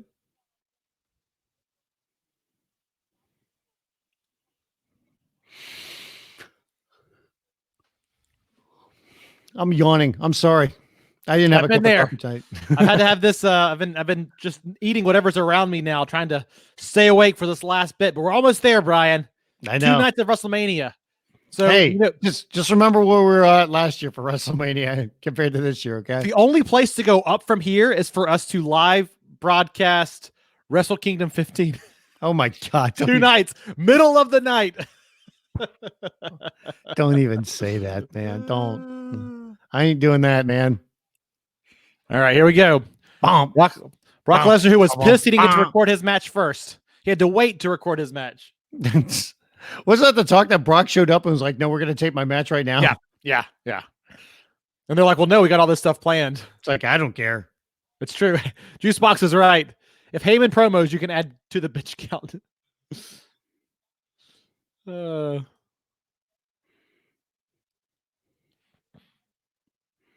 Yeah, at least they got good use out of the all the pirate stuff for the graphics. Yep.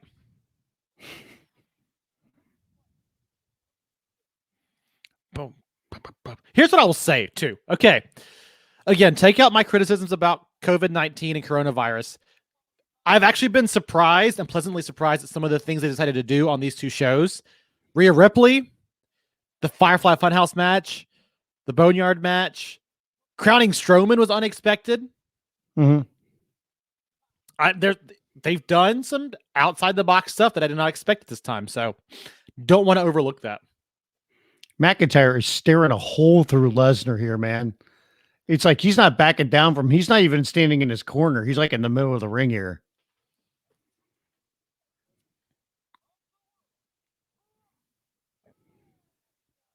He's standing up to the beast.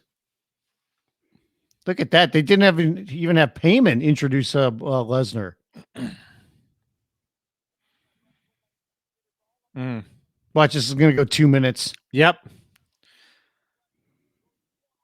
Does McIntyre just squash Lesnar here like Lesnar has squashed so many opponents before? Ooh. No? These guys are just going to pound on each other. Yes. This is going to be physical.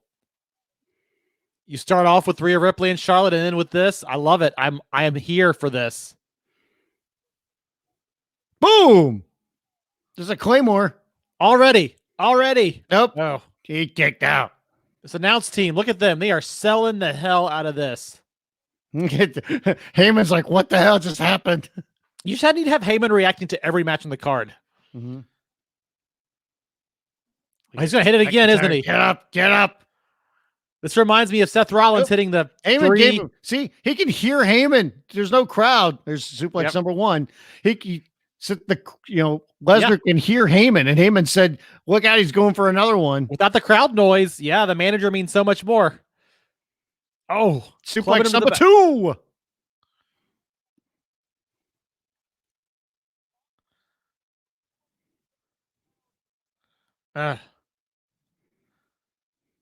It's not astounding. It's superhuman. Yes. Boom. He's going for another suplex. Look at, and number 3. There we go. One of Brock Lesnar's 3 moves in his arsenal. Where are the other 2? F5 and a shooting star press.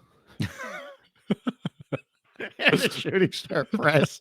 If you're counting that, he's got 2 moves in his arsenal. Hey, Chief. I tell you.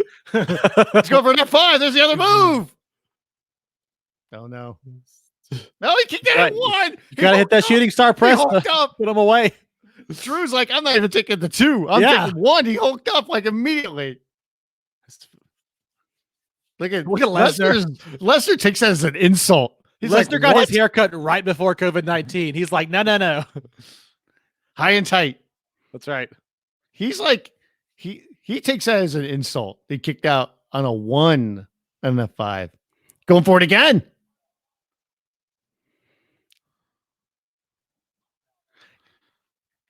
The F5 is like the most kicked out of move in the world. And 2. See, now, if we keep going, if he hits it again, man, he'll get the pin. Yeah, just got a 1 count the first time, got a 2 count that time. Does Brock Lesnar have rosacea? Has anybody checked on Lesnar? Oh, man. By the way, he's hit 5 moves so far. 3 German suplexes. 3 German suplexes and 2 F5s. Just wait for that shooting star press and we'll be golden. Yeah, the trifecta. He's going to break it out tonight because he has that much respect for McIntyre. I'm breaking it out, Paul.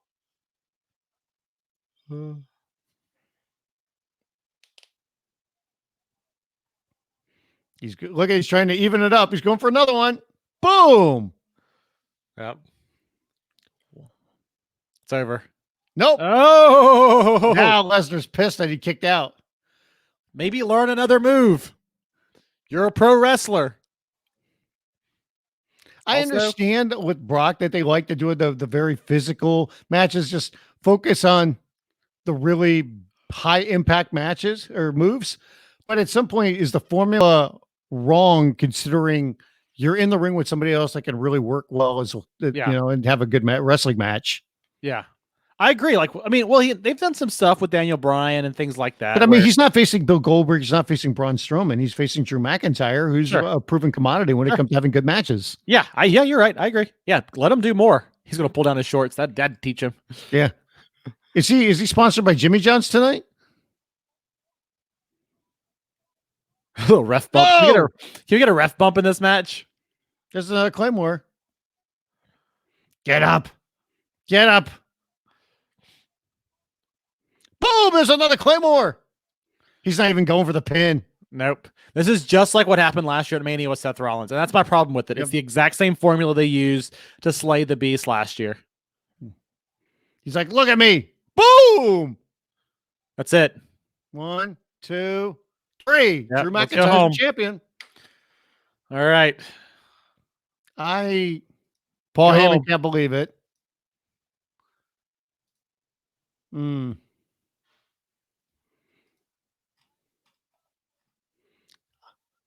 Byron Saxton can't believe it.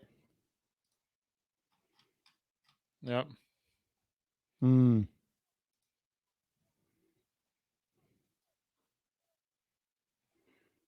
I mean, I'm very happy for Drew. I am not thrilled by that match. Yep.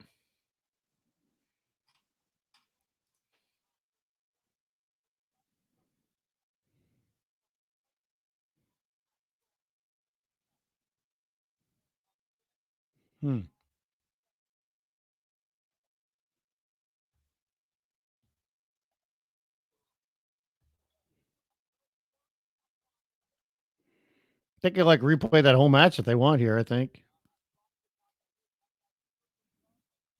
Yep. I mean, how long did that match go? Like 3-4 minutes? Yeah.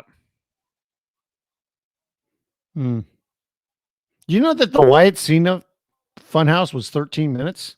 Was it? Yeah.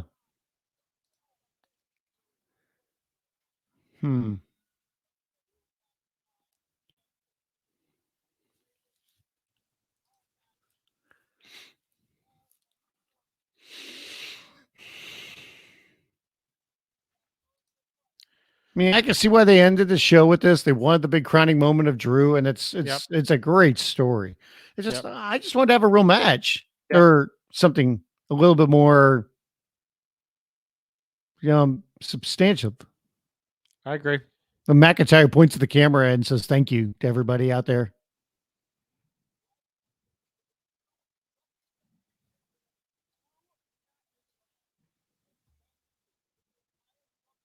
They're going to end it on that note. Unbelievable.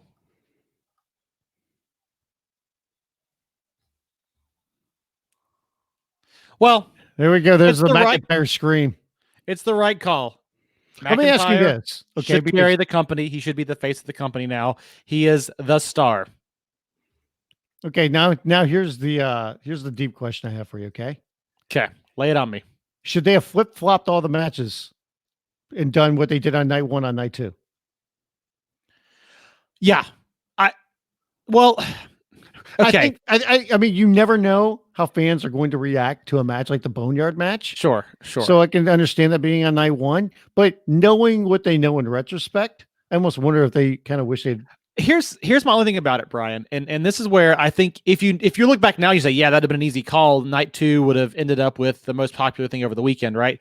But, and I'm still a believer in this, the last thing to go on the card at WrestleMania should be your biggest match. And I still don't think Undertaker versus AJ Styles was your biggest match of the weekend. Absolutely. And I think rarely does a non-title match occupy that slot. I think Shawn Michaels Taker was the right call when it happened.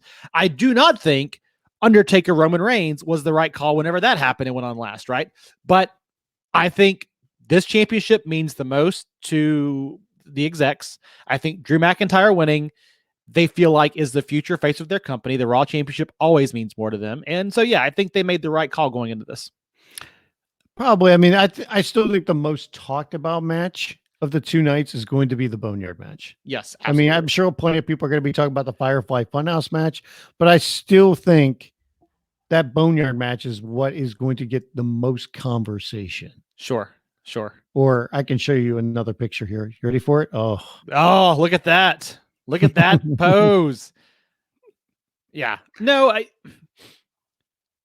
think we're going to nitpick it now. And you're right. You don't know. You just don't know going into this what's going to resonate and what's not.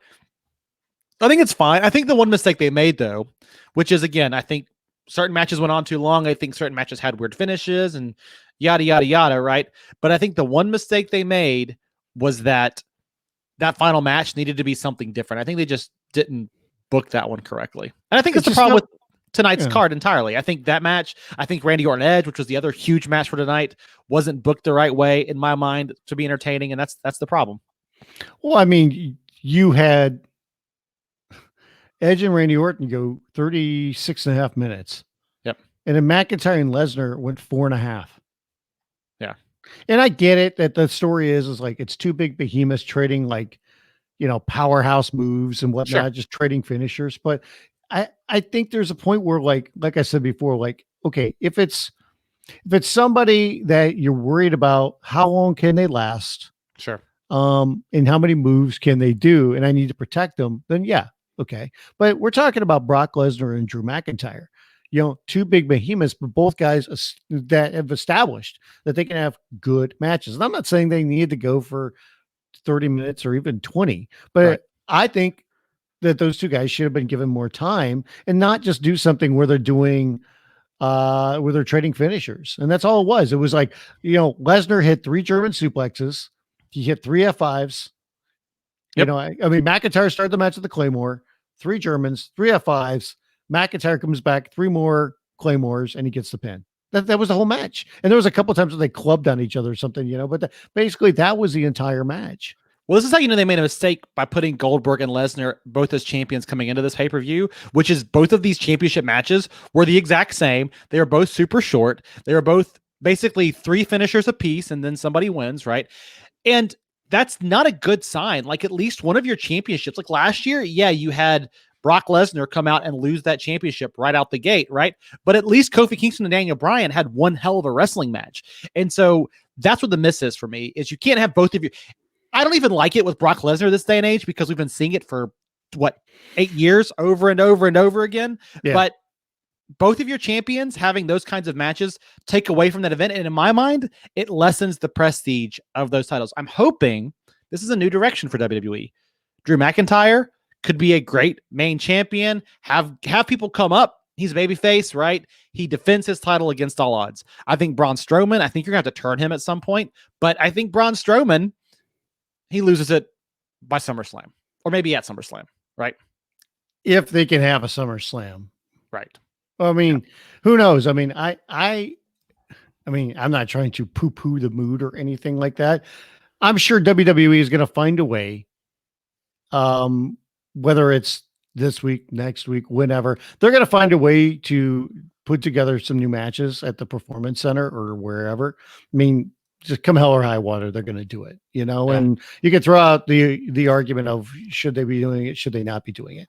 Yeah. When it comes to like doing big shows like SummerSlam, I mean, when you're talking about an outdoor arena, much less even like a Raw in a, 10, 12,000 seat building. I am not convinced that we're going to be seeing that by August. Yeah. I am not convinced we're going to see that before the end of the year. Sure. Even quite honestly. But like I said, I think WWE will find a way to have matches. And I mean, I'm going to be very curious to see, are they going to go forward and still do like their, pay-per-views each month in the PC? My guess would be yes, they're going to have to. But I think we could be in a situation where everything this year is going to be in an empty arena. Yeah, it could be. That's going to be a weird year for wrestling, right? And they're probably going to have to do more matches like what they did. Maybe not as elaborate, but I think they're going to have to come up with some more creative ways or creative environments to do stuff. And I don't know if they're going to be as production heavy as the 2 matches we saw these last 2 nights, but they're going to have to pull out every trick in the bag that they can think of. But why not, though? I mean, it takes some time to put together a match like this, right? This Boneyard match took some time. The Bray Wyatt stuff was, I mean, you talk about production. That Bray Wyatt stuff took a ton of production as well because of all the different camera angles, the sets and everything. Because really, you set up Taker, AJ Styles, then you shoot the damn thing. So I think it's going to be curious to see where they go with this. But that match last night was 30 minutes if you watch it live. If you include commercial breaks in that, right, that adds an extra 10 minutes onto it. You could have almost an entire half an episode of SmackDown for that one match, right? And so I think as long as WWE is willing to think outside the box, not everything should be a Boneyard match. Not everything should be that cinematic, but continue to give us newly produced stuff. I mean, listen, we have an Edge documentary right now that's on the WWE Network that you could take snippets of or show it as a broadcast of SmackDown or Raw one week. Like, there's so many opportunities here to think outside the box with your product and still do wrestling matches, but maybe you do them at different locations, right? There's so many possibilities. Yeah, absolutely. I mean, I think WWE has to be very open Yeah. to any suggestions from anybody on their staff, or even people that are throwing out ideas on social media and just Sure. saying, looking at this or that, because none of us know what the future holds when it comes to, when we can all get back together and have some normalcy in our lives. Sure. My whole thing is, like I said, I don't try to be alarmist about anything, but I think like kind of plan for the worst, hope for the best kind of a thing. I mean, I'd love it if we could go back tomorrow, but I also know it's not realistic. I think everybody just has to be very patient. And I know that's extremely tough to do, but we'll see exactly what they do here, and I mean, the AEW is in a very similar boat. I don't even know what New Japan could possibly do coming forward. They've had to cancel a lot of shows. So it's going to be a very interesting year, and it's going to be a very taxing one. I mean, no matter what they do, it's going to be hard for WWE to keep an audience. They could go and still have new matches, and they could come up with some creative different things. But I think they have to be prepared for it's going to be a huge hit on business, just like it is with so many other people. Well, and it's one of those things where, like, listen, let's talk about it in the sense that WWE is going to do whatever the hell they can to keep their business going, right? And so, to me, if you're going to do that and you're hellbound on doing that, this opens up the opportunity to come up with new and creative ways to tell stories with these characters. Because again, all of these are, in WWE's mind, larger than life characters, and you have a variety of ways to tell their stories. You can use videos they shoot at home. You can do any number of things, right? But more importantly, I think WWE should be a little bit more respectful of kind of what's going on out there with all of this. And to me, I would take a notion from the big boys like the NFL, like the NBA, like the MLB. And if they're saying it's too dangerous to play games, maybe we should consider the same thing for pro wrestling. And I know AEW's in that boat. And I know it's a business, and I don't want to see business go away any more than anybody else, but these are human lives that are at jeopardy, right? All that being said, WWE's got to figure out what do they want to. This gives you time to get ahead of the game. Like, you can work remotely on storylines and characters and all that stuff. Wrestlers can take time to heal up during this time, right? And so let's take advantage of that. Craft out the next year of your storylines, knowing you might have to tweak things here and there depending on audience reactions, but let's plan in advance instead of WWE, who in the last 10 years, they've been writing shows at the last minute, week in, week out. Yeah, and I think this does give them the opportunity, like you said, to like plan ahead. Sure. Even if they think like, well, we hope like in a month that we're going to be, doing this or that, and it doesn't work out that way. I mean, you can still plan ahead. And I think they're going to have to be forced to doing that, because not only do they not know like when shows are going to somewhat get back to normal, but they don't know what talent's going to be at their disposal, and It's going to have to be one of those things like plan ahead, but adjust on the fly as we go, or be able to pivot very quickly. Yeah. And still have something that makes sense. So, which they can do. I mean, the talent there, I mean, at the end of the day, they're wrestlers, they're performers, they're entertainers, right? So you go ask them to do something that's not quite what they expected, they can still go deliver on that promise. So I think you're in a great business to be able to pivot quickly. You have endless opportunity, as Boneyard match and Firefly Funhouse match proved, to think outside the box and deconstruct whatever this pro wrestling thing is we've been watching all of our lives, right? You can do any of that stuff. It's not like Broadway where you have to have a stage and that's the only way you can deliver the show. It's not like the movies where you've got to have a theater to recoup those costs. You can make pro wrestling on a budget and still make it look damn good, right? It's just if you're willing to do that. So I'm happy to see WWE try some different things this weekend. I'm happy to see them push this pro wrestling medium forward in some really unique ways, to trust the audience, to like actually bring up wrestling history, right? To trust us to not be scared by the bizarreness that was Firefly Funhouse. I think that's a good move. And to me, it's a very un-Vince McMahon-like thing to see happen on WWE's biggest show of the year. So what are your biggest takeaways when it comes to WrestleMania 36? I would sum it up in a couple of ways. I think that we found something for Taker that could allow him to keep performing in a really new, unique, and novel way over the next couple of years, and I still be an attraction. I think number two, Rhea Ripley is an amazing athlete, and I hope that they do right by her sooner than later. Number three, Drew McIntyre is the man. And I think that he is the face of this company, and he is the most exciting, fresh, and new face we've had in quite some time, right? Roman Reigns was supposed to be that guy, wasn't it? Right? I mean, he is. Roman Reigns is a beast, but the fans never took to him. Seth Rollins was supposed to be that guy. Didn't quite get there. Drew McIntyre has the fans in his hand. He's got the size. He's got the look. He's got the skills. So my big three takeaways. Taker's future, right? Brighter than it's ever been. Rhea Ripley is going to dominate the women's division in years to come. And Drew McIntyre is the right face of the company at the right time. Yeah, I'd have to agree with most of that. I mean, I definitely agree when it comes to Taker, in the innovative way that they found to utilize him. And I thought that was genius. I like that a lot more than I like the Firefly Funhouse. Sure. I think the interesting things going forward are going to be, what do they do with Bray Wyatt now? Because they've never seemed to be able to figure out exactly what to do with him. And now they have another opportunity to do that.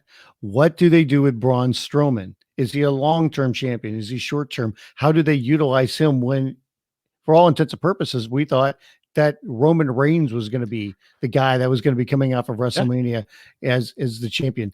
Do we see a Bill Goldberg again? When's the next time we might see a John Cena again? When's the next time that they want to do matches like Funhouse, like the Boneyard match again? And do they overutilize that? And I do agree that while the match wasn't what we hoped it was, Drew McIntyre is the top guy in this company right now. And I say what you will. I mean, WWE is not going to have somebody defeat Brock Lesnar clean, as a full-time guy. I mean, I understand, with Goldberg and everything, but like in this situation, that's like a stamp of approval on Drew. And I'm going to be very curious to see where they go with him next. My guess would be Seth Rollins. Well, we'll see exactly where they go. I mean, that seems to make a lot of sense that they could do that. And I think maybe that's where we get a little bit more of the matches. But McIntyre was kind of caught in this quagmire for so long. And then once they finally said, we're going to go with you at the Rumble, I think you can really see where they said, Drew, I know we've been making you out to be this badass, and we've been giving you all these different lines to say, and that's not him.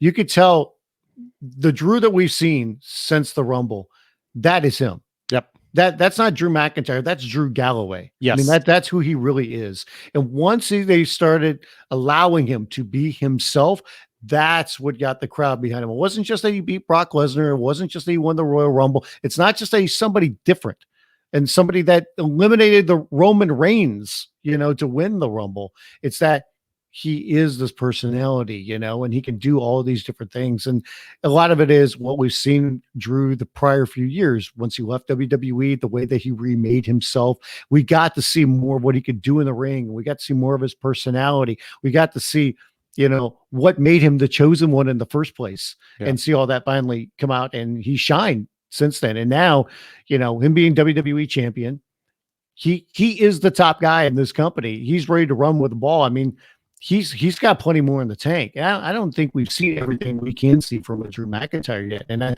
that's what I want to see next. And that's another one of the reasons, not even on a selfish reason, but when it comes to a business reason for WWE, that I can't wait to see once we get back to having regular crowds and we get back to having the regular rhythm of the shows every week. It's like, what can Drew do? What kind of leeway do they give with him? And what does he do with this opportunity now?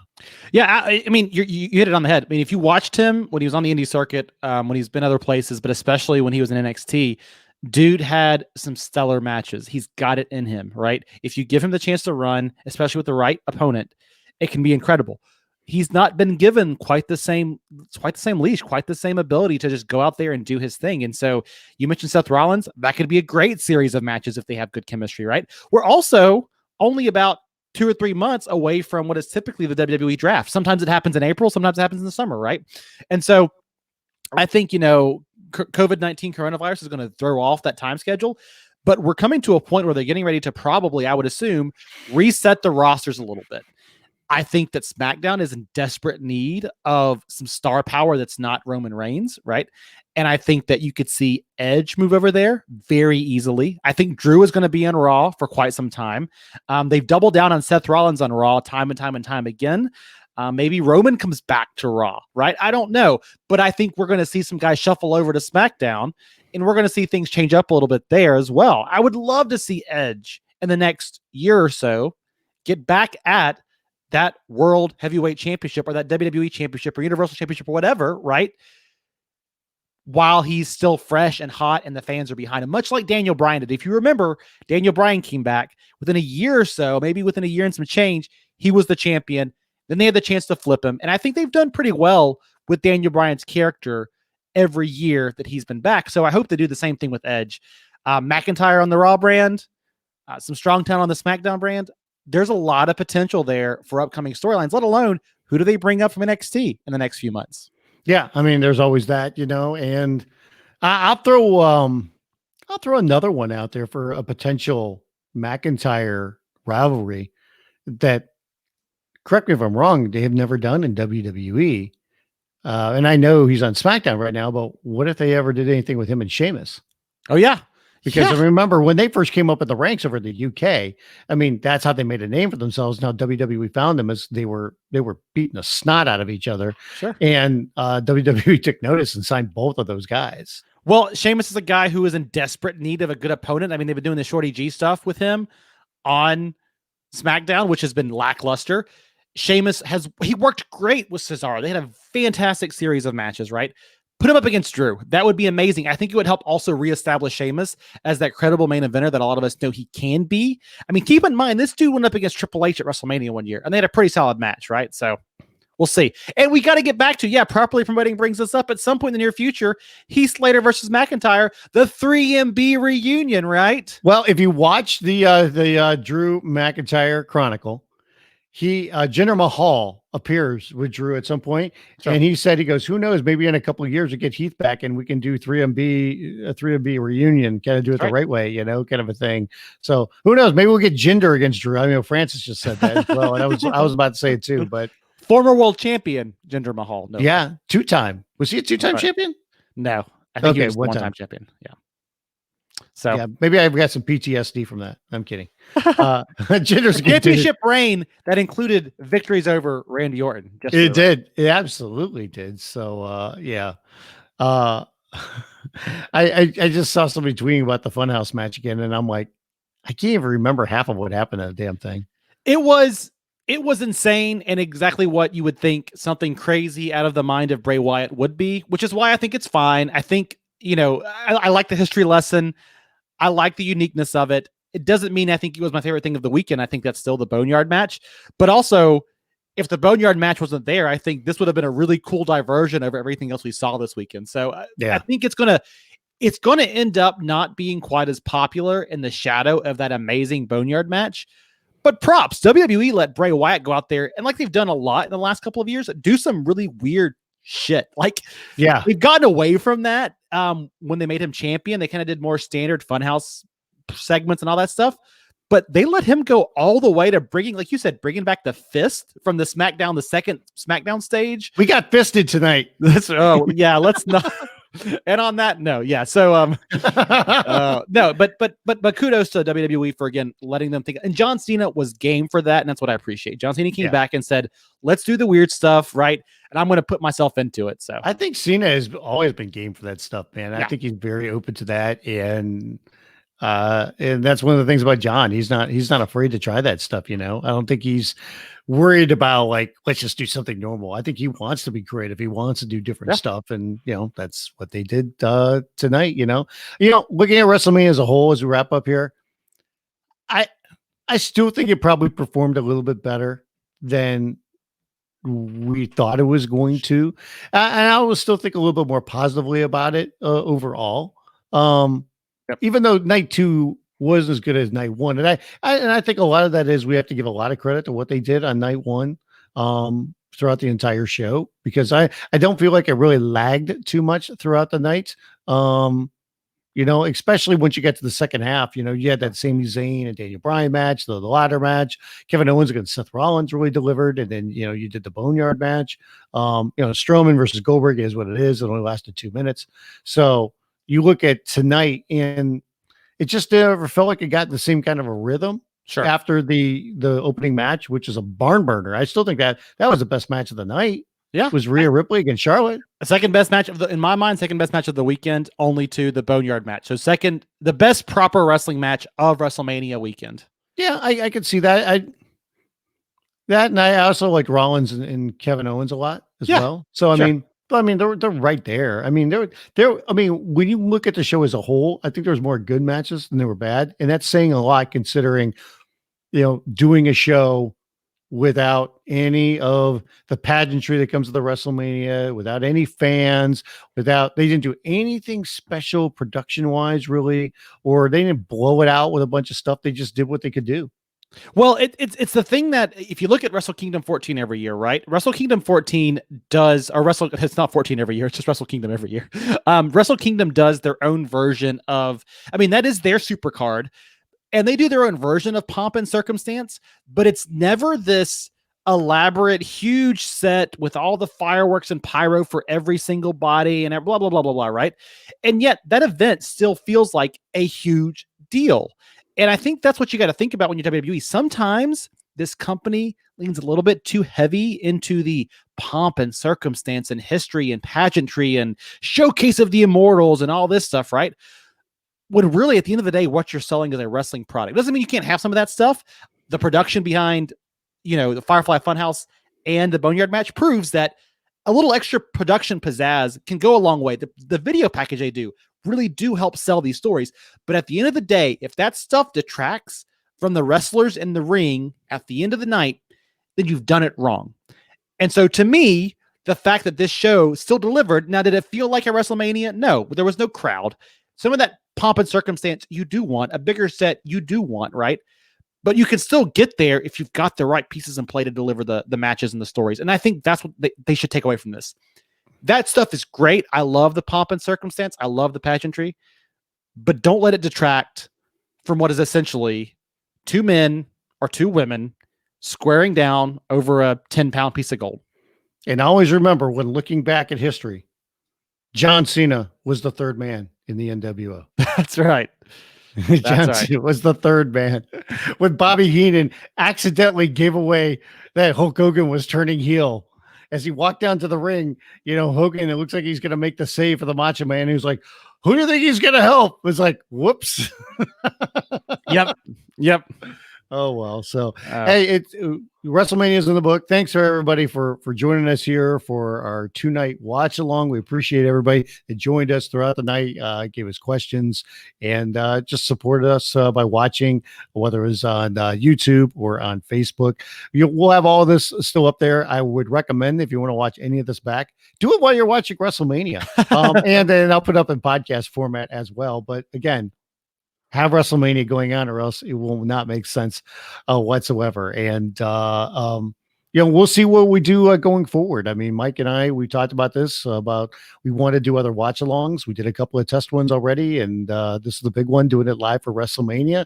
The opportunity presented itself for us to do that this year, and we did it. And but maybe just some traditional podcast next time. Maybe we don't need to hang out for 5 hours. Maybe a 60-minute podcast might get us there next time. That might get us there next time, and I'm sure people are going to be like, hey, you're going to do this for every pay-per-view going forward. We'll see what happens. I'm not going to promise anything.